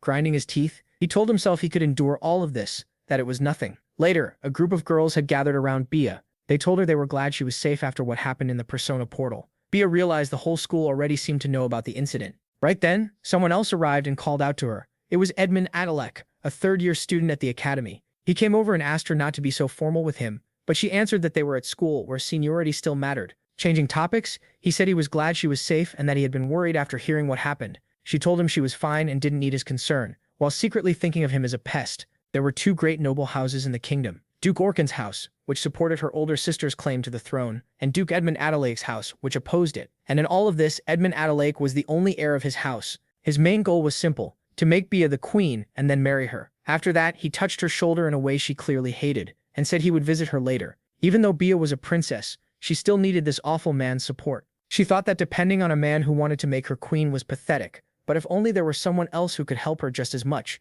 Before she could finish that thought, something caught her eye. Through the window, she spotted our guy walking outside. Edmund Adalek asked what she was looking at. She glanced toward our guy one more time, trying to see where he was headed. Then she left, telling Edmund Adalek it was nothing important. She went after him. Meanwhile, in a quiet corner, he told himself it was time to identify the item. With that, he absorbed the flower from the temptation tree. His spiritual energy rose by 65, and his resistance to seduction magic also increased a little forever. Those were his current stats now. Looking them over, he thought they weren't bad at all. There was also the constellation system, which was offering him a special reward. Touching his chin, he said that clearing the persona portal had earned him a few bonus rewards, but the real question was what he should choose. Then something came to mind. He asked the system if he could choose the Marican pendant instead, and the answer was yes. With that, he received the high-class Marican pendant, a one-time use item with the special skill Marican shield. As he put on the necklace, he thought it was a shame it could only be used once. Still, it was worth keeping, basically a lifesaver. Next, he checked the branch of resentment and saw it had already stacked up to 78.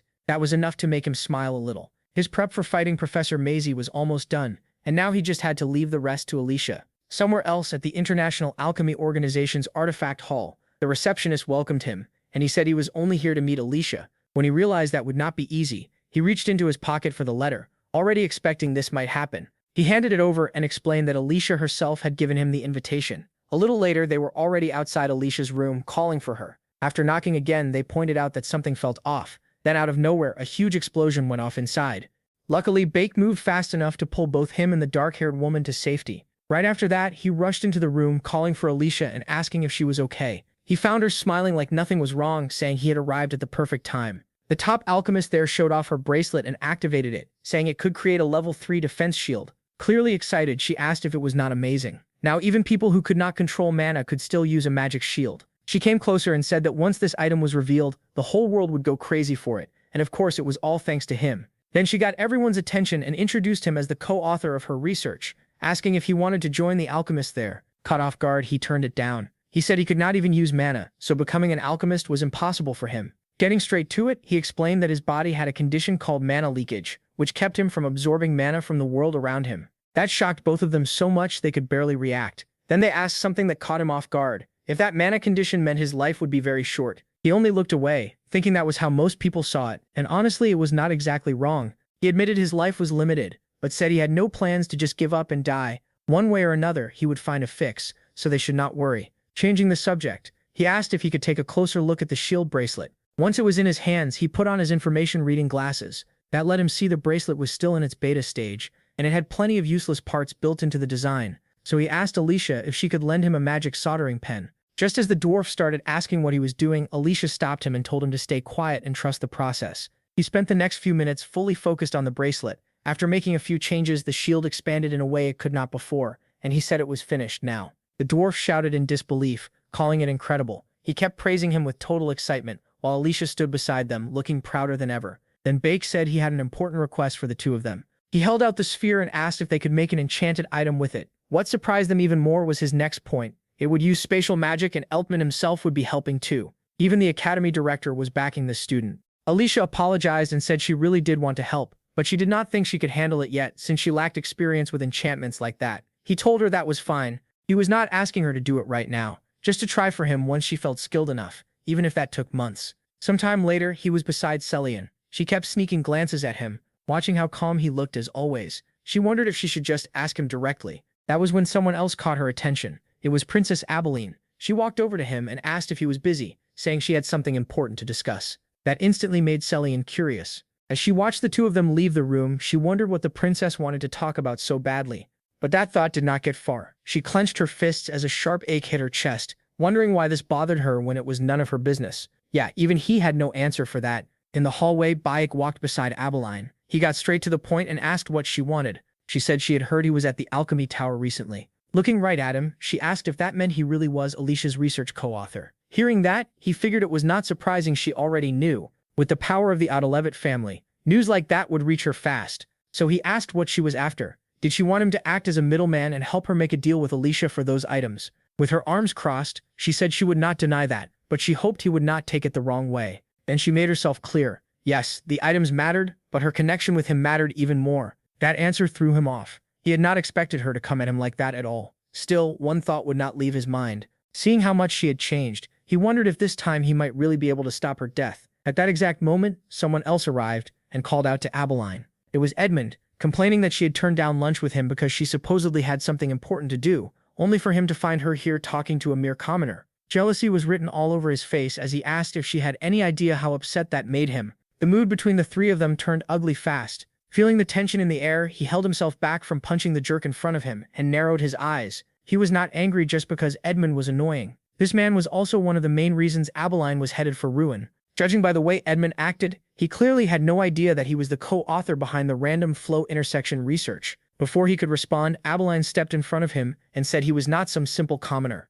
She explained that she was trying to use him as a link to the great alchemist Alicia, so Edmund needed to stop getting in the way. That idiot asked if she was serious, barely holding back a laugh. Then he looked at him and mocked the idea that a commoner like him could help her more than the heir of House Adelec. To him, the whole thing felt completely ridiculous. He looked at Abeline and thought about how he was used to being treated like this for being a commoner. But Abeline was not having it. Furious, she demanded to know what kind of nonsense Edmund was saying. That reaction caught him off guard. Still, to her disappointment, he asked her to pretend this conversation had never happened, leaving the smug idiot standing there. Then he stepped forward and said he wanted to make one thing very clear. He coolly said he would tell people the Adelec family had refused the item deals, which would mean they could not trade with the Adelevic kingdom either. The fool snapped back, asking if he really dared speak to him like that, and whether he even knew who he was talking to. His answer was simple. So what? Abeline grew worried, wondering why he was acting like this inside the academy, especially when Edmund was known as one of the most influential third years. In the end, he just walked away, leaving the two of them behind. That hit Edmund hard. Furious, he demanded to know how a first-year student dared act that way towards someone from the third year, and swore to teach him a lesson. Meanwhile, Abeline stayed silent, feeling powerless as she listened. Elsewhere, as he walked alone, he apologized to Abeline in his thoughts. Letting out a small sigh, he decided he had to bring Edmund down completely. Whether Abeline took the throne or not, the fall of House Adelac would end badly. More than anything, he refused to let Princess Abeline Adelevit bow to trash like Edmund. Yeah, these two really do look good together. In another part of the academy, there was a certain princess. Abeline let out a long sigh and told herself that maybe she should give up on the whole idea of becoming queen. By now, it was painfully clear why that man kept bothering her so much. She realized he kept getting in her way because he didn't want her making allies on her own. Clenching her fists, she thought she had missed a big chance, and wondered if she could really do anything by herself. Then something clicked in her head. She remembered our guy saying he'd make it look like House Adelac had refused the deal, which would block trade with Adelevit too. That made her wonder why he said that right then. It felt strange. He usually avoided standing out, but this time he was clearly baiting that idiot, and she started to wonder why. Some time passed, and night fell over Estelle Academy. Standing beside our guy, Alice smiled and said it had finally arrived. In front of them was a case holding a ring, a bracelet, and a necklace. These were the prototypes Alice had made, and he'd been waiting for them. First was a low-class barrier-coating necklace with +11 agility, +14 endurance, and +1 mana. Seeing it, he said it was way better than he expected. Next came a mid-class unknown dagger ring that gave +14 agility and +9 perception. Last was a shield bracelet with +7 strength, +9 endurance, and +2 mana. Happy with all of them, he told Alice he'd test every item as soon as possible in a real fight and let her know how they worked. Grinning to himself, he decided the prep work was done. A few days later, the second test began. It had two parts, practical and written. In the practical section, combat magic was graded differently depending on the type of magic. For example, lightning magic was judged by the highest voltage the user could release and how many chain currents they could make. Wind magic focused on explosive force. Ice magic was scored by how far someone could extend an attack without affecting their own body temperature. There were other types too, like healing and material magic. Put together, the whole test was pretty amazing to watch. Out of all of them, the one that drew the most attention was fire magic, and the one using fire like a master was none other than our princess. Before his own turn, he thought all the main players were on a whole different level. Then it was time for his test, and he blinked around the area, pressing the buttons one after another. Even the professors were impressed. Watching him use teleportation was always shocking, After he let out a long sigh, they announced that his exam was over. He figured the practical part had gone fine. If he scored well on the written test too, then with his glasses helping out, he shouldn't have much trouble. Too bad trouble came from somewhere else. A couple of second-year students showed up, lackeys of Edmund Adalek. He understood right away that they were just sucking up to Edmund, so he stayed quiet. That look on his face annoyed one of them, who demanded to know what that expression meant. Then he asked if our guy wasn't going to bow his head before speaking. But there was no way he was doing that, and he was already getting mad enough to tell them where to go. The mood between them turned tense fast. One of the brown-nosers stepped in and went, well, what do we have here? He mocked our guy for acting bold, even though he was a commoner and an orphan too. That was way out of line. Just then, Ban happened to come over. She wondered if a fight was about to start. Looking closer, she saw those two were Edmund Adalek's lackeys. She also recognized our guy. If you remember, she was with him during the nucleomancer attack. Ban immediately asked what the hell those two were doing. The lackey said he was just teaching this freshman a lesson. He called Barrick trash and claimed Barrick had been rude to a third year, so as a second year, it was his job to straighten him out. Ban looked over at our guy. Judging by his face, she wondered if he was really about to kneel to this loser. He was strong enough to beat a 5th-class nucleomancer.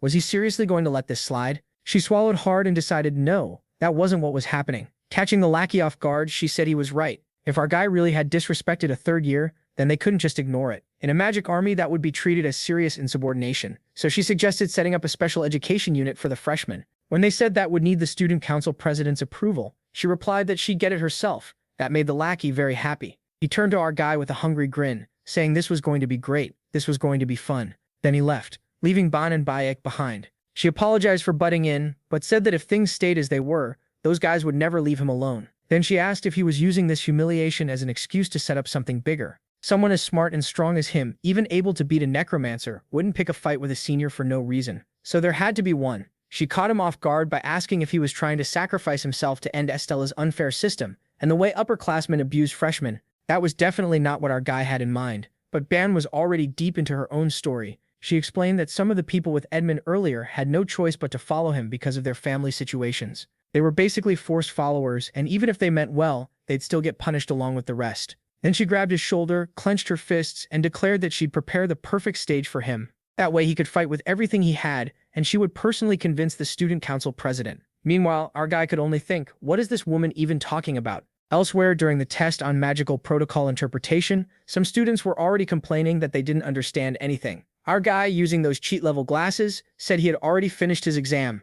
The professor asked what he meant. Only 20 minutes had passed. Was he giving up? He calmly answered that he was done. Confused, the professor looked at the paper, wondering what the student was talking about. Then he was completely stunned. Outside, our guy said it wasn't like he ever worried much about studying, but it was still a relief to finish that test so quickly. For now, though, he wanted to hear what people were saying about him. Some students were already whispering that he was about to challenge Edmund Adalek and had landed on his blacklist. That told him the rumors had already spread through the whole school. And the next thing coming was the special unit for freshmen. Basically, it was a duel between a freshman and a senior, someone who wanted to teach the freshmen. At Estella, upperclassmen aren't officially allowed to verbally abuse or physically attack freshmen. But in a special education unit, the senior is allowed to teach the freshman physically. Even though it's called a duel, it's usually just a senior beating up a freshman with magic because they have far more experience. That's why, to stop those kinds of abuses, a special education unit needs approval from the student council. Still, students from Class S can submit the request directly. At first, our guy had really been thinking about kneeling, leaving, and dealing with these idiots another day.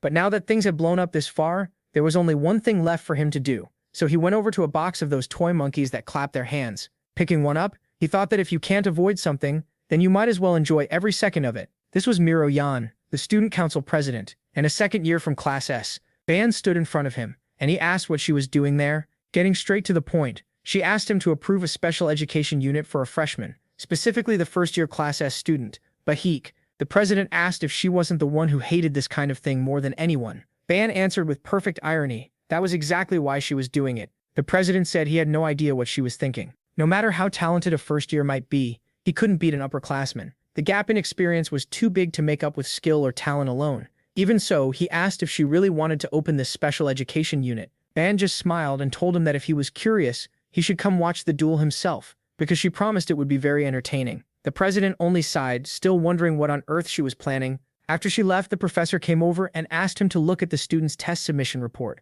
While he went through the papers, the professor said they would talk after he finished reading everything. One test stood out right away. It was a prox overlap circuit design, and the student had cut the reverse engineering link chain equation down by half with one simple formula. That overlap circuit formula had already been improved for efficiency by many scholars over the years. Even so, this student pushed it even further. The student council president was stunned and asked who had written it. Smiling, the professor said it was a student named Baekyu Sale. With work like this, he could even join the Aslan seminar. Quick spoiler, a lot is going to happen at that Aslan seminar, and this paper from our guy is exactly why it becomes such a big deal. Back to the story, the professor hurried out saying he had no time to waste and needed to report this to the vice principal right away. Left alone, the president repeated Baekyu Sale's name to himself. It sounded familiar, and now he seemed far more interesting than expected. Later, Vice Principal Heidi asked if he really meant to recommend the protagonist for the Aslan seminar. The professor said yes, just look at what he made. It was amazing. But the vice principal shut that down at once, saying it was a problem because several other students were also qualified.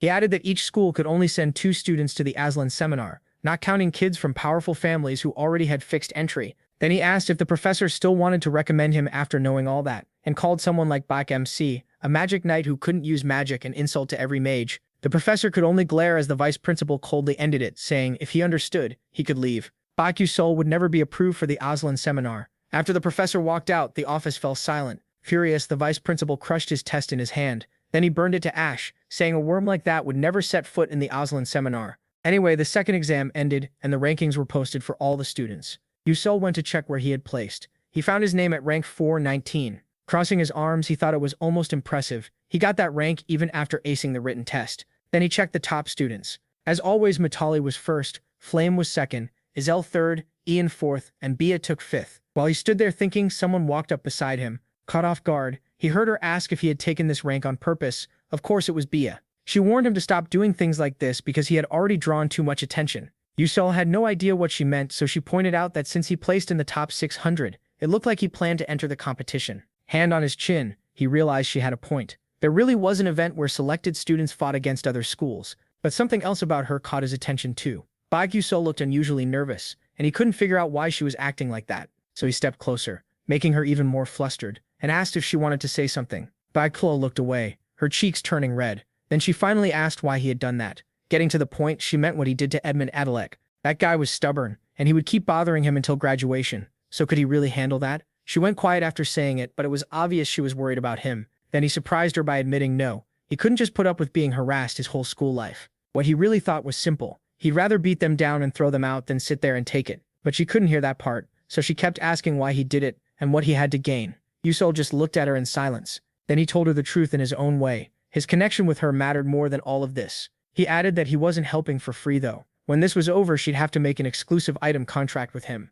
Still flustered, Bia said he could make that kind of deal with any other kingdom. He searched for an answer, thinking he couldn't exactly say the real reason that he wanted to save her and give her a happy ending. So he told her he'd explain it later. To his surprise, she simply said that was fine and that he didn't need to force himself. Then, trying to help in her own way, she said it wouldn't matter if she used her real power and beat up the seniors herself. She could handle the fallout later. That left him wondering why she was already assuming he would win the duel. While they talked, someone else watched them from a distance. A moment later, that student turned and left. Sometime later, during practical magic class, her teacher called on Arshwang and praised her control. Even if her attacks lacked real force, that could be fixed with high-level control. Then she looked away and said it was completely different from her own daughter, the princess, who stayed silent through all of it. Her mother asked how many times she had to say it. Fire magic wasn't just about destruction. She went on, saying it was hard to believe the top fire user was acting like this, and told her to do it again. Arshwang only grew more uneasy under that pressure. By nightfall, that same girl was still training. With a sad look, she whispered to herself that she had lost again. Staring at the training field, she wondered why she could never win.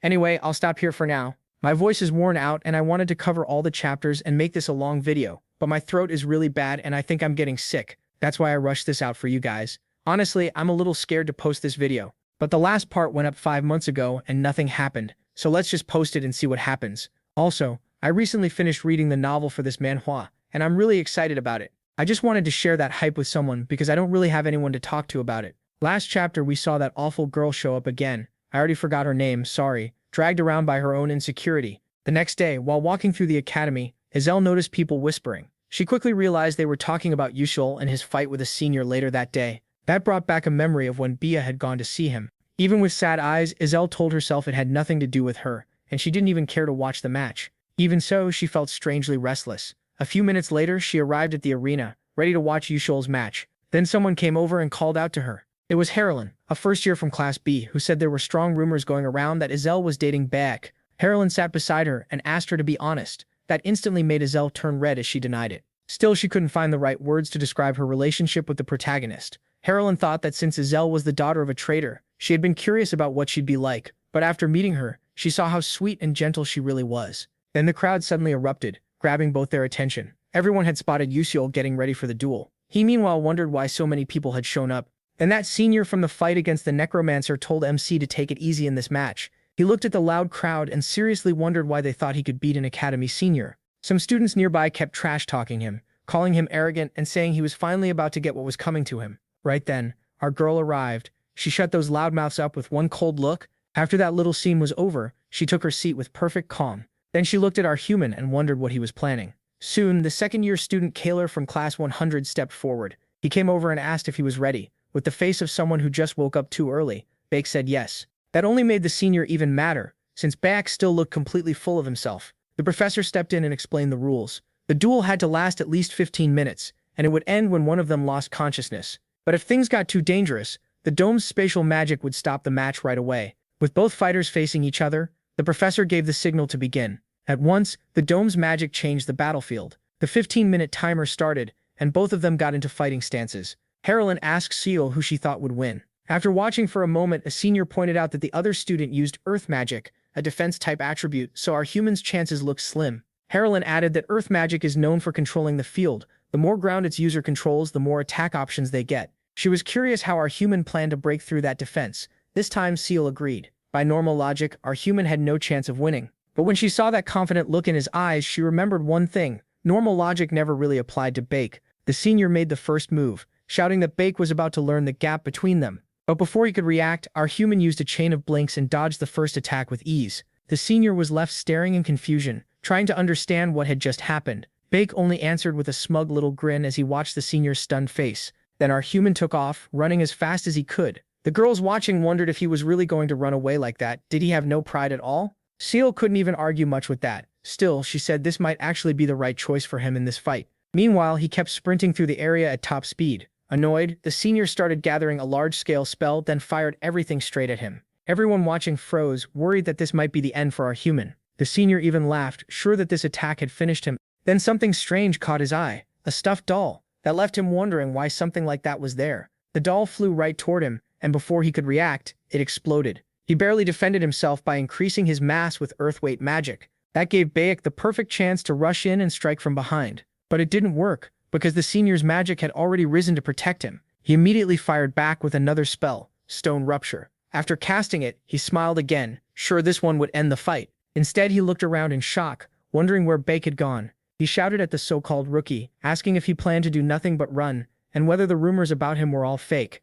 While he was yelling, Baek stepped on a strange leaf-like device, and before he noticed, his body started lifting off the ground. He looked confused as he felt himself getting lighter. Then he saw someone in the distance, our human, staring right at him with that same sly smile. The senior's pride took another hit from being toyed with like this. He used earthweight magic again to force himself back to the ground, but when he tried to attack, our human was already gone. That only made him angrier, and he yelled for Baek to stop hiding. When a sphere came flying at him, he sliced it in half and shouted for Baek to quit using cheap tricks. But he had fallen into another trap, because the sphere burst into a thick cloud of smoke. Coughing, he wondered if it was some kind of tear gas. Then bells started ringing through the area, and another explosion went off before he could react. Watching from the side, one of the girls said Baek was using devices that could flash light and mess with his opponent's hearing and sight. Looking at the senior, she realized it wasn't just tear gas. Baek had stacked several tools together in a smart way to throw him completely off balance. Abelin thought the fight was basically over now. All Baek had to do was land a real finishing blow. Then something else caught her attention.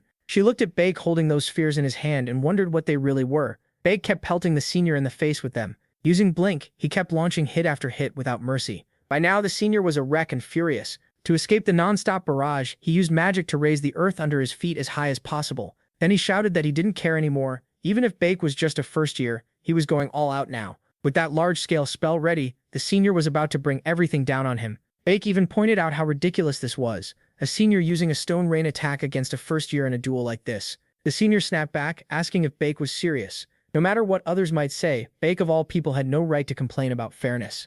And honestly, a lot of people agreed after all those cheap shots to the face. Countless sharp rocks formed from the spell, and while the senior showed off that massive attack, Bake was only checking the time, thinking it was now 2:49. The senior unleashed the spell and shouted for our human to die. A rain of rocks came crashing down. Just as they were about to hit him, Bake still wore that bored look on his face. Then right when the clock struck 3 o'clock sharp, a faint smile appeared on his lips. Before the rocks could land, he raised his hand and said, "I give up." Everyone went silent, confused, wondering if they had heard him right. Even the senior had no idea how to react. And when he realized Bake had really surrendered, he just stood there asking what the hell that meant. Then both of them were pulled out of the dome as the match was declared over. The professor announced that Bake had forfeited, and the senior could only wonder if it had really ended like that. The senior was named the winner, and our human the loser, but Bake just stood there with a small relieved smile, happy that he had survived. With that, the duel was officially over. The senior started trembling, then shouted loud enough for everyone to hear. He may have won the battle, but he had lost the war. Yeah, our guy is just built different.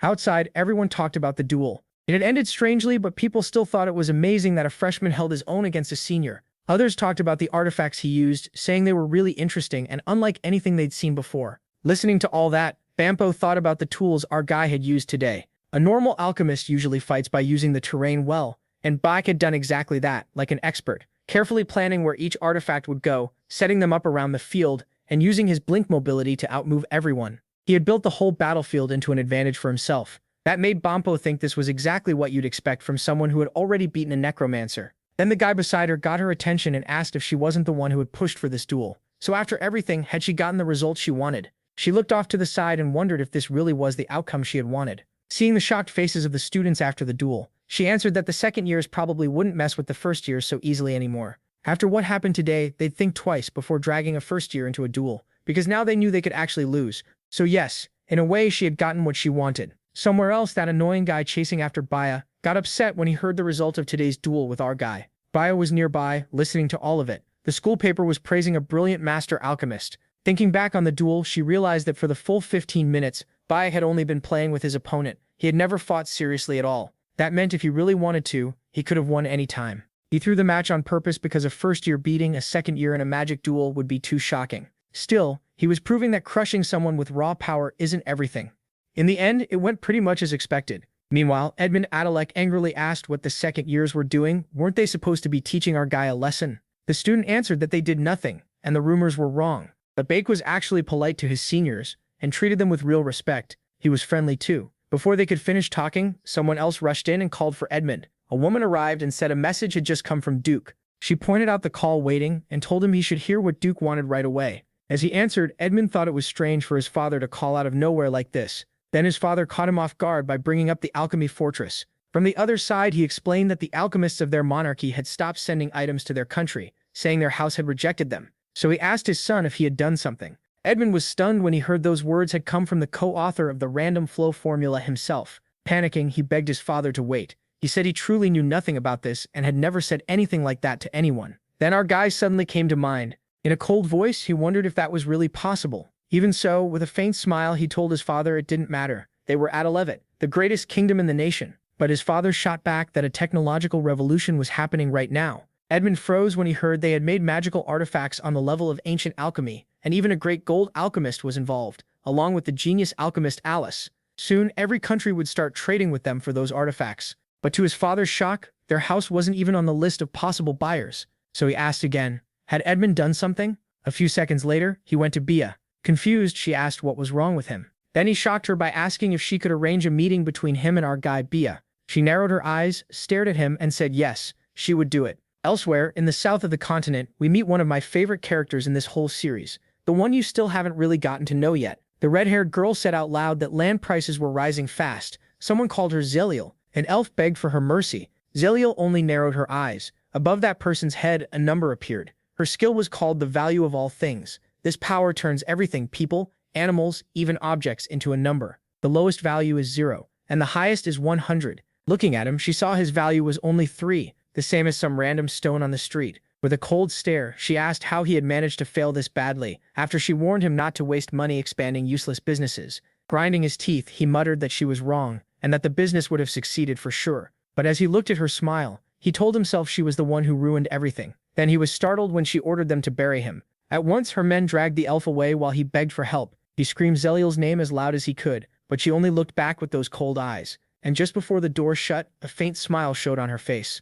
As she walked on, she let out a long sigh and said this was boring. People these days had no drive at all. That was when someone else arrived and called out to her. She turned at once with a bright smile like hearing a dream come true and thought she knew that voice. Then that person's value appeared as a question mark. It was Malian himself. He called Zeliel his dear daughter and asked if she was doing well. She hurried over to her father and asked how his trip had gone. With a gentle smile, she asked if the deal he wanted had worked out, and that was exactly what he came to talk about. He told her about Alicia's alchemy school, which had developed a new kind of item by combining alchemy with magic engineering. He even had a video of the co-author testing those items in a real fight, and he asked if she wanted to see it. She said of course it sounded interesting, but deep down she would rather spend the time just talking with him. Even so, she wasn't about to turn down her father. In another place, the sphere was shown. Sitting there, Melian explained that the boy was a first-year student at Stella Academy, and he used those items to fight a second year. That made Zelia ask if the co-author was also a first year at that academy. Now more interested, she wondered what kind of boy he was. Then our guy appeared on screen with that same question mark over his head.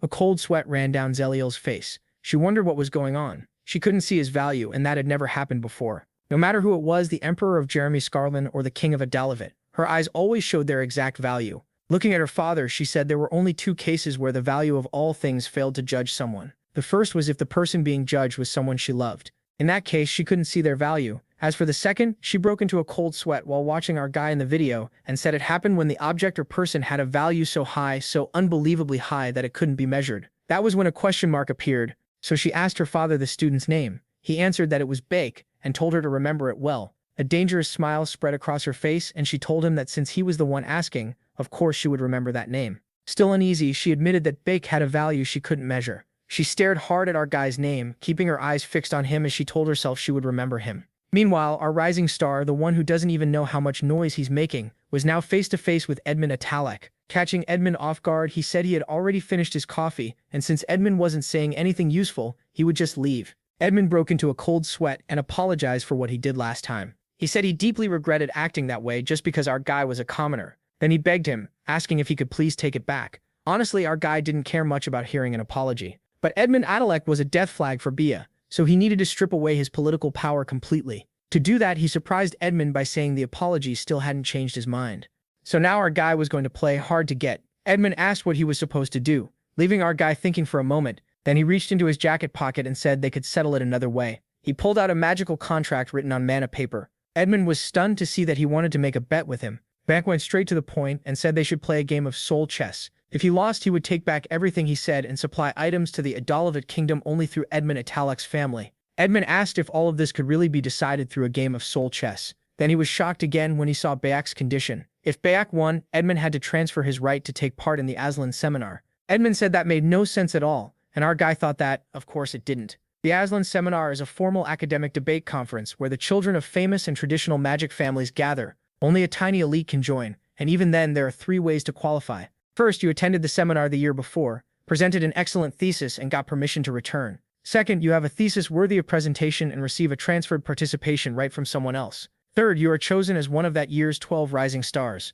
Since only the smartest mages in the world gather there to compete, earning the right to attend is already solid proof of your ability. Edmund Atalek's family had been taking part in that conference for decades, and it was a major reason they received so much support. But our guy stood up, thinking this was the part he actually cared about, and calmly said that if Edmund didn't want the bet, he could walk away. But before he could leave, Edmund Atalek stopped him and asked him to wait. Then he asked if he really wanted to play a game of soul chess. The guy smiled to himself. Then, with that same sharp look, he agreed to the bet and said they would meet here tomorrow at the same time for the match. Our guy just looked back at him, noticing that confident little grin. The next day, the place was packed. People were already talking about how Edmund Atalek had bet on a soul chess match with a first-year newbie. Those comments hit our guy right away. Everyone kept saying no one at Estella played soul chess better than senior Edmund Atalek, and they had no idea who this reckless freshman was supposed to be. Our guy wondered if they seriously thought he was doing this because he wanted to. To begin with, he never cared much about soul chess. Still, he spotted Edmund Atalek coming over with Bear at his side and figured, just as expected, he had brought her here too. Bear glanced off to one side. That glance was aimed at our guy, and wow, she was staring hard. That made him wonder what happened. Why was she looking at him like that? Had he done something wrong? She sat down in front of the board as it was being set up. Then she wondered what the heck our guy was thinking. Edmund Atalek had been learning this game since he was 5 years old. Ever since then, people had called him a prodigy at soul chess. That reputation wasn't just inside Estella. Even across all of Adalavit, it was hard to find anyone who could beat him. He was basically Magnus Carlsen of this world. While Bia was lost in those thoughts, Edmund Adalek looked over at her. Then he turned to his pieces and thought the condition our guy gave him had been pretty unexpected. As he touched the pieces, he decided that maybe this was actually a good thing. A nasty smile spread across his face as he thought about using this chance to humiliate our guy in front of Bia. Then he asked if they could begin.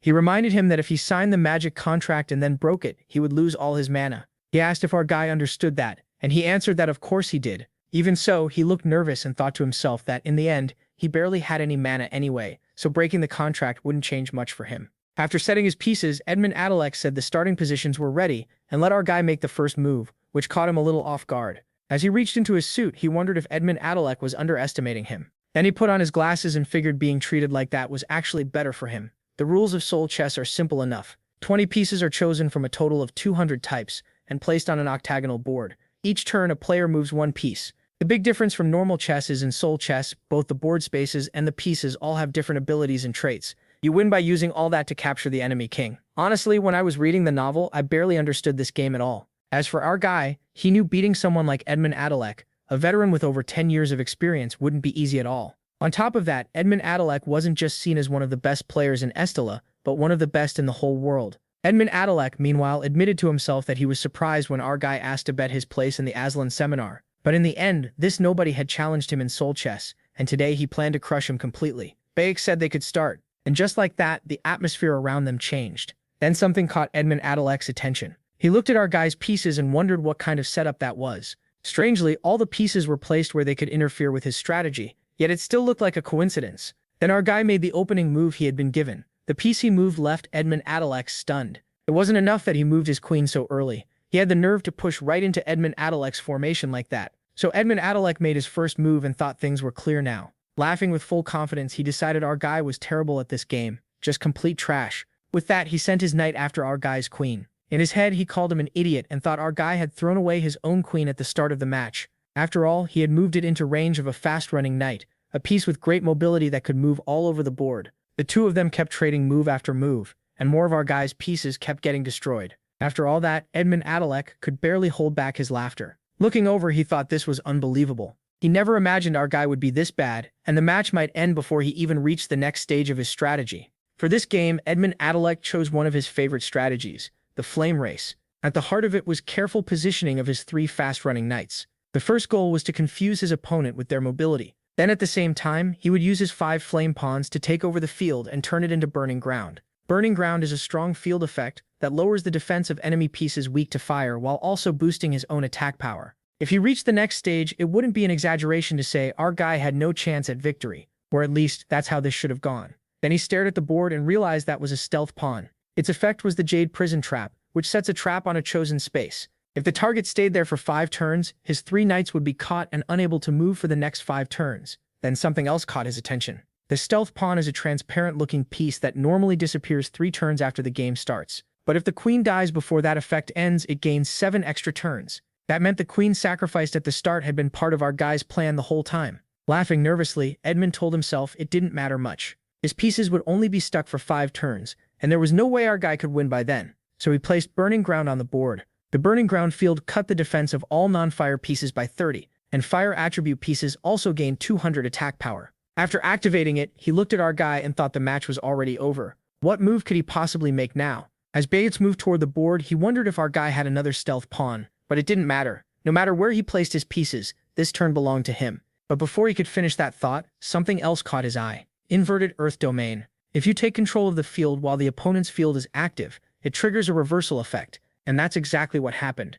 Frozen ground spread across the whole board. Edmund Adalek was caught completely off guard because with his Burning Ground already active, affinity damage was boosted by 200, and by meeting the hidden condition for Inverted Earth, our guy gained an extra attack turn too. Edmund wondered what this even was. Had he really read his whole strategy perfectly? His eyes widened in shock as he tried to understand if all this was even possible. He looked at our guy's cold eyes as he adjusted his glasses and wondered if this was just luck. Panicked and wide-eyed, he kept telling himself that had to be all it was, luck. Trying to calm down, he looked at his knight and told himself he needed to pull himself together. Gritting his teeth, he reminded himself he had faced plenty of opponents at this level. If he could just survive one more turn, the next move would be his. He could reset his formation and still win. But then he looked at the person in front of him and a cold thought hit him. Could he still win this battle? That question left him shaken and desperate as he started wondering if he could really win at all. Facing that overwhelming opponent, one thought filled his mind. Would he even get another turn? Our guy, meanwhile, thought Edmund Adalek really was incredibly skilled at this game.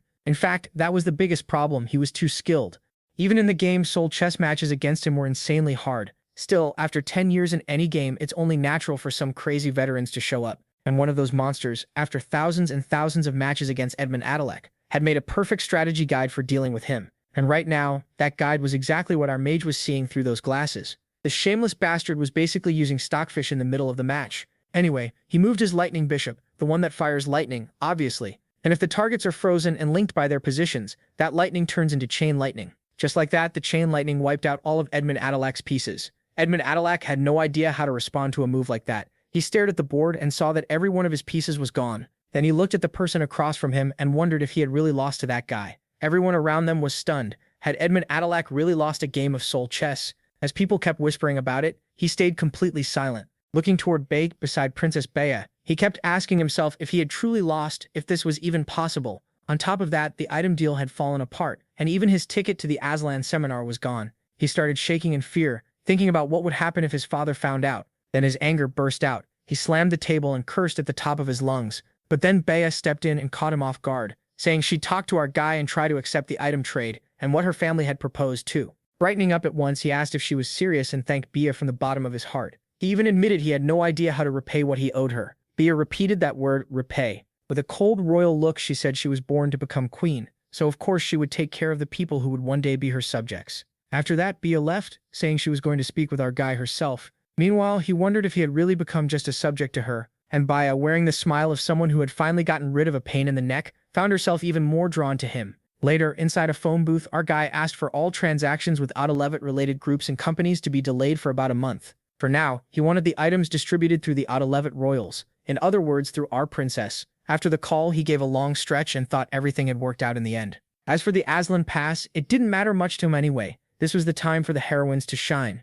Then someone suddenly called him a plebeian. Of course it was our princess, saying she was relieved he hadn't left yet. He told her it was good that he ran into her too. Then he pulled a paper from his pocket and asked her to take the contract. He explained that the items would now be handled only by the royal family, and whatever she chose to do with that contract was up to her. Bea only looked down at the magic contract in silence. When our guy turned to leave, thinking everything was settled, she stopped him and asked him to wait. With her cheeks a little tense, she said she was the one who owed him now, so she wanted to thank him. He just answered, okay, while thinking it was pretty unusual to be thanked by a princess like her. This time Bea looked nervous. She reminded him that he once said he only helped because he wanted something in return, and now, whatever he asked for, she would pay him back right away. That made him pause for a moment. Closing his eyes, he thought the answer was actually obvious. What he really wanted was for Bea not to fall into darkness, not become a villain, and not die the horrible way she did in the original story. He wanted her to stay on the side of good and help reach the best ending possible. So he stepped closer and told her she could repay him by buying him lunch. Laughing casually, he said that was enough.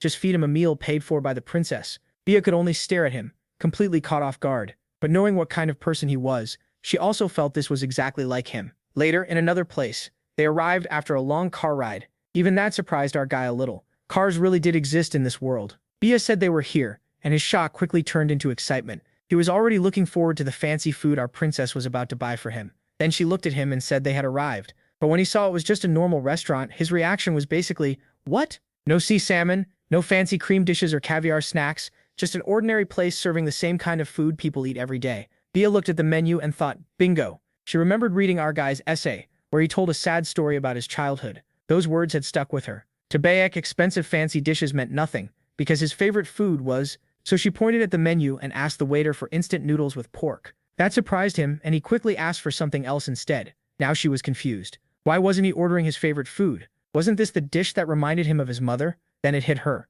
Looking at him, she realized of course he wouldn't order that. Her expression turned uneasy as she thought, oh no, I messed up. Of course he wouldn't want to eat something that reminds him of the painful past and his mother's death. She even apologized for bringing him to a place like this. The funny part is that this so-called tragic past of his came from nothing more than an instant noodle commercial he saw back on Earth. Everyone had misunderstood it. Our guy figured she just didn't have enough money for fancy food, so he ordered another cheap dish too. He didn't want to make the princess spend too much. Meanwhile, the rumors about Edmund apologizing to a first-year student and the news that Balai was the co-author of Alicia's research turned the academy upside down, and his name started spreading everywhere. Even the dark mages heard about it. The academy's vice director called our guy an annoying plebeian and asked how Maze's situation was going. The people in front of him asked if he wanted Bal-Ike eliminated, but he told them to stop talking nonsense. Resting his chin on his hand, he said that even if he disliked our guy attending the Aslan seminar, for now they would only watch. What mattered most was Professor Mizera's condition. They said Mage and her dark mana were being held back with a suppression spell,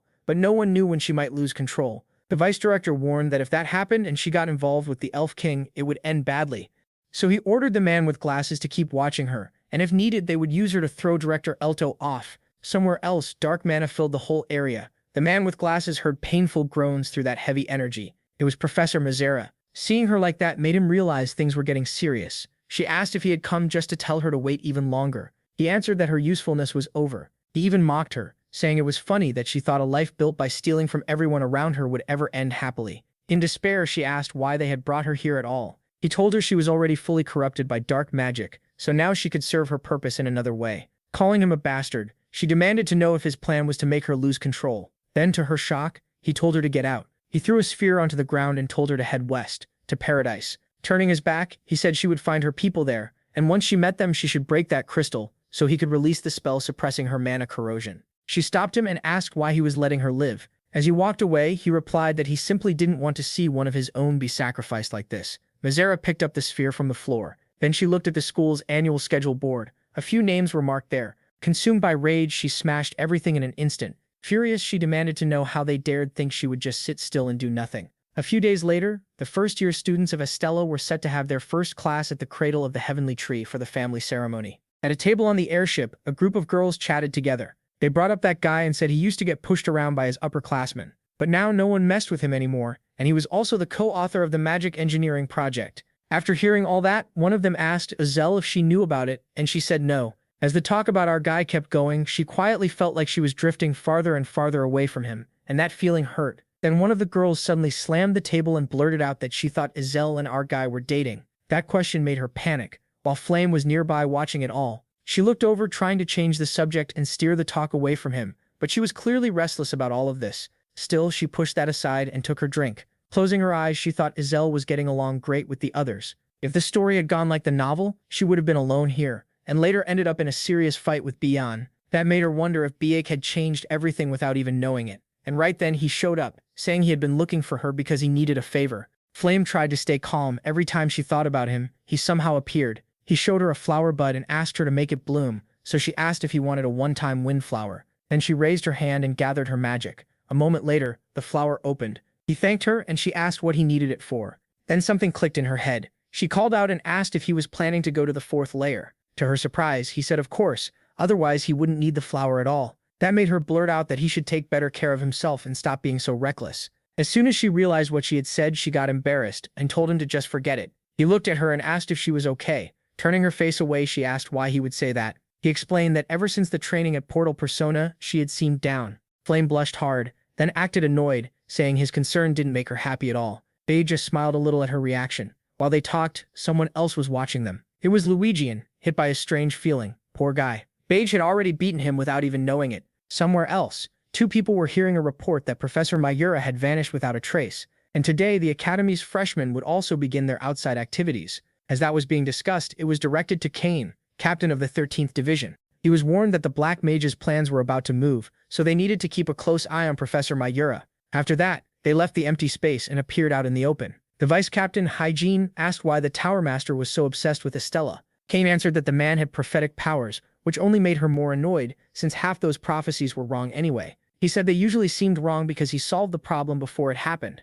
Hygiene let out a long sigh and said Kane trusted the Tower Master way too much, and that was the real issue. After that, he simply disappeared. Elsewhere at the cradle of the World Tree in the Cloud Capital, their instructor told the students they would be joining the World Tree celebration, and starting tomorrow they would hold the familiar contract ceremony. Until the gathering, they were free to spend their time however they wanted. With that, Flame wandered around on her own. After taking in the area, she thought all the nature around her felt calming. Then something else caught her eye. It was Baka walking by himself again. She let out a small sigh, watching him drift farther away and wondering why he was always alone. She was clearly worried about him. Suddenly, Yahello appeared in front of her to say hello. Knowing what kind of person he was, she quickly tried to leave, but he asked if she wasn't going to show him that expression from before. Flame asked what the heck he was talking about. He stepped closer and asked if she wanted to come with him, but she said she didn't have time for that. Then he leaned in, looked straight into her eyes, and told her to think about it more carefully. Flame broke into a cold sweat. That smile alone told her just how dangerous he was. Then Ian stepped in front of her and told the prince to stop right there.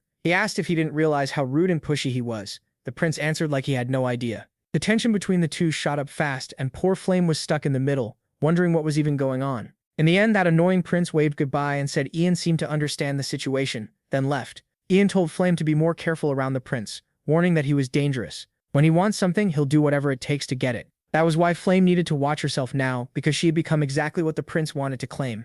Out of nowhere, Ian asked if maybe she trusted him too much. Flame was confused by the sudden question, and to Ian's surprise, she asked who he even meant. Ian walked away, leaving her even more confused, and apologized for saying too much. But right then, a strange feeling hit him. He dropped to one knee, shocking Flame. When she tried to ask if he was okay, he stood back up and said yes, telling her not to worry. Then he left her behind. Even after he was gone, Flame couldn't stop worrying. Closing her eyes, she told herself something was definitely wrong. Meanwhile, Ian was in an alley, breathing hard. He held his head and thought it had been a long time since he had felt like this. Then someone called out to him. It was the professor herself, Manhwa. She walked up and said she had been wondering where her seeds had gone and was glad to find one here. Confused, he asked what she meant. She raised her hand and told him not to resist. Starting now, he would be her servant. He begged her not to come closer. His eyes lost their light. Memories of time spent with Flame flashed through his mind, especially her smile every time they parted. Somewhere else, this Manhwa's art kept looking amazing. Someone knocked on a door. That person was Oranha, assistant to the ruler of the elves. He called for Her Majesty, saying that if she didn't appear at this year's celebration, the Council of Elders would cause trouble. He added that, as she already knew, their real goal was to take control of the portal to the spiritual garden. The ruler of all elves, Her Majesty Florin, quietly answered that she knew, but told Oranhan to go ahead first, since she would come soon. After putting on her veil and using magic to hide herself from view, she wondered when the last time was that she had been able to enjoy freedom. Even covered like this, she still suffered from her curse. With a sad look, she prayed that nothing bad would happen today. A while later, surrounded by elves, Florin arrived. Even hidden under robes, she gave off an almost heavenly presence. The flowers around her only made that mystery stronger. She crossed the bridge and stopped by the waterfall. She thought there was not much left now. Her ceremonial prayer was done, so all that remained was to head back. Then a strange feeling ran through her. She quickly understood what it was. Faint, but clearly black magic. She looked around at once, realizing a black mage had entered this sacred place. Then she checked everyone nearby and saw that no one but her had noticed.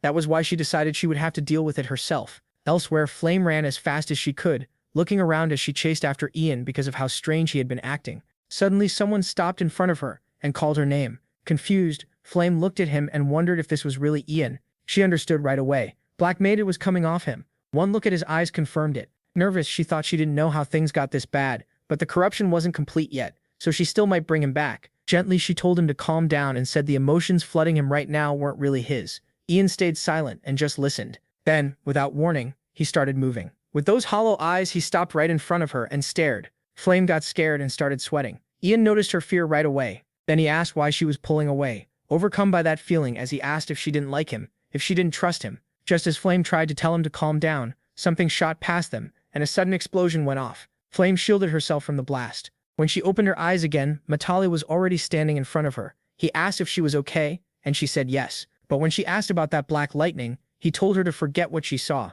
Looking toward Ian, he said the real question was why she hadn't chosen to fight him. Caught off guard, Flame answered that she had been trying to talk to him. In the original story, Azel purified many black mages just by talking to them. That was how Azel earned the title of saint, the one who could cleanse evil with her words alone. Flame had hoped to do the same, but in the end, she wasn't able to save anyone with her own power. Not Jackie and not Ian standing there now. Matale said he still didn't know what her plan was, but no matter what, she needed to fight first. Then he asked if she really couldn't do that while she bit her lip. Flame took a fighting stance and said yes. This time would be different from what happened with Jackie. She was going to save Ian herself. Dark mana kept pouring out of Ian's body. Matthias moved first. In one quick dash, she got right on top of Ian. He gathered his magic, then fired an earth whip straight at Ian. Ian dodged at once and slipped into Matthias's blind spot. A heavy hit landed right after. Flame started chanting, and her light prison spell locked Ian in place. Using that opening, Matthias rushed in from behind. He packed his fist with fire mana and slammed Ian cleanly. Matthias and Flame were working together really well. For a moment, Ian looked close to losing.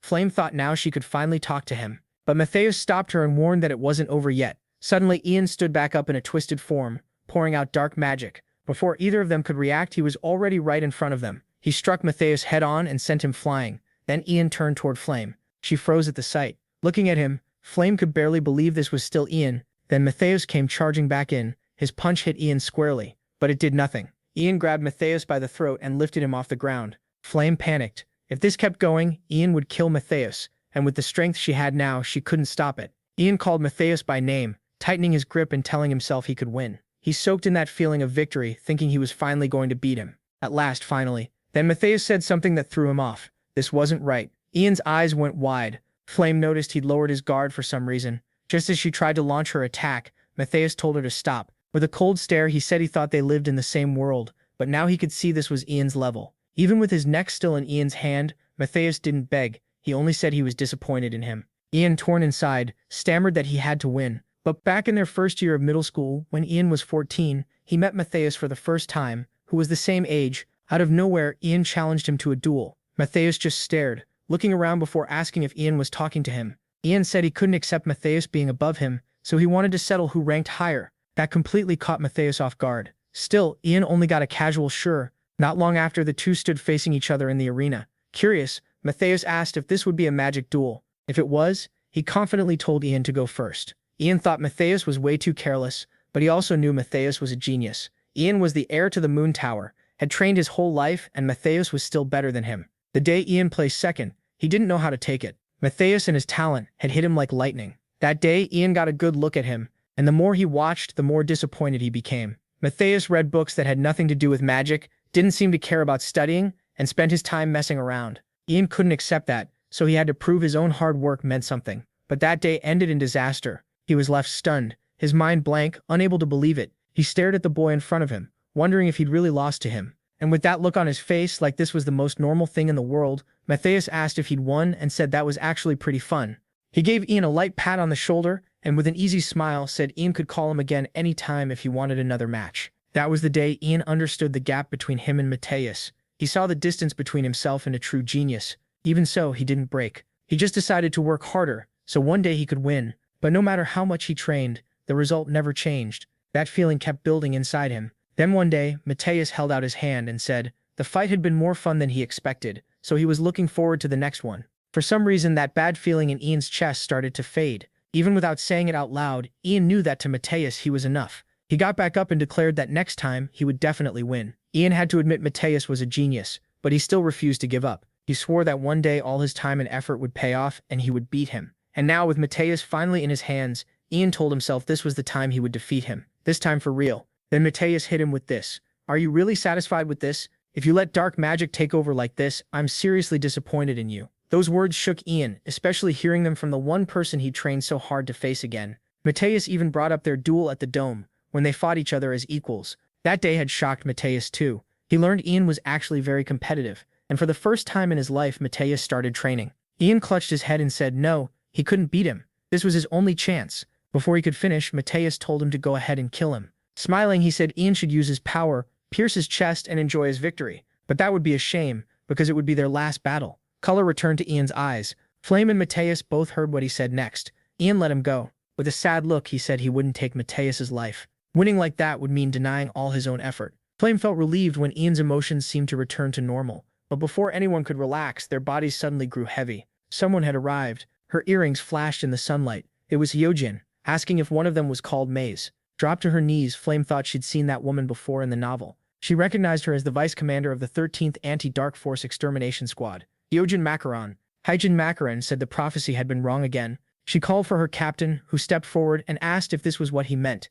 Seeing his face, Flame realized that this was the squad captain, Kane. The two of them stopped in front of Ian and Matthias. After seeing Ian's condition, he said it was already too late. He raised his staff and announced they would now carry out the execution. All three were caught off guard. Hyojin Makaran asked if he really planned to kill Ian and wondered if they couldn't watch a little longer. But he answered that Ian was already releasing too much dark mana, and if he lost control, it would be a disaster. That's why, he said, Ian had to be executed now. Then to Hyojin Makaran's surprise, someone shouted, "Stop." It was Matthias, forcing himself back up, making her ask if he could really withstand all that pressure.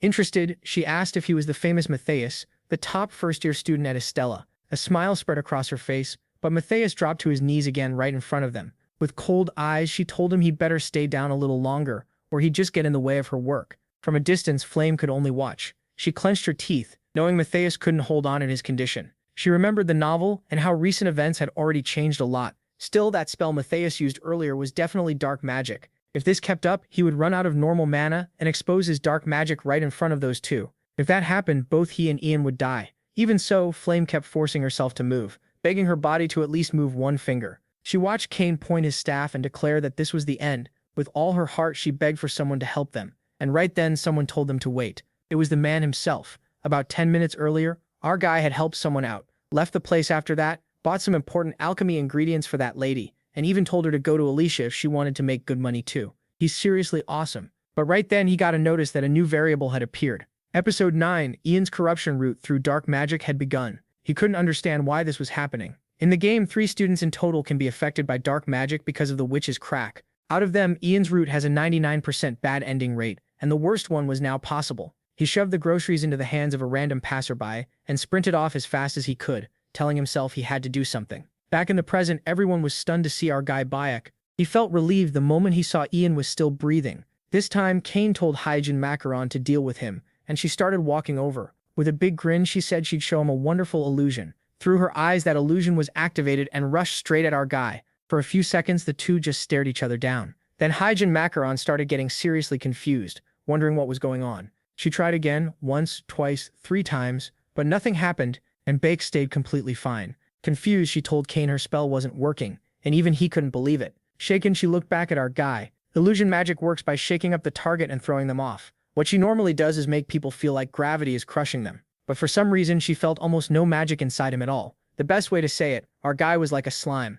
Narrowing her eyes, she thought about how her spell was rank 5. So she stared at Bayek and wondered what kind of skill he was using. The video cuts part of the explanation here, but the manhwa explains her magic better. Hyjin Macaron's illusions don't attack the mind directly. They disturb a person's mana to create the illusion. Since Bayek has mana leak syndrome, mana doesn't stay in his body, making him the perfect counter to her magic. Cain walked up and asked which group he belonged to. He simply answered that he was a student from Estella. Cain crossed his arms and said he understood that Beige couldn't reveal who he really was. Meanwhile, our guy realized Cain was just brushing off his answer. Cain then said he still had work to do. Bate called that a problem and asked if he really planned to kill a student. To Ian's shock, Cain said yes, he would kill him right here. Our guy knew that if he fought here, he wouldn't last even 5 minutes. Even so, he had no other choice. He drew his sword and said he wouldn't let them kill one of his classmates. Cain warned that he would lose his life, but Bate shot back that these weren't the kind of people he wanted, showing their faces in public. So he'd do everything he could to make a scene. Even if he died, he'd still cause enough chaos to expose them. Closing his eyes, Cain asked what he wanted. Without hesitating, Bate asked for 1 chance. He looked back at Ian and asked for a chance to purify him. Cain said it was useless, but Bate repeated that he only wanted 1 chance. That shocked Flame. His plan meant her magic might actually bring Ian back. When Cain asked what happened if he failed, Bate said he'd leave. Even Regine was surprised, but Cain agreed and told her to undo the illusion. She asked if he was really going through with it, and he said that if this was a lie, killing him later would be easy. With that, everyone was released from Regine's illusion. Bate went to Flame and told her she could bring Ian back to normal. At first, she apologized and said she didn't have that kind of power, but then he asked if she was really going to let what happened to Jackie happen again. That caught Flame off guard. She shook her head fast and said she didn't want that. Our guy just smiled. Then in a calm voice, he told her to go save Ian, because he knew she could do it. Those words stayed in her mind as she clenched her fists. Even Ian thought to himself that if this regressor believed in her, then she really must be able to do it. So she told Matthias to move back. At that moment, Jackie's final moments flashed through her mind. She refused to stand there and do nothing. This time she would save him with her own power. And then golden light began to shine all around her. She chanted her spell in a voice so gentle it almost sounded angelic. Hyjin Macaron asked if that was really light magic, and Cain said yes. As wings spread behind Flame, he said he'd heard of a girl who could use light magic even though she wasn't a saint of the church. Looking at Flame, he figured this was probably that girl. Then a burst of light filled the area. Cain thought it was pointless that at best, she could only hold back the corruption for a while. But then something caught his attention. Ian had been completely purified, with no trace of dark magic left in him. He looked at his own palm in confusion. Then he realized what a relief this was. In front of him, Flame smiled brightly and said she was glad he was back to normal. To his surprise, she suddenly collapsed. Before he could do anything, someone stepped in front of him. It was Cain, saying he would check her condition. Sometime later, everyone was gathered there again. Cain asked Regine for the result, and she said Ian was completely normal now. Looking at Ian, she added that it might be more accurate to say he hadn't had any negative emotions to begin with. From what she felt, those emotions had been forced into him.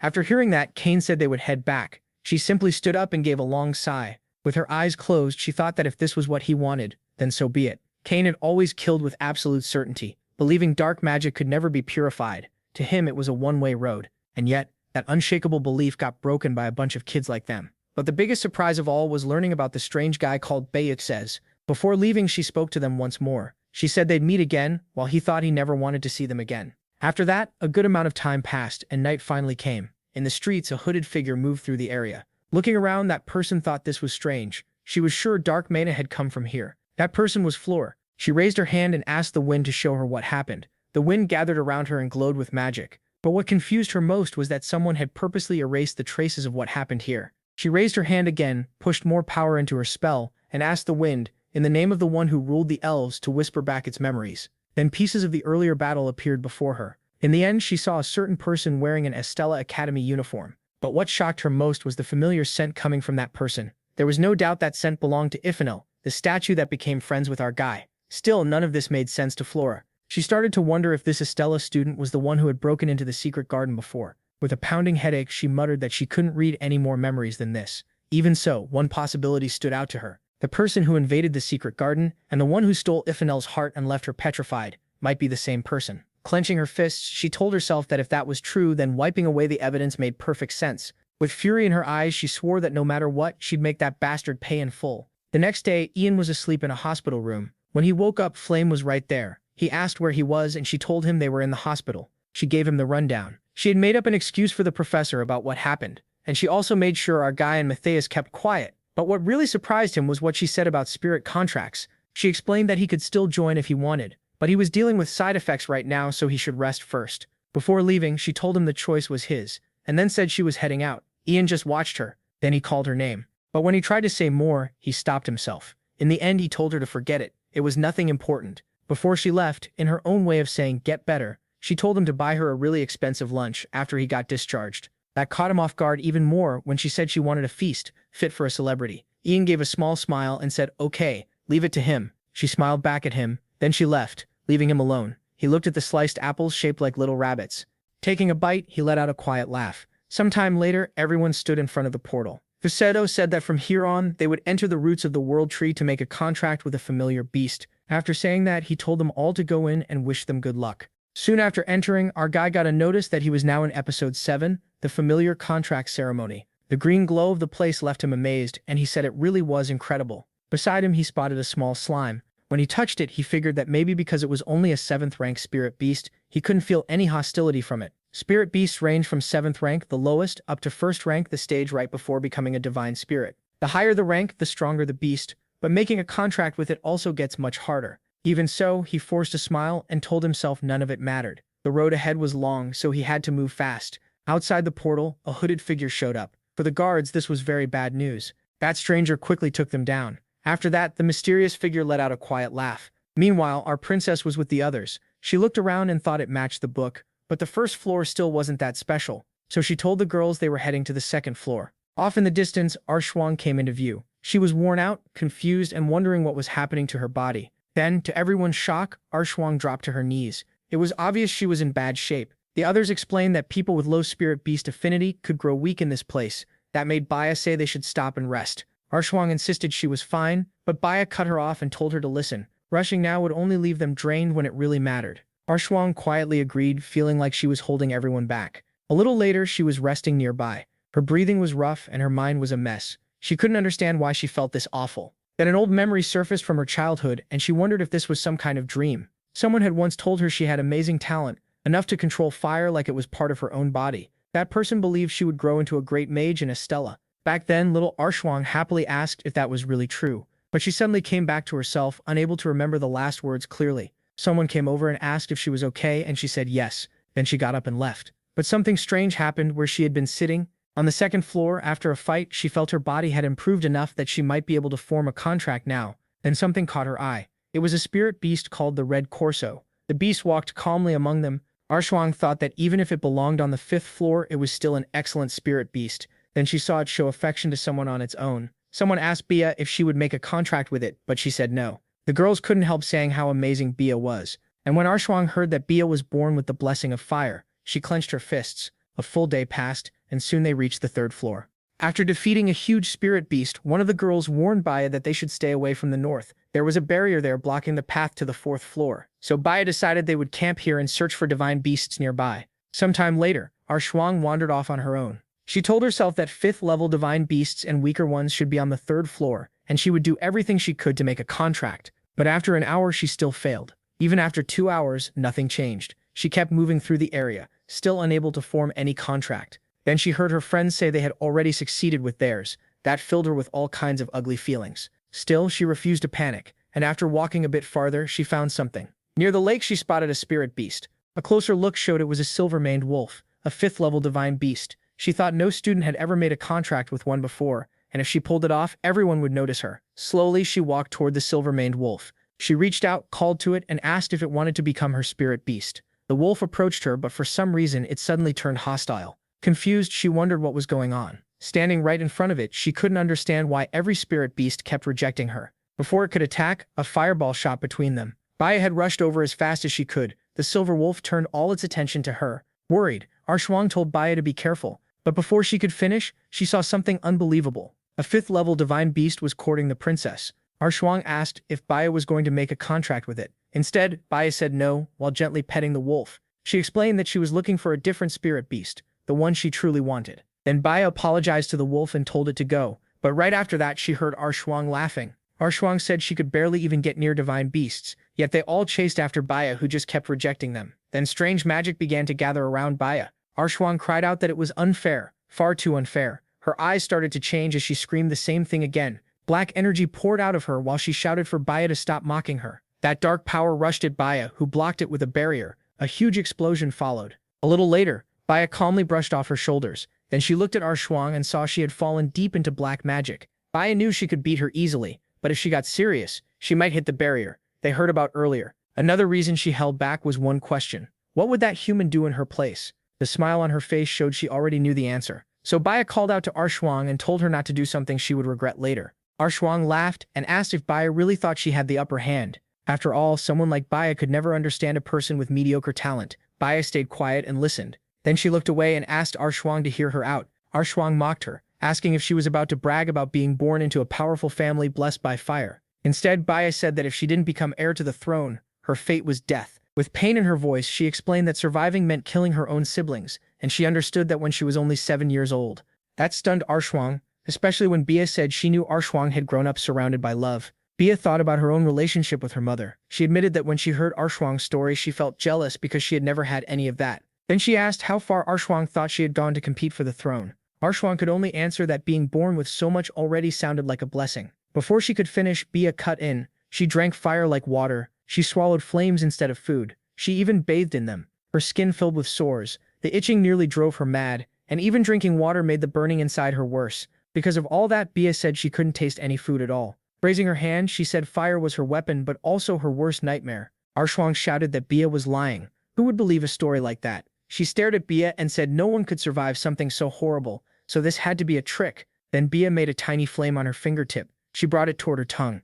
Arshuang yelled, asking what the hell she was doing, but the sound of the flame going out shut her up. She stared at Bia, wondering if she was really okay. Bia asked if Arshuang still thought this was a blessing. She said that, all in the name of raising her elemental affinity. She trained like this since childhood, often thinking it would be easier if she just died. Arshuang didn't even know how to respond, and Bia asked her to stop talking about blessings and talent. In a sad voice, Bia said she envied Arshuang deeply for never having to live through something so awful. By the end, she was on the verge of tears. After hearing all that, Arshuang told herself she never wanted to imagine a life like that. She had always believed everything came easy to Bia, but she knew nothing about her. Without understanding anything, she had judged the person in front of her by her own ideas. That realization made her eyes fill with tears as she apologized. From the bottom of her heart, Arshuang begged the princess for forgiveness, and Bia chose the second path. She responded the same way that certain commoner would have. She gave Arshuang a warm smile and said it was okay. That moment hits hard every time. This adaptation really delivered the emotion of the scene well. Anyway, I'll stop the video here for today. I'm getting pretty tired, but I promise I won't take long with the next part. This Sunday, when the next video goes up, I'll try to bring the side story about Mori. New chapters are out, and I really want to cover them. Then next Thursday, I'll bring the next part of Beichi here on this YouTube channel, so please wait for me until then. Honestly, I just finished reading all of Chapter 9 not long ago, and this manhwa really surprised me. The way it adapts the story is so good. It cuts some parts down, so if you already read the novel, you'll notice little panels and short lines that sum up certain parts really fast. A good example is the car our guy got in with Bia. In the manhwa, they keep it short, but you still get how shocked Beige was seeing a car like that in this world. This manhwa really does the story justice. Of course, when I need to, I'll add a little extra context here and there if I remember it. No way I can remember everything. I don't have perfect memory. I did remember Rhea and Jean's magic though, because that's going to matter later. I'm trying to avoid spoilers, so I won't go into it. But their magic will be important. And who she really is matters too. That's all I'll say. There's something else I skipped earlier so the video wouldn't drag, but since we're near the end, I can bring it up now. That spell Flory used to ask the wind what happened is a lot more detailed than it looked. The wind, kind of like a spirit beast, is treated like a living thing in this world. Since the wind is basically a spirit and Flory rules over the elves, the race closest to nature, she can use that bond to learn what the wind saw earlier, so it's not really a normal spell. It's more like talking to the wind. That's why, even though Kane erased the traces of what happened there, she still caught a glimpse of it. Even with the evidence gone, the wind still held little bits of memory from that moment. That's also why she couldn't see his full face or tell exactly who the human was. She only caught part of him and recognized the uniform. The one spoiler I can give here is this. Ifanel is a close friend of Flory, and someone stole Ifanel's heart while she was changing from a spirit beast into a higher divine beast. Yeah, this part is a spoiler. That kind of transition is when a spirit beast is most vulnerable, and that person took her heart. That's why she's stuck in that petrified state. And since someone broke into the secret garden and stole the heart, and our human also kind of trespassed there, Flory ends up thinking it might be the same person. From that point on, she starts seriously looking into who this mystery student is. I'm really trying not to spoil what's coming. When I read this part, I got so excited waiting for Flory and our human to finally meet. After Bia and Arshwang settled things, the other girls came over to ask what happened, since they heard a huge explosion. Bia noticed the dark aura around Arshwang was completely gone. She even thought that her old self would have tried to kill Arshwang right away the moment she was threatened by that dark energy. With a faint smile, Bia wondered if that change came from the influence of a certain little commoner stuck in her memory. Then she told everyone that the redhead still wasn't feeling well, so they should take a break and look after her. That left Arshwang surprised, and she asked about her punishment. The princess said it didn't matter what anyone else thought. Arshwang was talented, so she had no plans to punish her over this. Still, she wasn't going to forgive her that easily either. That made the redhead emotional. And Baya added that if she worked hard, made up for this, and stayed loyal, things could change. This time, Arshwang looked at Baya and wondered why she had ever tried anything against someone so amazing. Then a loud noise grabbed everyone's attention. The barrier between the third and fourth layers shattered right behind Bia. Meanwhile, somewhere else on the third floor, Flame, worn out and catching her breath, said she had finally found it. She was looking at the flower in front of her, the shimmering flower. A little later, she remembered hearing there was a divine beast near the fourth level, so she felt relieved that she had finished her contract safely. Making a contract didn't mean she could summon her familiar anytime she wanted, but it still greatly boosted both her casting speed and her magic power. So with everything done, all that was left was to relax. That peace didn't even last 10 minutes, because she soon ran into Mateus and Isle. She looked completely confused. Mateus just smiled a little, and said it was a nice coincidence running into her here. But before they could really talk, a huge explosion shocked all of them. Worried, Isle commented on the energy coming from it, and Flame narrowed her eyes, sure that it was dark magic. Matrix was the first to rush off, while Flame wondered if this was because of the novel, since the story was no longer following the original plot. Maybe that's why everything was changing. Something else was bothering her too, Matrix's condition. Still, she pressed her lips together and told herself this wasn't the first time something like this had happened. At the explosion site, girls were down all over the place. Banja struggled to get up and quickly noticed Arshwang beside her. Seeing that she was unconscious, Banja called her name. Then something else caught her attention. Looking at the broken barrier, she realized dark magic was pouring out from there. A strange sound filled the area. Banja's eyes went wide as she wondered if it was really that. A divine beast corrupted by dark magic stood before her, and she questioned if it was the flame fairy Gaffinio. Getting back up, she thought that no matter why a divine beast had been corrupted, if they left it alone it would lose control and put everyone there in danger. Then another thing caught her eye. Chains kept wrapping around the Gaffinio again and again. Right after that, something came down from above and slammed straight into it with flames. The one behind it was Mateus, who appeared right in front of Bia, like he had nothing to do with this mess. She stared at him, wondering what he was doing there. Something else stood out too, that golden energy surrounding the Gaffinio. Seeing its condition, Bia could hardly believe it. Was the dark mana really being purified? Off to the side, the girls were channeling that magic together. And just like that, the corrupted divine beast was purified. Flame gently patted it and said the treatment was finished. In the end, the fully cleansed Gaffinio left, leaving everyone behind. Then catching Bia off guard, Flame turned to her and asked what had happened. Bifa answered that she didn't really know. There was suddenly an explosion, and the barrier to the fourth floor got destroyed. But before she could finish, a huge energy surged around them and shocked everyone there. Ahead of them, they could make out someone approaching, and the face looked very familiar. Looking at the group, that person said it wasn't just Class A students here. Even Class S was around, and it seemed today was their lucky day. Bifa asked if it was really her. Staring at the crack where that huge dark magic was pouring out, she asked if that was really their teacher, Mizantaran. Morph demanded to know what Fesher Mihara was doing there, while Matthias thought he never wanted to imagine that a Stella teacher could be a dark mage. And on top of that, the amount of dark magic she was giving off was insane. To everyone's shock, she said she wanted to save the best for last, but there was no reason to waste a chance like this. She raised her hand as dark energy covered her, saying that from now on she would enjoy this wonderful banquet. A few hours earlier, standing in front of that barrier, our human wondered if the fourth floor was on the other side. Thinking it over, he guessed that his training in Ifanel's secret garden made divine beasts react to his affinity, which was probably why he'd made it this far without trouble. But he still didn't know how that would work on the fourth layer. He touched the barrier, hoping he could at least get a divine beast heart for Ifanel. A bright light suddenly surrounded him, and when he opened his eyes, he found himself in a place covered in vivid pink, making him wonder if this was the fourth floor. Before he could figure it out, a Pumba from an alternate reality he had never seen before charged at him. He quickly drew Teravo and muttered that it was a level 3 spirit beast. But this is our human basic, right? He just went straight in and attacked without hesitation. Looking at the Pumba, he thought it was a good thing he had brought the item Annalicia gave him, otherwise he never would have pierced that monster's shell. On the fourth floor, the space itself can make people lose their way. That's why he asked Flame for the flower that always points in one direction. As long as he had that flower pointing east, he wouldn't get lost. With a small smile, he told himself to keep moving. After walking for a long time, he muttered that it should be showing up by now. Then a sound suddenly reached his ears. A beautiful dark-haired woman appeared in front of him. This fox-eared woman was one of the 12 beings at the very top of this world's power scale, one of the 12 divine moons, Ayan Chusawa, the scarlet spring moon of March.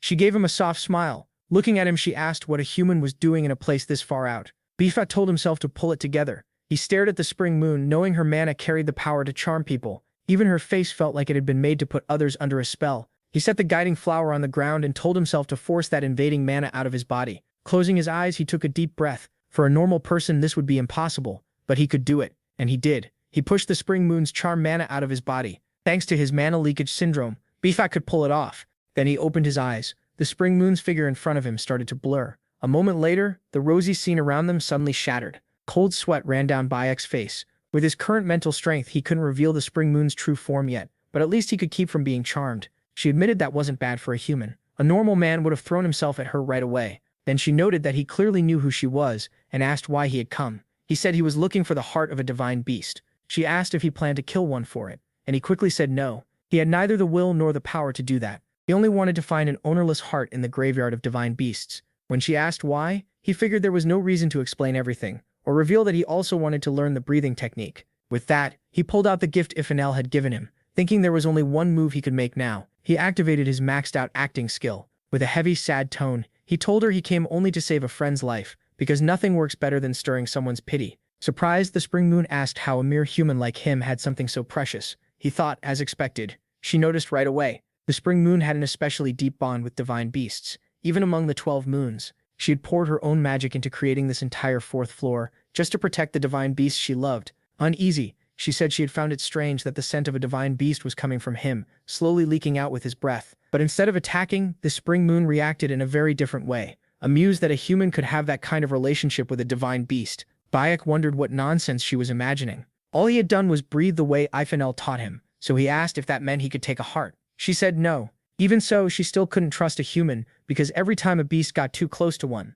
betrayal followed in the end. Before he could answer, she cut in and asked if he was about to claim he'd be different. She'd heard that promise hundreds of times already, and he figured this was exactly what he expected, and that was the issue. If someone completes the conquest of one of the divine moons, they can inherit that moon's abilities, but each one has different conditions. For Vera, the requirement was reaching the right level in certain traits. His bond with divine beasts and his own personal ability had to rise high enough to satisfy her. In short, with his current stats, he had no chance, but conquering her was never his real goal. Not yet. Still, leaving without a divine beast's heart would be a problem too. So he told her that an important friend of his was close to dying and begged for help. Vera simply narrowed her eyes as she looked at him. Then she said that maybe, if he proved he was worthy of being a divine beast friend, she might consider it. He asked how he was supposed to prove that. Vera smiled lightly and said it was simple. He had to prove he could give up his own life for a divine beast. Cold sweat ran down his face as he looked down and thought it over. But the answer came fast. This was too much. He was doing all of this to stay alive, and in the end, his own life was still his most precious thing. Vera watched him closely. Then, to his surprise, she said she did not want divine beasts handing their hearts over to humans. With her eyes closed, she said a human life is short, but human greed has no limit. Every spiritual beast that joins with a human or gets involved with one ends up hurt. Basically, she sounded far too certain. At this rate, he'd have to find another way to get a divine beast's heart. Suddenly, the screen for episode 8, The Erosion of Darkness, appeared. It had been moved forward, merged into the current episode, and its difficulty had increased. Looking at the screens for episodes 7 and 8, The Contract with the Familiar and The Erosion of Darkness, he wondered what the hell was going on. That was when a noise caught both of their attention. Farah wondered if the energy she was sensing really belonged to a dark mage. Had one entered her territory? Feeling the black mana spreading out, she realized this was no ordinary dark mage. At minimum, it was someone at risk level 6 or higher. Clenching her fists, she said the mage was on the 3rd floor now, and it frustrated her that in her current state she likely couldn't go fight. The Spring Moon had spent most of her power creating the 4th floor to protect her divine beasts, but the cost was that she could no longer leave this place. She could clearly hear the cries of divine beasts being corrupted by dark magic. If this kept going, her children. Then she heard him ask where it was coming from. He looked at her in desperation and told her to say it quickly. Unlike her, he couldn't easily pinpoint the exact location. She started to say that at his current level, he wouldn't be able to stop it, but he shouted that there was no time for that. His outburst caught the Spring Moon completely off guard. Unsure how to react, she finally shut her eyes. Then she pointed in a direction. Knowing that was the place, he took off as fast as he could. As he ran where Vera pointed, he could only hope he wasn't too late. Elsewhere, Arshwang and the other girls were lying unconscious on the ground. Not just her. Izire, Bia, and Matheos were down too. This time Flame was on her knees, coughing up blood. Seeing them all in front of her, Majira said she was impressed. She said that for kids their age, to have this much talent made her hungry to steal their power. Then she raised her hand, and a huge sphere of black energy wrapped in chains of lightning appeared. Laughing, she declared that these lovely Estella students would now become part of her. That massive black energy swallowed the whole area, showing just how overwhelming her power was. Flame realized this was the end. She didn't even have the strength to move a finger. She couldn't fight, and she couldn't escape. Closing her eyes, she asked herself if this was where her life would end. Special function of the American pendant activated. The pendant blocks one 6th class spell or lower, one time only. Out of nowhere, a huge sphere of bright light filled the area and scattered all that black mana. Just before losing consciousness, Flame stared at that warm energy, smiled faintly, and thought, honestly, seeing the person before her, standing with the kind of confidence and presence of a knight from a forgotten age, she wondered why he had taken so long. The pendant in her hand crumbled away. This time Bage turned his gaze forward. After checking the area, he realized no one had died, but this was still his fault. Everyone got hurt because he provoked Professor Megara too soon. Even so, he closed his eyes and told himself there was no other choice. If everyone was going to leave here alive, he had to fight. Then someone else called out to him. It was Matthias. Struggling to stay on his feet, he said the two of them had to fight Professor Megara together. Our guy looked away and said the real problem was figuring out how. Even through the smoke, Megara looked terrifying. With their current strength, facing her head-on would be a huge mistake. Tossing his bag aside, he said they had no other choice. He pulled that branch from his pocket and told Matthias they would only get one shot. This was the branch of resentment, and it had these abilities. First, it plants resentment in the target. Second, it can blow that resentment up for extra damage against dark attribute enemies. Third, the damage builds up over time for as long as 3 months. Fourth, if the target has a death risk of 6 or higher, they can cut the damage in half one time by using their mind. Matthias said he got it, and that meant they needed to make the perfect opening for our guy to strike. That caught Bage off guard. Even if it sounded pathetic, Matthias said this was not the time to worry about that. From the back, Mazine said she had been wondering who blocked her magic, and finding out it was Bage was shocking. Then she asked if he planned to get in her way again like always. Without any hesitation, he firmly said yes. Resentment spread through her whole body, boosting her dark magic. She burst out laughing, saying this made things even better, because the person she wanted dead most had finally shown up using that power. Her sharp eyes glowed with pure rage. Right after that, she fired a blast of dark magic and screamed Bage's name. The attack rushed straight at him and caught him completely off guard. But just before it hit, Mathage jumped in front of him. A huge explosion shook the area. The blast was so strong that our guy had to shield his face. Then he opened his eyes and saw a hand holding back that magic. It was Matthias. His eyes, dark like the night sky, shone with a deep red light like a blood moon. He stood there without moving, as if taking that attack meant nothing. Bage could only stare at him in shock. Before he could even process it, Matthias moved at insane speed, fast enough to leave Bage stunned as the ground shook from the impact.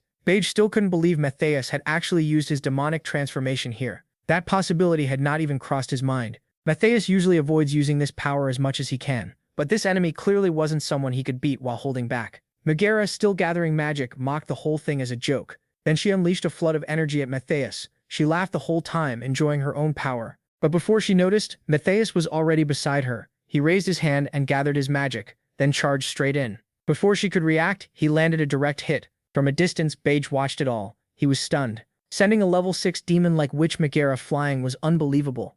After transforming, Matthias's stats should be around the level of a strong 4th class mage. If he adds that to his control over other dark mages, he can bring out even more power. Megara was buried in the dust from Matthias's attack. Then black magic bolts shot out from inside it. Both Matthias and Bayek were caught off guard. In one quick move, one used air steps and the other teleported, letting both Matthias and Bayek dodge the attack. As he reached into his suit pocket, Bayek thought Megara's power was insane. And in this situation, he still had no clear way to use the Branch of Resentment. Those 4 thorns were the main attack pattern from Phase 2 of this fight in the game. They were a form of her magic power itself. Touching them directly was extremely dangerous, but he had to get past them to reach her. Right now, the Branch of Resentment had built up about 3 months' worth of power. But since the target of her resentment was our guy, Matthias couldn't use the item himself. As she kept attacking wildly, Bigger realized that while Matthias held her movements down, he would have to use the Branch of Resentment himself. Then another attack came flying in. He glanced at Matthias and thought getting close like this would be hard. But still, the two moved at the same time, like they were perfectly in sync,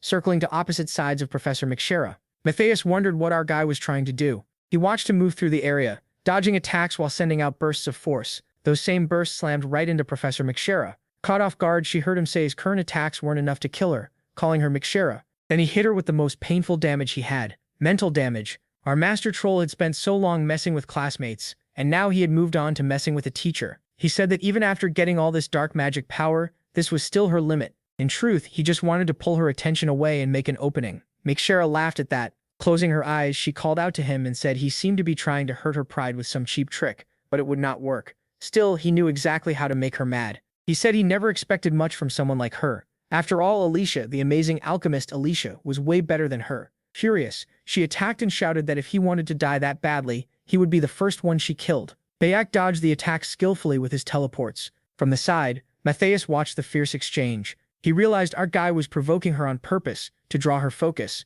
But Matthias was the only one who could beat her, so why was he doing this? He kept wondering. Clenching his fists, he finally understood this was all to buy him time to act. He remembered a moment from earlier, when a shield had appeared instantly and stopped him from using his ability. Shutting his eyes with resolve, he told himself that this time he would make it work. Meanwhile, as all those attacks kept coming, our guy barely managed to dodge every one of them. He didn't even have time to catch his breath. As time went on, avoiding them got even harder. Before he knew it, another attack rushed straight at him. He pulled out his Atirivol. Using it, he formed a saber-like blade in his hand and knocked away Megara's attack, but his blade started to crack. A second later, it split in half and was flung away by the impact. Staring in shock, he wondered what had just happened. Did this mean that at his current strength he couldn't even block one basic attack from Professor Megara? She laughed and shouted that this was the end for him. Before our guy could react, a whole wave of attacks came at him, and just as they were about to hit, Mateus called his name and said he had kept him waiting long enough. A huge explosion of dark magic burst out across the area. In front of all that black magic, Bache broke into a cold sweat.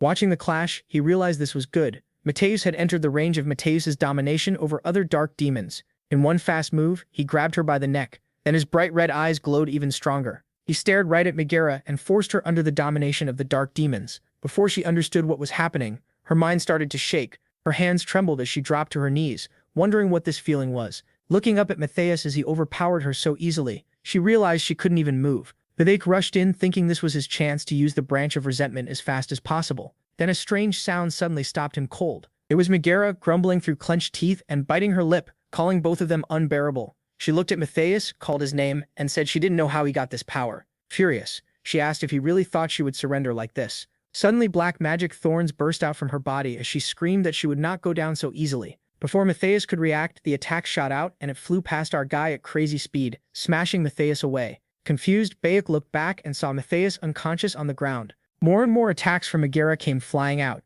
As he dodged, Bayek thought he never expected her to break free from Matthias's domination that quickly. Still, when he looked up, he realized the speed of those black thorn attacks had dropped a lot too. He looked toward Megara and thought this was his only chance, while she was still under the effect of the domination. He started moving as fast as he could, telling himself he had to get close first. For some reason, Megara started laughing. Before Bayek understood why, the ground in front of him began to shake. Then those black thorns shot up and rushed straight at him. Delighting in it, Megara screamed that she had finally caught him and now he was going to die for good. He tells himself he never wanted to use this skill, but he has no other choice, so he activates the third form, Breath of the Celestial Spirit. His senses jump up by 147. At the same time, his spiritual erosion rises too. Because of the area around him, the effects get boosted even more. Even so, he dodges every attack at a speed that feels unreal. Then the system warns him this state will only last 15 seconds. Without wasting time, he rushes straight toward the Rift Hag. She stares in shock, asking how he got that fast. He coldly tells her this is the end. That only makes her grit her teeth harder.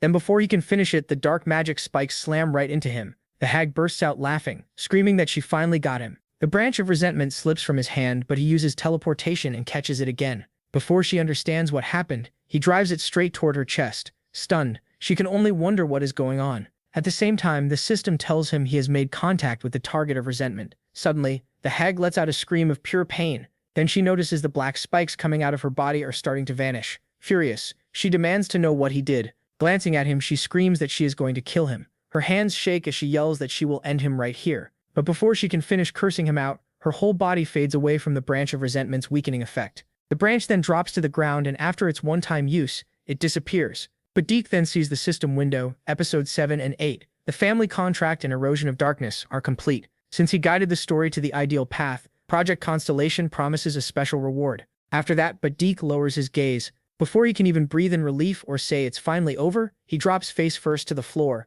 He's completely unconscious now. Right then, soft cherry blossom petals begin to fall over him. A gentle figure appears before him, surrounded by a pink glow that makes her white clothes stand out. It is Spring Moon herself, and she keeps her eyes on him. She lifts him by the shoulder. After checking his condition, she apologizes and says she had been too stubborn. Thinking back to their first meeting, she realizes his earlier desperation was not because he failed to prove his innocence, but because he had no way to do it after being doubted like that. Seeing him now, she says that was the only reason he ended up like this.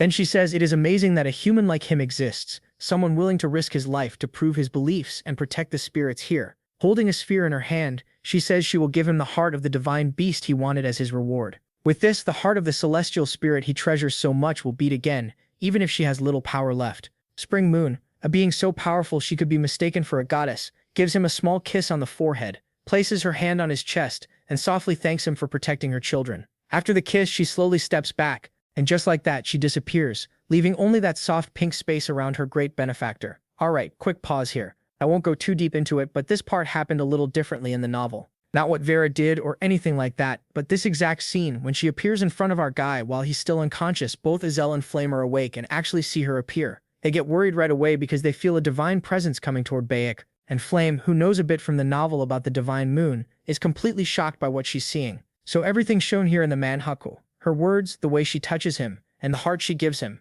both Flame and Azel witness all of it. I won't get into what Flame thought after she and Azel saw that, because the Manhwa will probably reveal it later, along with our guy, who still has no idea this happened or what he received. Anyway, I just wanted to point out that the girls saw Bae having a moment with someone like a goddess, and that made them even more interested in him. Back to the Manhwa. After all that, under Flurry's orders, once the Black Maida was detected, the elves who had been knocked out by the Rift Hag were found. The elf knights were mobilized, and every Ostilum student was rescued safely. Some students were hurt after fighting corrupted spirits, but none of them were in danger of dying. Thankfully, the students who fought the Rift Hag made it out alive too. After making sure the students were safe, Ostilum finished her contract with level 5 spirits before the rescue was even over. Priorities. Meanwhile, Matthias and Bake were rushed back to Estelum Academy and admitted there. The doctor in charge, named Rayburn, asks what she just said. The nurse in front of him is sweating as she explains that Bake is a mana dissipator. Rayburn says he never thought he would meet a real mana dissipator. The nurse asks how someone in that condition even got into Estelum. He explains that everyone in academic circles knows it's almost impossible for a mana dissipator to learn magic, since their body can't hold mana. Not fully impossible, but in the end, the effort usually goes nowhere.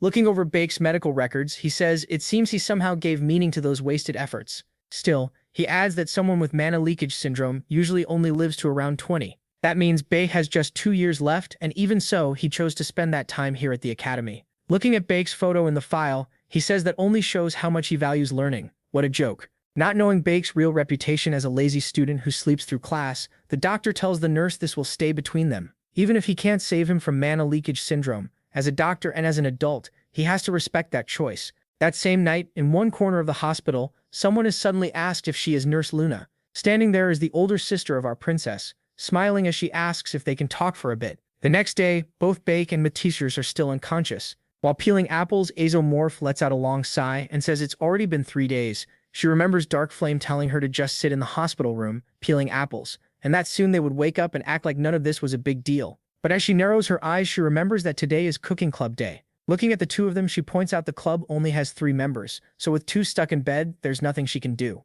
Then the hospital room door suddenly opens. Her eyes go wide, and she stares at the person entering, wondering if it's really her. It is Ronskiardo, Adolovit, the older sister of our princess. She quickly notices Azel Morph there, and says she was wondering who it was, but that face is actually pretty familiar. Smiling brightly, she says Azel has grown up so much and become very pretty, then jokes about whether she wants to marry her someday. Azel Morph, sweating nervously, asks why she came here. Still acting playful, Adolovit asks if she needs a reason to visit someone in the hospital. She says she only came to see the boys who saved her little sister. But then, with narrowed eyes and a sharp smile, she asks if she really needs permission from a traitor's daughter. Those words catch Azel Morph completely off guard. Her fists tighten and start to shake as she thinks about the one who turned her into a traitor's daughter. A cold pressure fills the room as she realizes the person who made her live with that name is the woman standing right in front of her. Adolovit doesn't care at all, and tells her to watch her tone unless she wants trouble. Then she asks if she's close to one of the boys lying here. She even mocks Azel Morph, saying it makes sense for her to stick around them just to feed off scraps.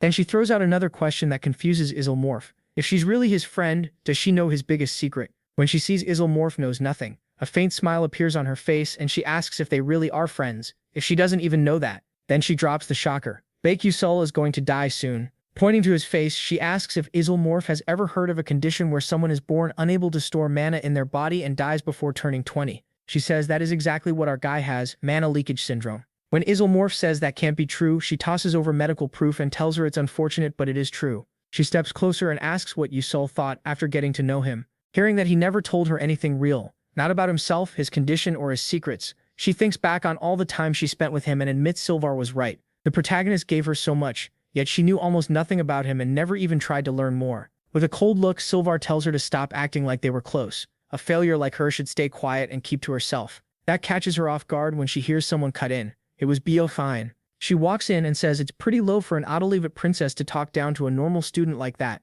Then she lands an even sharper hit. Her sister graduated from this academy a long time ago, so why was Silvar still wearing the school uniform at 27? After her age gets exposed, Silvar goes quiet for a moment. Then she narrows her eyes at Bayan and asks if this was confidence talking or just pure shamelessness. She adds that someone like Bayan, who only got where she is because someone else died, has no right to say anything. Bayan doesn't back down. Hand over her chest, she says she's a princess too and she has every right to become queen. That answer leaves Silvar completely stunned. Before either of them can react, another voice cuts in and says the only shameless ones here are them. Now Hanwol joins the argument. She says she may not know much about Uziel, but she won't brag about private things the way those two are doing. Even Bien looks a little offended when Hanwol says that if they were really his friends, they would wait until MC chose to tell them himself. Silvar just gives a faint smile after hearing that, then she leaves saying, "This is enough for now. Kids these days really do have too much energy." Right before going, she glances back with a small smile and says she hopes they keep that same attitude next time. After watching that whole storm roll in and out, Izel asks what just happened here. Instead of answering, the princess glances toward Izel lying there unconscious. As the fruit basket is shown, she tells Izel that she's leaving too. Once the chaos is over, poor Izel is left even more confused, wondering what that sudden mess was all about. That's just him. Better get used to it. Then a low groan breaks the silence. To her surprise, Izel wakes up and asks why it's so noisy this early in the morning. Some time passes after the protagonist wakes up, and night finally comes. While eating an apple, he thinks about how he never expected to sleep for 3 whole days. He remembers earlier when Matale asked him not to bring up the details of that fight, only saying he somehow managed to avoid getting blamed. Looking at his palm, MC is glad he beat that awful teacher. But using a skill Matale wasn't used to, pushed his body way harder than expected. If that keeps happening, it'll become a serious problem. Remembering the reward he got before passing out, he opens the system window to check his stats. 4 of them are already at 2 stars. His mental power is at 3 stars. Teleport is level 2, and Breath of the Celestial Spirit, the skill he used against that teacher, is level 1. His traits are Mana Dissipator level 3, and finally, the Blessing of the Spring March Moon at level 1. Seeing all that, he wonders why his stats jumped so much. Then he realizes it was because he received the Blessing of the Spring Moon. Looking closer, the Blessing of the Spring March Moon, level 1, raises his senses by 12, and his mental power by 90. Psychometry uses mental power to read memory fragments from an object. Telepathy uses mental power to send or receive another person's will. Mentalist uses mental power to read minds through actions, gestures, or souls. Mental Shield uses mental power to block mental attacks. And the Blessing says that even if the whole world turns against him, a spring-like pink heart will never let him break. That startles him. Then he wonders what even happened here. Why was the blessing of the spring moon mixed in with his traits? He quickly figures out why he spent 3 full days stuck in bed. It was because his body was absorbing the blessing of the spring March moon. Thinking back to her, he realizes it must have taken a long time for his weak human body to absorb the blessing of one of the 12 divine moons. Suddenly, his eyes widen and he wonders if maybe he pulls the pink orb from his pocket and says it really is still there. Smiling in relief, he looks at it and says, "This is the heart of a divine spirit."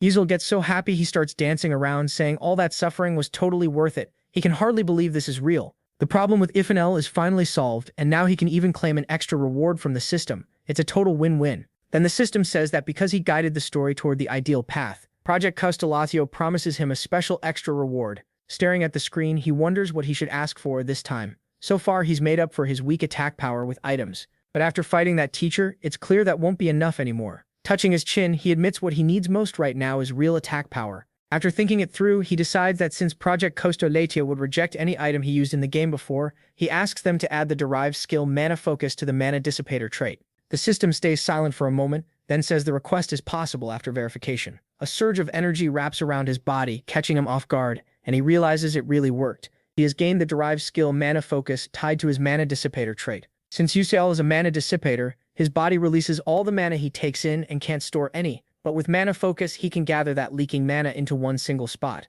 So what happens if he actually does that? He answers it himself. If he controls the mana that should be leaking through his whole body and forces it into one point, all that power will gather there. That means his attacks will hit much harder and endure much more. Satisfied, he tells himself that now he can return Ifanel's heart and also learn to control his mana dissipation. Thanks to that, he'll be able to grow much stronger. As the late hour sinks in, he says his body is already starting to itch for action and hopes the weekend comes fast. A little later, in a grassy field, there's a small cabin. Someone heads toward it. That person is Kane, captain of the 13th Division. He steps inside and calls for the Lord of the Tower. This is the Lord of the Tower of the Waning Moon, Rudalik Hollow. He asks if Kane has arrived. Kane walks up and asks if he still looks like that. Rudalik says there's not much he can do. So much time has passed that he's forgotten both his age and his old appearance. Kane reports that, just as he said, a demonized human appeared at the cradle of the celestial flower. But it turned out to be just a student, and the other students purified him. Rudalik comments on that purification and says Kane did something unusual for himself,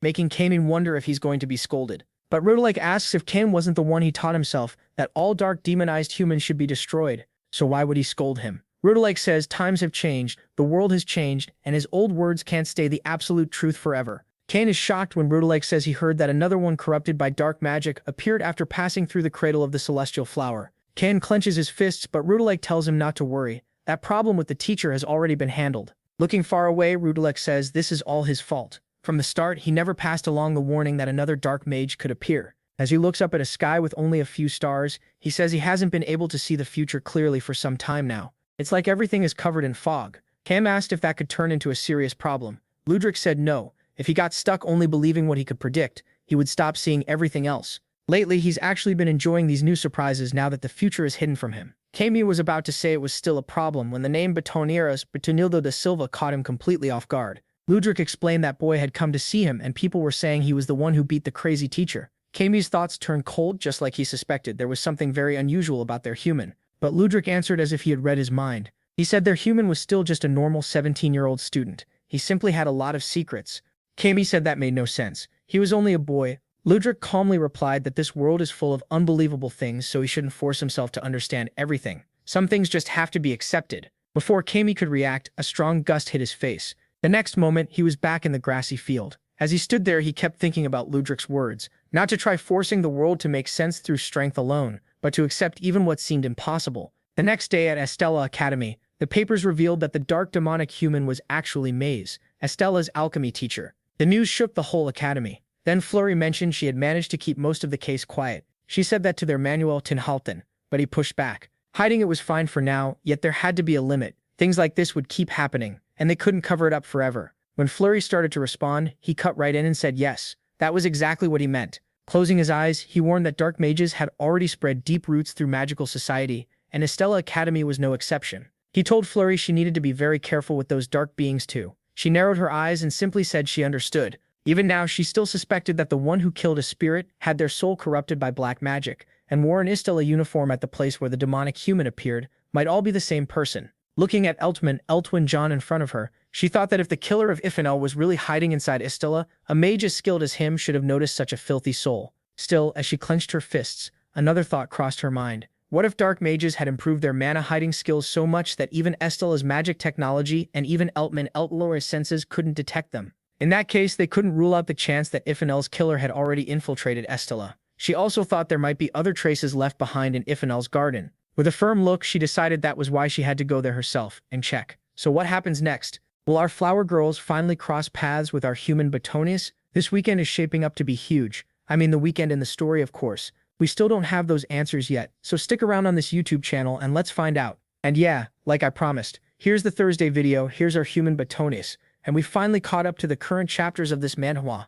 Honestly, I really didn't think they would cut the scene of Isela and Flame seeing our human get blessed by the divine moon of spring. Because no matter how you look at it, the guy was being blessed by a god. Of course that would make them even more interested in him. Still, I get why that scene was removed. Right after the moment when our human passes out with the spring moon, Flame already understands he's being blessed by her, so she knows those powers are coming to him. That means the manhwa's version makes more sense. Both our human and us get surprised when it turns out he really was blessed by the spring moon. Not only did he achieve his real goal, the heart of the divine beast, but he also received her blessing without even knowing why. From his point of view, he just got blessed. That's all he knows.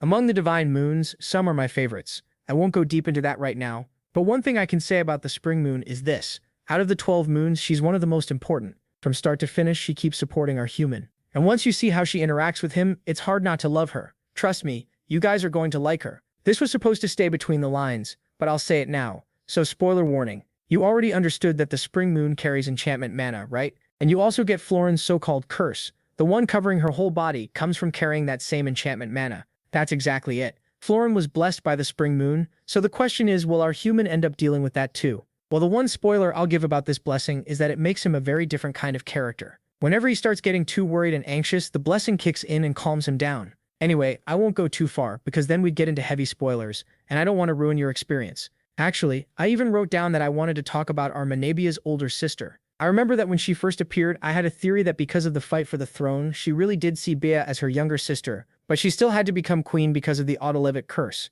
After reading more of the novel, that theory actually made a lot of sense. I think this character was written incredibly well. I do have my criticisms of her, of course, but I won't get into that because of spoilers. What makes her great is that she's a strong antagonist, not just some evil villain. It's her drive, her beliefs, and how hard she pushes to get what she wants. Then there's that strange relationship she has with our mana Bea. Even though Bea hates her with all her heart, she doesn't really return that same hatred. She sees Bea more like a rival for the throne, someone she has to beat no matter what to become queen. And for part of the story, she didn't even see Bea as a real rival. Watching that slowly change is great, and it ties in well with our princess's own growth. Anyway, to me, Sylvac is the kind of character you can't excuse for everything she's done. But at the same time, I can't just hate her either. I wish I could go into more detail and talk more about her. But my biggest criticism only comes much later, near the end of the novel. In the last chapter of Teleportation Genius, our guy Florent was set on going to Ifenel's secret garden and facing the scumbag who stole his best friend's heart. That meeting is getting close. At the same time, our teleporting goat kept telling himself he had to reach Ifenel's secret garden as fast as possible to give her the heart of a spirit beast.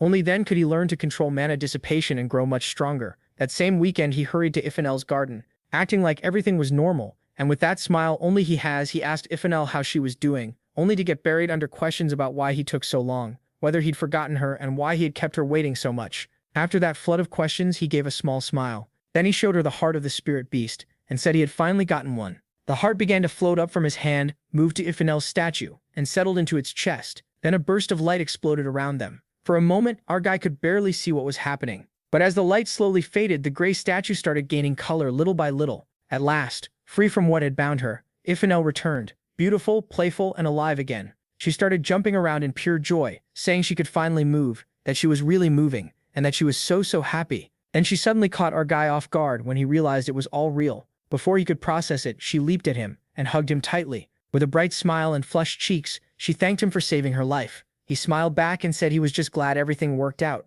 Sadly, that moment wasn't going to last long. Before they knew it, Ifenel's body started turning transparent. With a bittersweet smile, she explained that the heart couldn't handle the power of her body, and she could already feel herself starting to fall asleep again. Before anything else, she handed him a robe and told him to put it on with the necklace she had prepared earlier. He did as she said, and the clothes fit him perfectly. Then she said she would send him to a hidden place where his friend was asleep, and he nodded like he understood. But right then, he felt someone else's presence. Seeing that face, he couldn't believe it. He thought he was the only one who could enter this place. A system message popped up. Special curse, affection-absorbing body, activated. That screen made everything click, and he finally understood who was standing in front of him. What confused him even more was that the blessing of spring kept activating and completely ignored the curse on his body. He quickly realized that without that blessing, he would have been in serious trouble, because the affection-absorbing body was terrifying. The owner of that power was Flora, but she was so shaken that she could barely make sense of what was happening. But before that, let's go back a few minutes.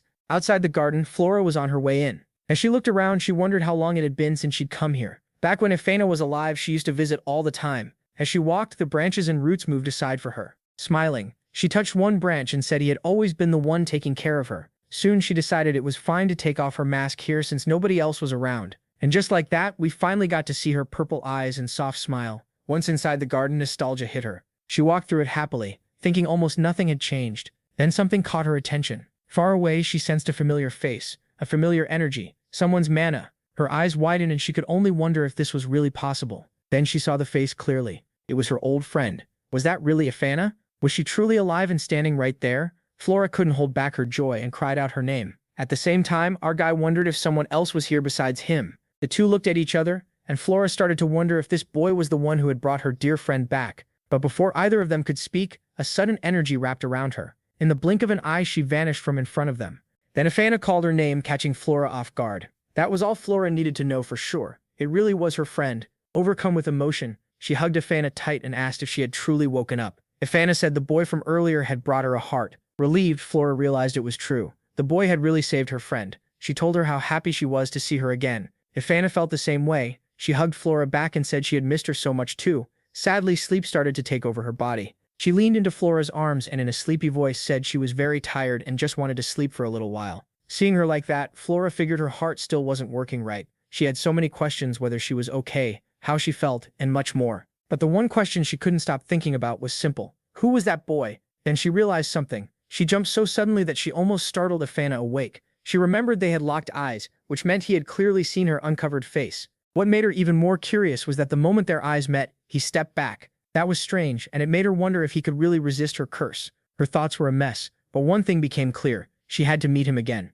If he really was immune to her curse, then he might be the only person in the world she could talk to while looking straight into his eyes. Meanwhile, our guy groaned from the pain all over his body, complaining that getting here definitely wasn't a 5-star trip. Still, he pushed the pain aside and looked at the huge cave ahead, wondering what kind of place it was. A little later, after going inside, he wasn't even sure why he had entered. He just hoped this was the right place. He also wanted to ask Ifena a lot more, but he never expected Flora to suddenly show up like that. And on top of that, she was unbelievably beautiful, seriously hard to look away from. He also knew he had almost been in real danger. If he had met her before getting the blessing of spring, he would have lost his mind from her beauty alone. While thinking that this blessing might one day fully cancel Flora's curse, just not yet, because his level was still too low, something caught his eye. He saw a door ahead and told himself to stop thinking about Flora for now and focus on what mattered most. As soon as he entered, the system notified him that Ifena's energy had been found. Looking around, he said the place was old but much more normal than he had expected. Then something else grabbed his attention. A sword was resting nearby. When he went closer,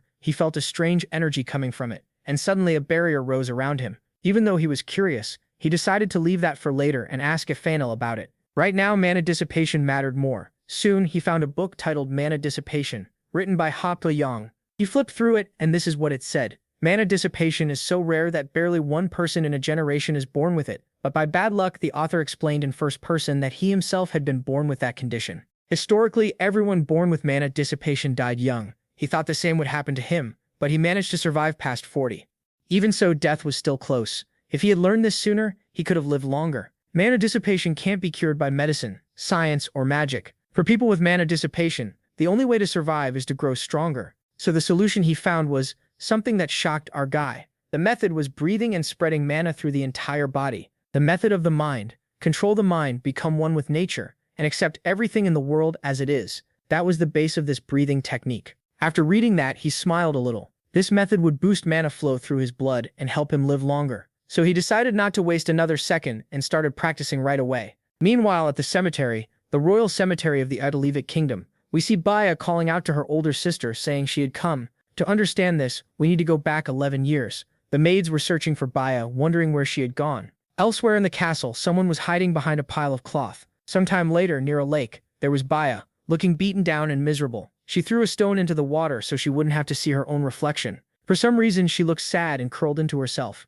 Then a noise came from the forest, startling her. Baya braced for the worst, but the one who came out was Erin Adolovit, her older sister, smiling as she said she had finally found her. As Erin came closer and asked why she was hiding, Baya got scared and backed away. To Baya's surprise, her sister said everyone had been looking for her. The look on Baya's face caught Erin's attention, but before she could do anything, Baya turned and ran off as fast as she could. At first, Baya thought it was just a passing bit of curiosity from her sister. But the next day and the day after that, when her life had become a nightmare because of training to raise her fire affinity, Erin kept coming to her with the gentlest smile. Back then, Baya had no idea how to react to any of it. In desperation, she shouted at her not to mock her, saying Erin had no idea what she was going through. She told her to go away and said she never wanted to see her again, convinced it was all just pity. Then that day came. Behind a door, she overheard that Princess Erin Adolovit, her older sister, would not survive the year, and everyone needed to prepare. That was when she learned about her sister's incurable illness, the family curse that makes the whole body burst into flames and turn to ash. All she could do was break down in tears,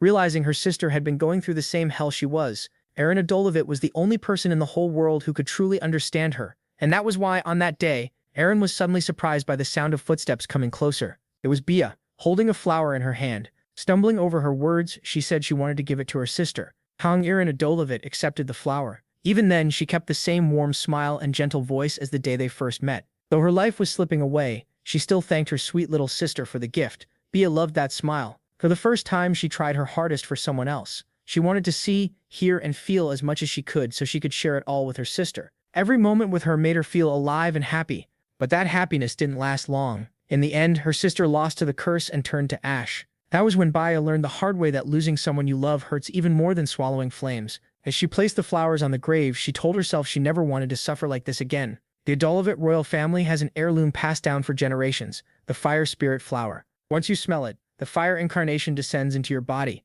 The price is your magic. Its use is forbidden, because if the user loses control, those flames could burn an entire country. Still, when the fire incarnation descends, it also fills the body with an insane amount of mana. Of course, this item doesn't guarantee the mana dissipation will stop, and it might not save their human, but it's the only option she has, and only the king is allowed near it. Set on doing it, the future queen swore that before their human's life ran out, she would become queen of the Adolovit kingdom, no matter what it took. Meanwhile, their human was sitting alone in that old room hidden inside the cave. He was deep in meditation, trying to learn the mind method written in the book. A long time passed, and the sun was starting to set. He kept meditating until his whole body was drenched in sweat. Then suddenly, the skill Supreme Spirit Divine Art was unlocked.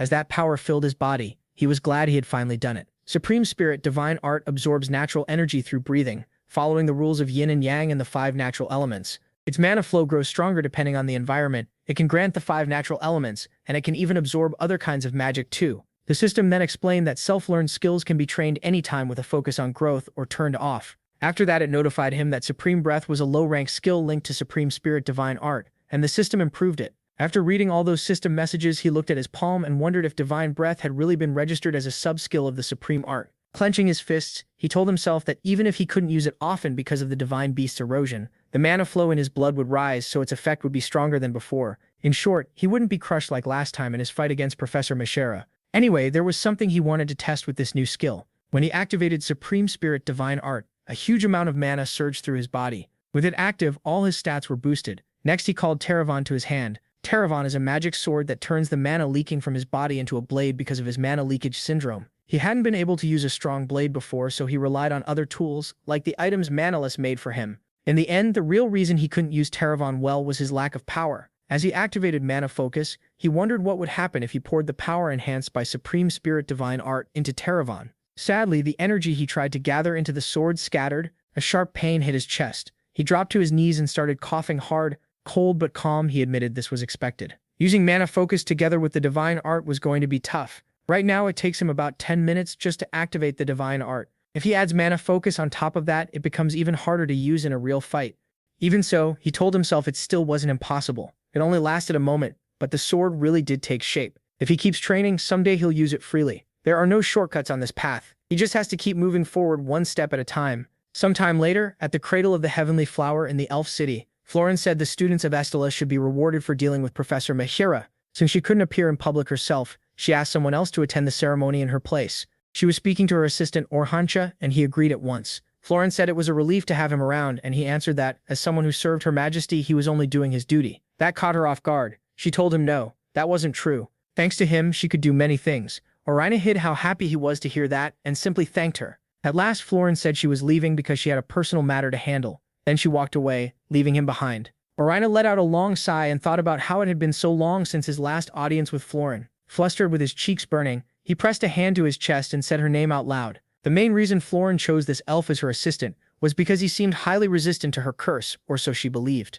But this elf, Orenha, had long ago fallen under her beauty and the curse that troubled Florin. Ironically, the reason Orenha accepted the job was simple. He loved Florin with all his heart, and she had no idea. Meanwhile, he rose from his seat and wondered about Her Majesty's personal matter. Was she searching for the killer of the divine spirit? With a serious look, he told himself that even if he could never be seen by Florin, if something would make her smile, he'd do anything for her. A few days later, at Estella Academy, a meeting was announced. The root of the spirit tree had decided to award medals to the Estella students who faced Professor Majera, and today Orantia, Florin's assistant, had come to present them. The medals were to be given to Mateus, an S-class first-year student, surrounded by arrow after arrow. More than anything, this event was meant to show the dark mages that the bond between humans and elves was strong, even though Mateus himself was half dark mage. Orantia congratulated Mateus. Mateus thanked him for the praise. As he watched Mateus leave, Orantia felt uneasy for some reason, though he couldn't explain why. Then the next student was called Baik Nuras da Serva. Not paying much attention at first, Orantia just handed over the medal and offered his congratulations. But in that exact moment, he clearly felt something. He stared at their guy, who looked confused by that reaction, while Oranha wondered if that energy was really coming from him. Another elf asked if something was wrong, and Oranha said no. As Bayek walked away, Oranha wondered why the aura of Ifanel was coming from an Estella student. Maybe the boy in front of him was the real identity of the divine spirit killer, the one who stole Ifanel's heart and left her like a statue. A chill ran through him. From the start, it had seemed strange that students could defeat a Risk 6 dark mage, and if their guy had infiltrated the academy, that it actually made sense. Fixing his gaze on him, Orana thought that if he captured this boy, Her Majesty and Florin would be pleased with him. He might even win Florin's heart, but he couldn't rush in carelessly. So he vowed to expose their human once and for all, reveal his true identity, and win Florin's heart through it. And now, a new subject had been added to this year's first-year classes. Their teacher, Pedalati, was in charge of the familiar studies class, but some students were screaming at the top of their lungs, while others were trying as hard as they could not to panic. Right in the middle of it all, the cheerful teacher just laughed softly and said everyone was doing great. One important detail, only the person who made the contract can see their familiar. Then something caught the teacher's attention. Of course, it was Manalus, calling for that guy to come over right now. And there it was, her cute familiar, Perumi. The teacher walked over and joked that even Manalus was having a hard time this round. As she came closer, she asked if the familiar was a glacial thunderbird, and said it was adorable. Giving it a close look, she explained that this bird is famous for being very sensitive, which makes forming a contract with it extremely hard. With a small smile, the teacher tells her there must be a special reason that familiar chose her. If she truly tries to understand him, he'll come closer. She explains that when a mage's bond with their familiar reaches its highest point, like the giant wolf she summons beside her, they can call that familiar out directly and fight together. At that point, the familiar becomes their most trusted partner, so all she needs is a little more patience. After hearing that, Azel smiles and happily says yes. Still, even after that answer, she doesn't get any closer to her familiar at all. Quietly, she wonders if she'll ever be able to summon him to fight by her side. Then something else catches her eye, a newspaper article taking up a full page, all about Matthias and our guy Bake. Seeing it, Azel is surprised that another story like this came out again. After the familiar contract ceremony, news spread that 2 Estelia students had defeated a dark mage. Even with all that attention, our guy acts the same as always, like nothing amazing even happened. That's why she starts wondering if she talked to Bage now, would he still listen so calmly and believe her like he did before? But she quickly pushes that thought away, telling herself she can't keep relying on him. Feeling a little sad and unsure, she decides she has to do this on her own. Then we move to combat class. The teacher announces that magical combat practice is now required, not just because of Professor Mijera's attack, but because anyone living as a magic warrior will someday have to fight. He tells them the key in a duel isn't just throwing out strong spells. What matters is using the right magic at the right time. As an example, he brings up shooting-type magic. It has long range and strong power, but you can react while it's being cast, so the caster is most open during that moment. Target-type magic appears at set coordinates. It has shorter range and less power, but it's much harder to react to, even if you're fast. He adds that a target spell's range changes depending on the attribute, so controlling distance is everything. Once you get outside your enemy's effective range, the basics of magic combat are putting them inside yours. A wooden dummy appears behind him, and he tells everyone to use only Class 2 target-type magic. For this training, they can use only 2 shields. Their goal is to break into the dummy's blind spot and stay safe for 30 seconds, or survive more than 10 seconds inside its range. Asura is worried, since lasting 10 seconds inside that range with only 2 shields sounds nearly impossible. Flame figures the first shield is meant to help them learn the dummy's attribute and spell formula. Baya adds that the second shield is for measuring the target spell's range and slipping into its blind spot. That's what everyone thinks, but they all know it's way easier to say than do. The training begins, and Amelia tries first but fails. Aiden goes next, and he fails too. After that, it's Ian's turn. Now he steps up for the test. Sadly, Ian fails as well. A lot of students fail, but Paug and Harang manage to pass, and Matthias passes too. Of course the genius does. The teacher notes that so far only those 2 succeeded by entering the blind spot instead of trying to endure inside the range. He narrows his eyes, thinking normal reaction speed alone isn't enough for that. The Class 2 target spell activates in just 0.1 seconds. To beat that, you need to read the flow of mana and go beyond normal human limits. After thinking that over, the teacher turns his attention to the next student, and that student is Becky Newton da Silva. Before stepping forward, he takes a deep breath. He remembers that until now, he's been using his 6th sense to escape outside the range of target spells. But after learning the divine art of the Supreme Spirit, that 6th sense got much sharper. Looking at the wooden dummy, he decides to test it. Can he react to and dodge target magic even from inside its range? As the assistants signal him forward, he gets ready. The wooden dummy prepares to fire. Before anything can hit him, he dodges. The spell slips right past him like it was nothing. Standing before the dummy, he realizes this is insane. It's not a normal attribute, it's space magic, something even rarer than light. Still, he shuts out everything else and focuses on reading the movement of mana through space. One step, then another, calmly. No matter what surrounds him, he avoids every attack aimed his way. And that's exactly what happens. He simply keeps walking toward the wooden dummy. Now right in front of it, he thinks that in this state, he can open his eyes, use mana focus, and strike. But before he attacks, the teacher announces that Beta has already passed. Confused, he looks back and wonders if it's really over. The teacher, still cold as ever, says this is the first time in his life he's seen something like that from a human. Beta wants to keep going since he's just starting to understand that state, but the teacher refuses.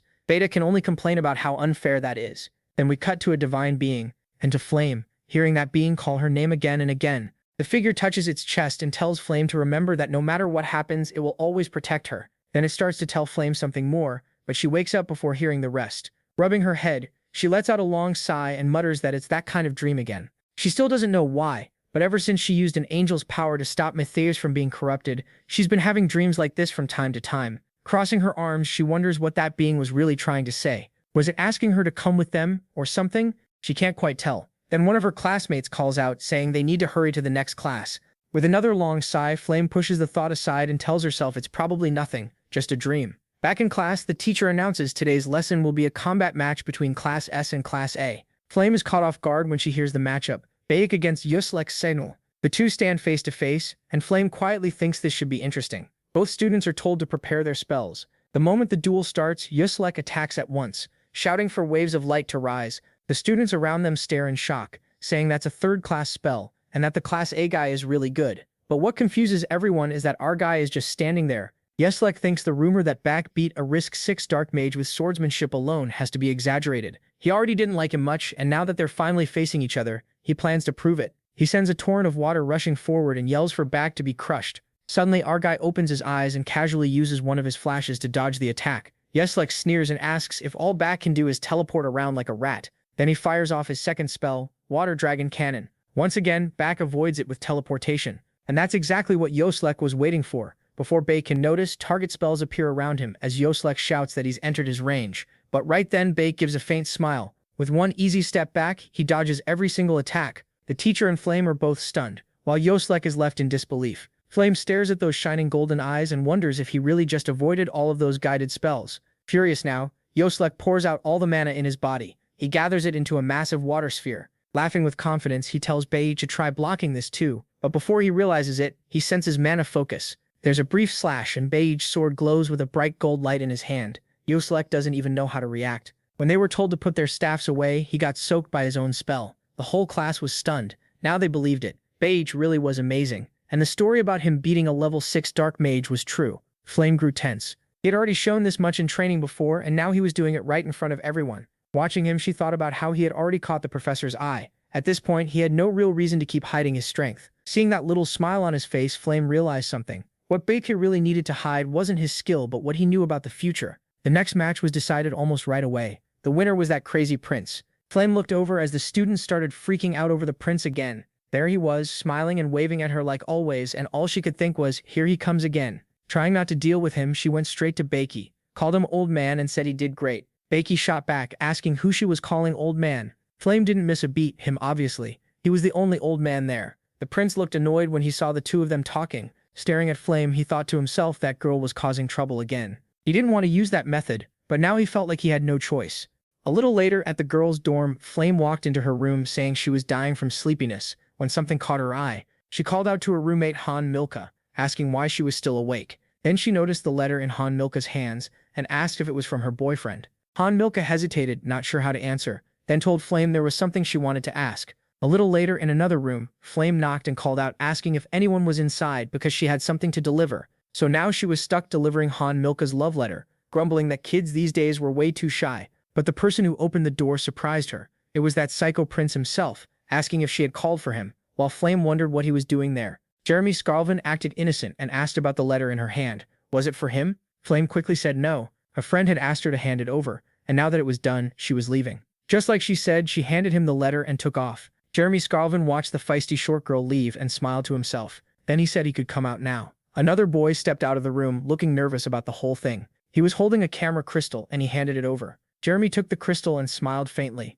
Looking at the recording of Flame handing him that so-called love letter, he muttered that these were perfect pictures. The next day, as Flame walked around, everyone kept staring at her. She felt the weird mood right away and wondered what was going on. Then someone suddenly bumped into her. It was a girl who snapped at Flame to watch where she was going. She kept insulting her too, saying Flame was always crawling around like a worm without looking ahead. Suddenly her shirt got grabbed, and that was enough. Flame drove her head straight into the girl's face. The girl yelled, asking if Flame was crazy, but Flame was already ready to throw hands and dared her to keep going. Then the girl shouted that it was unbelievable. Someone like Flame was dating Prince Jeremy Scarlvin. Flame froze for a second and just said, "Repeat that." Now furious, she demanded to know who exactly this girl thought she was dating. Then we cut to the pictures of her handing that letter to Jeremy Scarlvin. That was when Flame finally put it together and realized why those photos were spreading everywhere. After taking a long breath to calm down, she admitted the one behind this was pretty obvious. Closing her eyes, she thought about how she couldn't believe that little prince really did something this low. The next day, right after class, everyone was getting ready to leave the room. That was when someone caught Flame's attention. Of course it was him, the annoying prince, asking if she'd like to have dinner with him. Flame knew that even if she turned him down, Jeremy Scarlvin would just come up with another excuse. Running wouldn't solve this, so there was only one way out. Catching him off guard, she asked why she would ever have dinner with him. Jeremy gave a slimy smile and said she was being cold. He hadn't expected her to get this embarrassed. Flame told him to stop acting like there was something between them, and just as he was about to use those photos, she cut him off. To his total surprise, Flame announced that she already had a boyfriend. She was using her brain at full speed trying to think of which guy she could name on the spot. And to Jeremy Scarlvin's shock, she said Bayek, loud and clear. Flame declared that Bayek was her boyfriend. She explained that last night she only went to deliver a letter for a friend, so Jeremy needed to stop being delusional. There was no reason she'd visit his room when she already had a boyfriend. After shoving the letter at him, she excused herself and said she had to go meet her beloved Bayek. The classroom went dead quiet. Everyone felt like making one wrong sound would get them buried on the spot. As for the prince, he just smiled and said she really wasn't easy to handle. A while later, at a nearby restaurant, the so-called boyfriend stared in shock and asked, "Wait, I'm what?" Sitting across from him, Flame could barely look him in the eyes as she admitted that he was now her boyfriend. Bayek asked how things had ended up like this, and Flame basically said, "It just happened." While eating, he guessed this had to do with the rumors from earlier. And if pretending to be her boyfriend was enough to get that annoying prince off her back, then the price wasn't bad. With that warm smile of his, he said that if this helped her, he was fine with it. So from that day on, this rental boyfriend would be paid in meals. Even after that, one thought wouldn't leave Flame alone. She kept looking at Bayek and wondered why he was the first boy who came to mind. In the end, she apologized for dragging him into all this. He looked confused and asked why, and when she almost brought up Jeremy, she stopped herself. Then Flame's imagination ran wild. In her head, Bayek had only come back in time because he loved Isel so much, and by fake dating him, she was basically stepping into someone else's place. But honestly, Isel wasn't even her biggest problem. There was also a certain Y-Vime. Then another idea crossed her mind. Maybe Bayek only agreed to be her fake boyfriend to protect Isel from Jeremy Scarlvin. So maybe it was better to leave things as they were. Still, this was all just Flame's overactive imagination. I love Flame. Anyway, after understanding what was going on with Flame, Bayek agreed to be her fake boyfriend in exchange for a few meals. But the next day during practical class, he ran into a problem. Our little princess was glaring at him for some reason he didn't understand. To make things worse, she ended up facing him in combat training, and he had no idea why she looked so mad. As Flame burned with anger, Bake wondered if it was just him, or if she was seriously upset about something. Meanwhile, Flame herself didn't even fully know why, but today, more than anything, she really wanted to punch him in the face. When he tried to get her attention and talk, she cut in and said this fight would be very different from the last time they faced each other. Bea went all out, using the last of her mana to call up countless fireballs. Then she hurled that whole storm at him. Yeah, more like pure jealousy than fire. A huge blast shook the arena, and everyone got the message. Do not mess with this princess. Even so, our guy made it out of that attack without a scratch. Catching his breath, he muttered that he'd almost lost a leg. But Beige still wasn't done. Her anger was through the roof, and the fire kept coming. After that, the arena was filled with nothing but his panicked screams. Flame had no idea how to react. She could only wonder what he did to make Beige this mad. Then someone suddenly cheered for Baya. The ones rooting for the princess were those two restaurant friends of Baya, and Flame asked what they were doing there. With the most innocent smile ever, they said they were just cheering her on. Seeing that, Flame figured Matali and Bayak must be close since they were in the same club. But that smile looked really suspicious. There was something else making her curious too. While Bayak was fighting for his life, she asked Isla if she was cheering for Baya too. Isla quickly said no. She was only watching. Meanwhile, as he ran for his life, Bayak thought her attacks were too fast. If he had just 5 seconds to focus his mana, he could cut through her spells. Fire blasts came at him from every side. Pillars of flame rose all around him. Burning arrows rained down from every direction, and a massive wall of fire blocked his path. Breaking into a cold sweat, he realized there was nowhere left to run. That was when he stepped on a trap, and all he could think was that Baya had set traps for him too. Long story short, he got blown away in a chain of fiery explosions, with only Bayak's scream left behind, yelling that he was dying. And just like that, the princess was declared the winner over Bayak. Even Bayak could hardly believe it, wondering if she had really beaten him. As for him, he knew he'd barely survived. If this had been a real battle, he'd already be dead. There was another thing that caught his attention too. Baya looked confused about her own win, thinking the skill she showed today was on the level of a 4th-class mage. Setting aside the fact that he almost died, he smiled a little. The training he gave her on being creative had clearly helped, and that made him happy. While Tarisha came over to ask if he was okay, and he said no, his whole life had flashed before his eyes. Meanwhile, the other girls gathered around Baya. One of them said this was exactly what everyone expected, that Baya would beat Bayak easily. Then Harang asked why Baya didn't look happy at all. Baya asked if she hadn't noticed the obvious. Bayak had been holding back the whole fight. She brought up their last training session, when he used swordsmanship sharp enough to cut a 3rd-class spell. This time he didn't even draw his sword. He only kept dodging her magic. She also clearly remembered what happened in the dungeon. Compared to that, he hadn't fought her seriously at all and barely used his real strength. Clenching her fists, she wondered if he just didn't see her as someone worth taking seriously.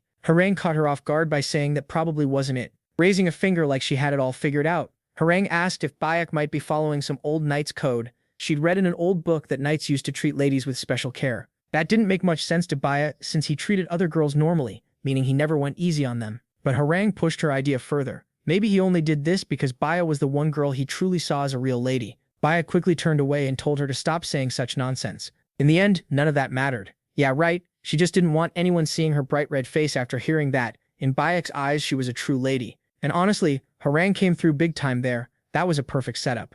Later, we cut to our guy meeting up with Flame. Since the two had agreed to go out once a week as part of their fake relationship, after doing his part as the pretend boyfriend, he returned to Ifanel's secret garden. But to his surprise, Ifanel had been weakened, so he asked what happened to her. She said she was fine and could recover soon enough. It would only take about 1,000 years. Then she surprised him by saying there was actually a much faster way to recover. Ifanel gave him a sly little smile. Catching him completely off guard, she took his hand and said she could recover much faster if they made a familiar contract. Confused, he asked if she was seriously suggesting that they form a familiar contract. Way too happy about it. She said yes. A long time ago, she used to be very weak, but after making a contract with Hatar Yong, she became much stronger. He asked how that was possible. Since neither he nor Hatar Yong had any mana at all, they both suffered from mana syndrome. With another teasing smile, she admitted she had no idea how it happened. Still, she repeated that even if she didn't know why, the contract really had made her stronger. So she asked him once again to make a familiar contract with her. She grew uneasy when he stayed silent for a few seconds,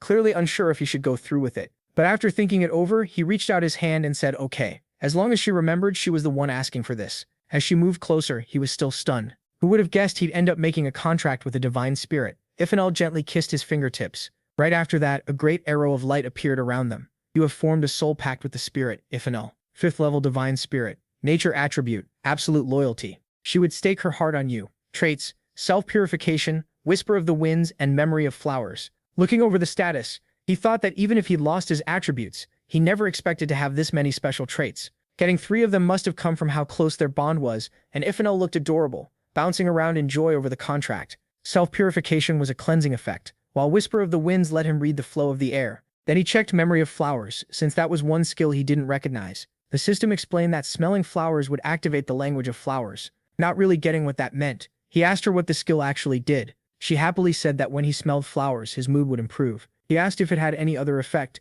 and she said it would make him happy too. He just gave a weak smile and said okay. This wasn't exactly why he came here today, but thanks to her he ended up with a familiar contract with a divine spirit, so not a bad result. Getting her attention, he said he'd be counting on her from now on. Beaming with happiness, she answered with an excited yes. Sometime later, at the International Alchemy Organization, we find the trusted partner of our guy. He asked Alicia about Teravan's condition, and she said it was worse than expected. Then she asked if he had pushed it past its normal limit lately. Embarrassed, he admitted he broke it while it was in blade form, and then had to keep using it during training too.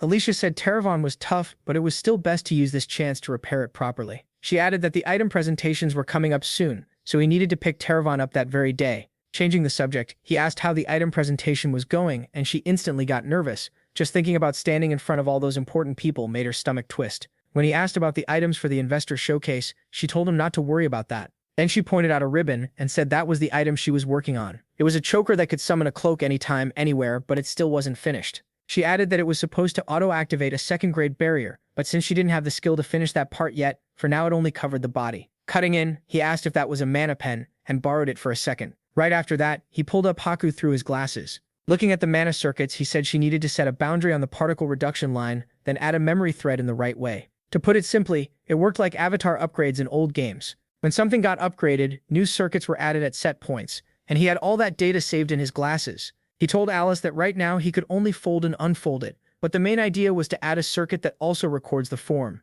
If the boundary lines were drawn right across the particles, it should work. As he explained, he reached for the choker to show her what he meant. After summoning the cloak again, he asked Alice what she thought. She was stunned. He had solved so easily what she'd been stuck on for over 2 months, and just as she was about to call him a genius, the other alchemists crowded around him and started firing off questions. That was when he noticed her, smiled and told Alice to come ask her questions too. With a bright smile, she happily said yes. A little later, he said goodbye and figured it was time to go. Too bad no one even noticed. They were all completely absorbed in their research. The most focused of all was Alice. He let out a small sigh and smiled when he saw how hard she was working. Before long, a huge item revolution would hit this world of mages. Compared to modern times, it would be like the jump from old brick phones to smartphones. The gap in value and tech between magic engineering and magical alchemy engineering was massive. Even though it was still being developed, this would become the biggest tech boom this world had ever seen. People didn't know it yet, but they'd be shaken by all the possibilities Alice's items would bring. Not long after, that breakthrough was almost ready to be revealed to the world, and some bad people were already moving. Others who were hunting those bad people were moving too. Everyone had their own goal, and all of them were heading toward this coming breakthrough. In one carriage, that girl had become even more interested in a certain guy who was also involved. And at the center of it all, the target tied to everyone's plans, stood this pair of alchemists. Just like that, the long-awaited presentation day finally arrived. So what's going to happen next? Will the dark mages go after Alice because her alchemy threatens their world? Or will that villain-like little elf finally meet our guy and completely fall for that smile of his?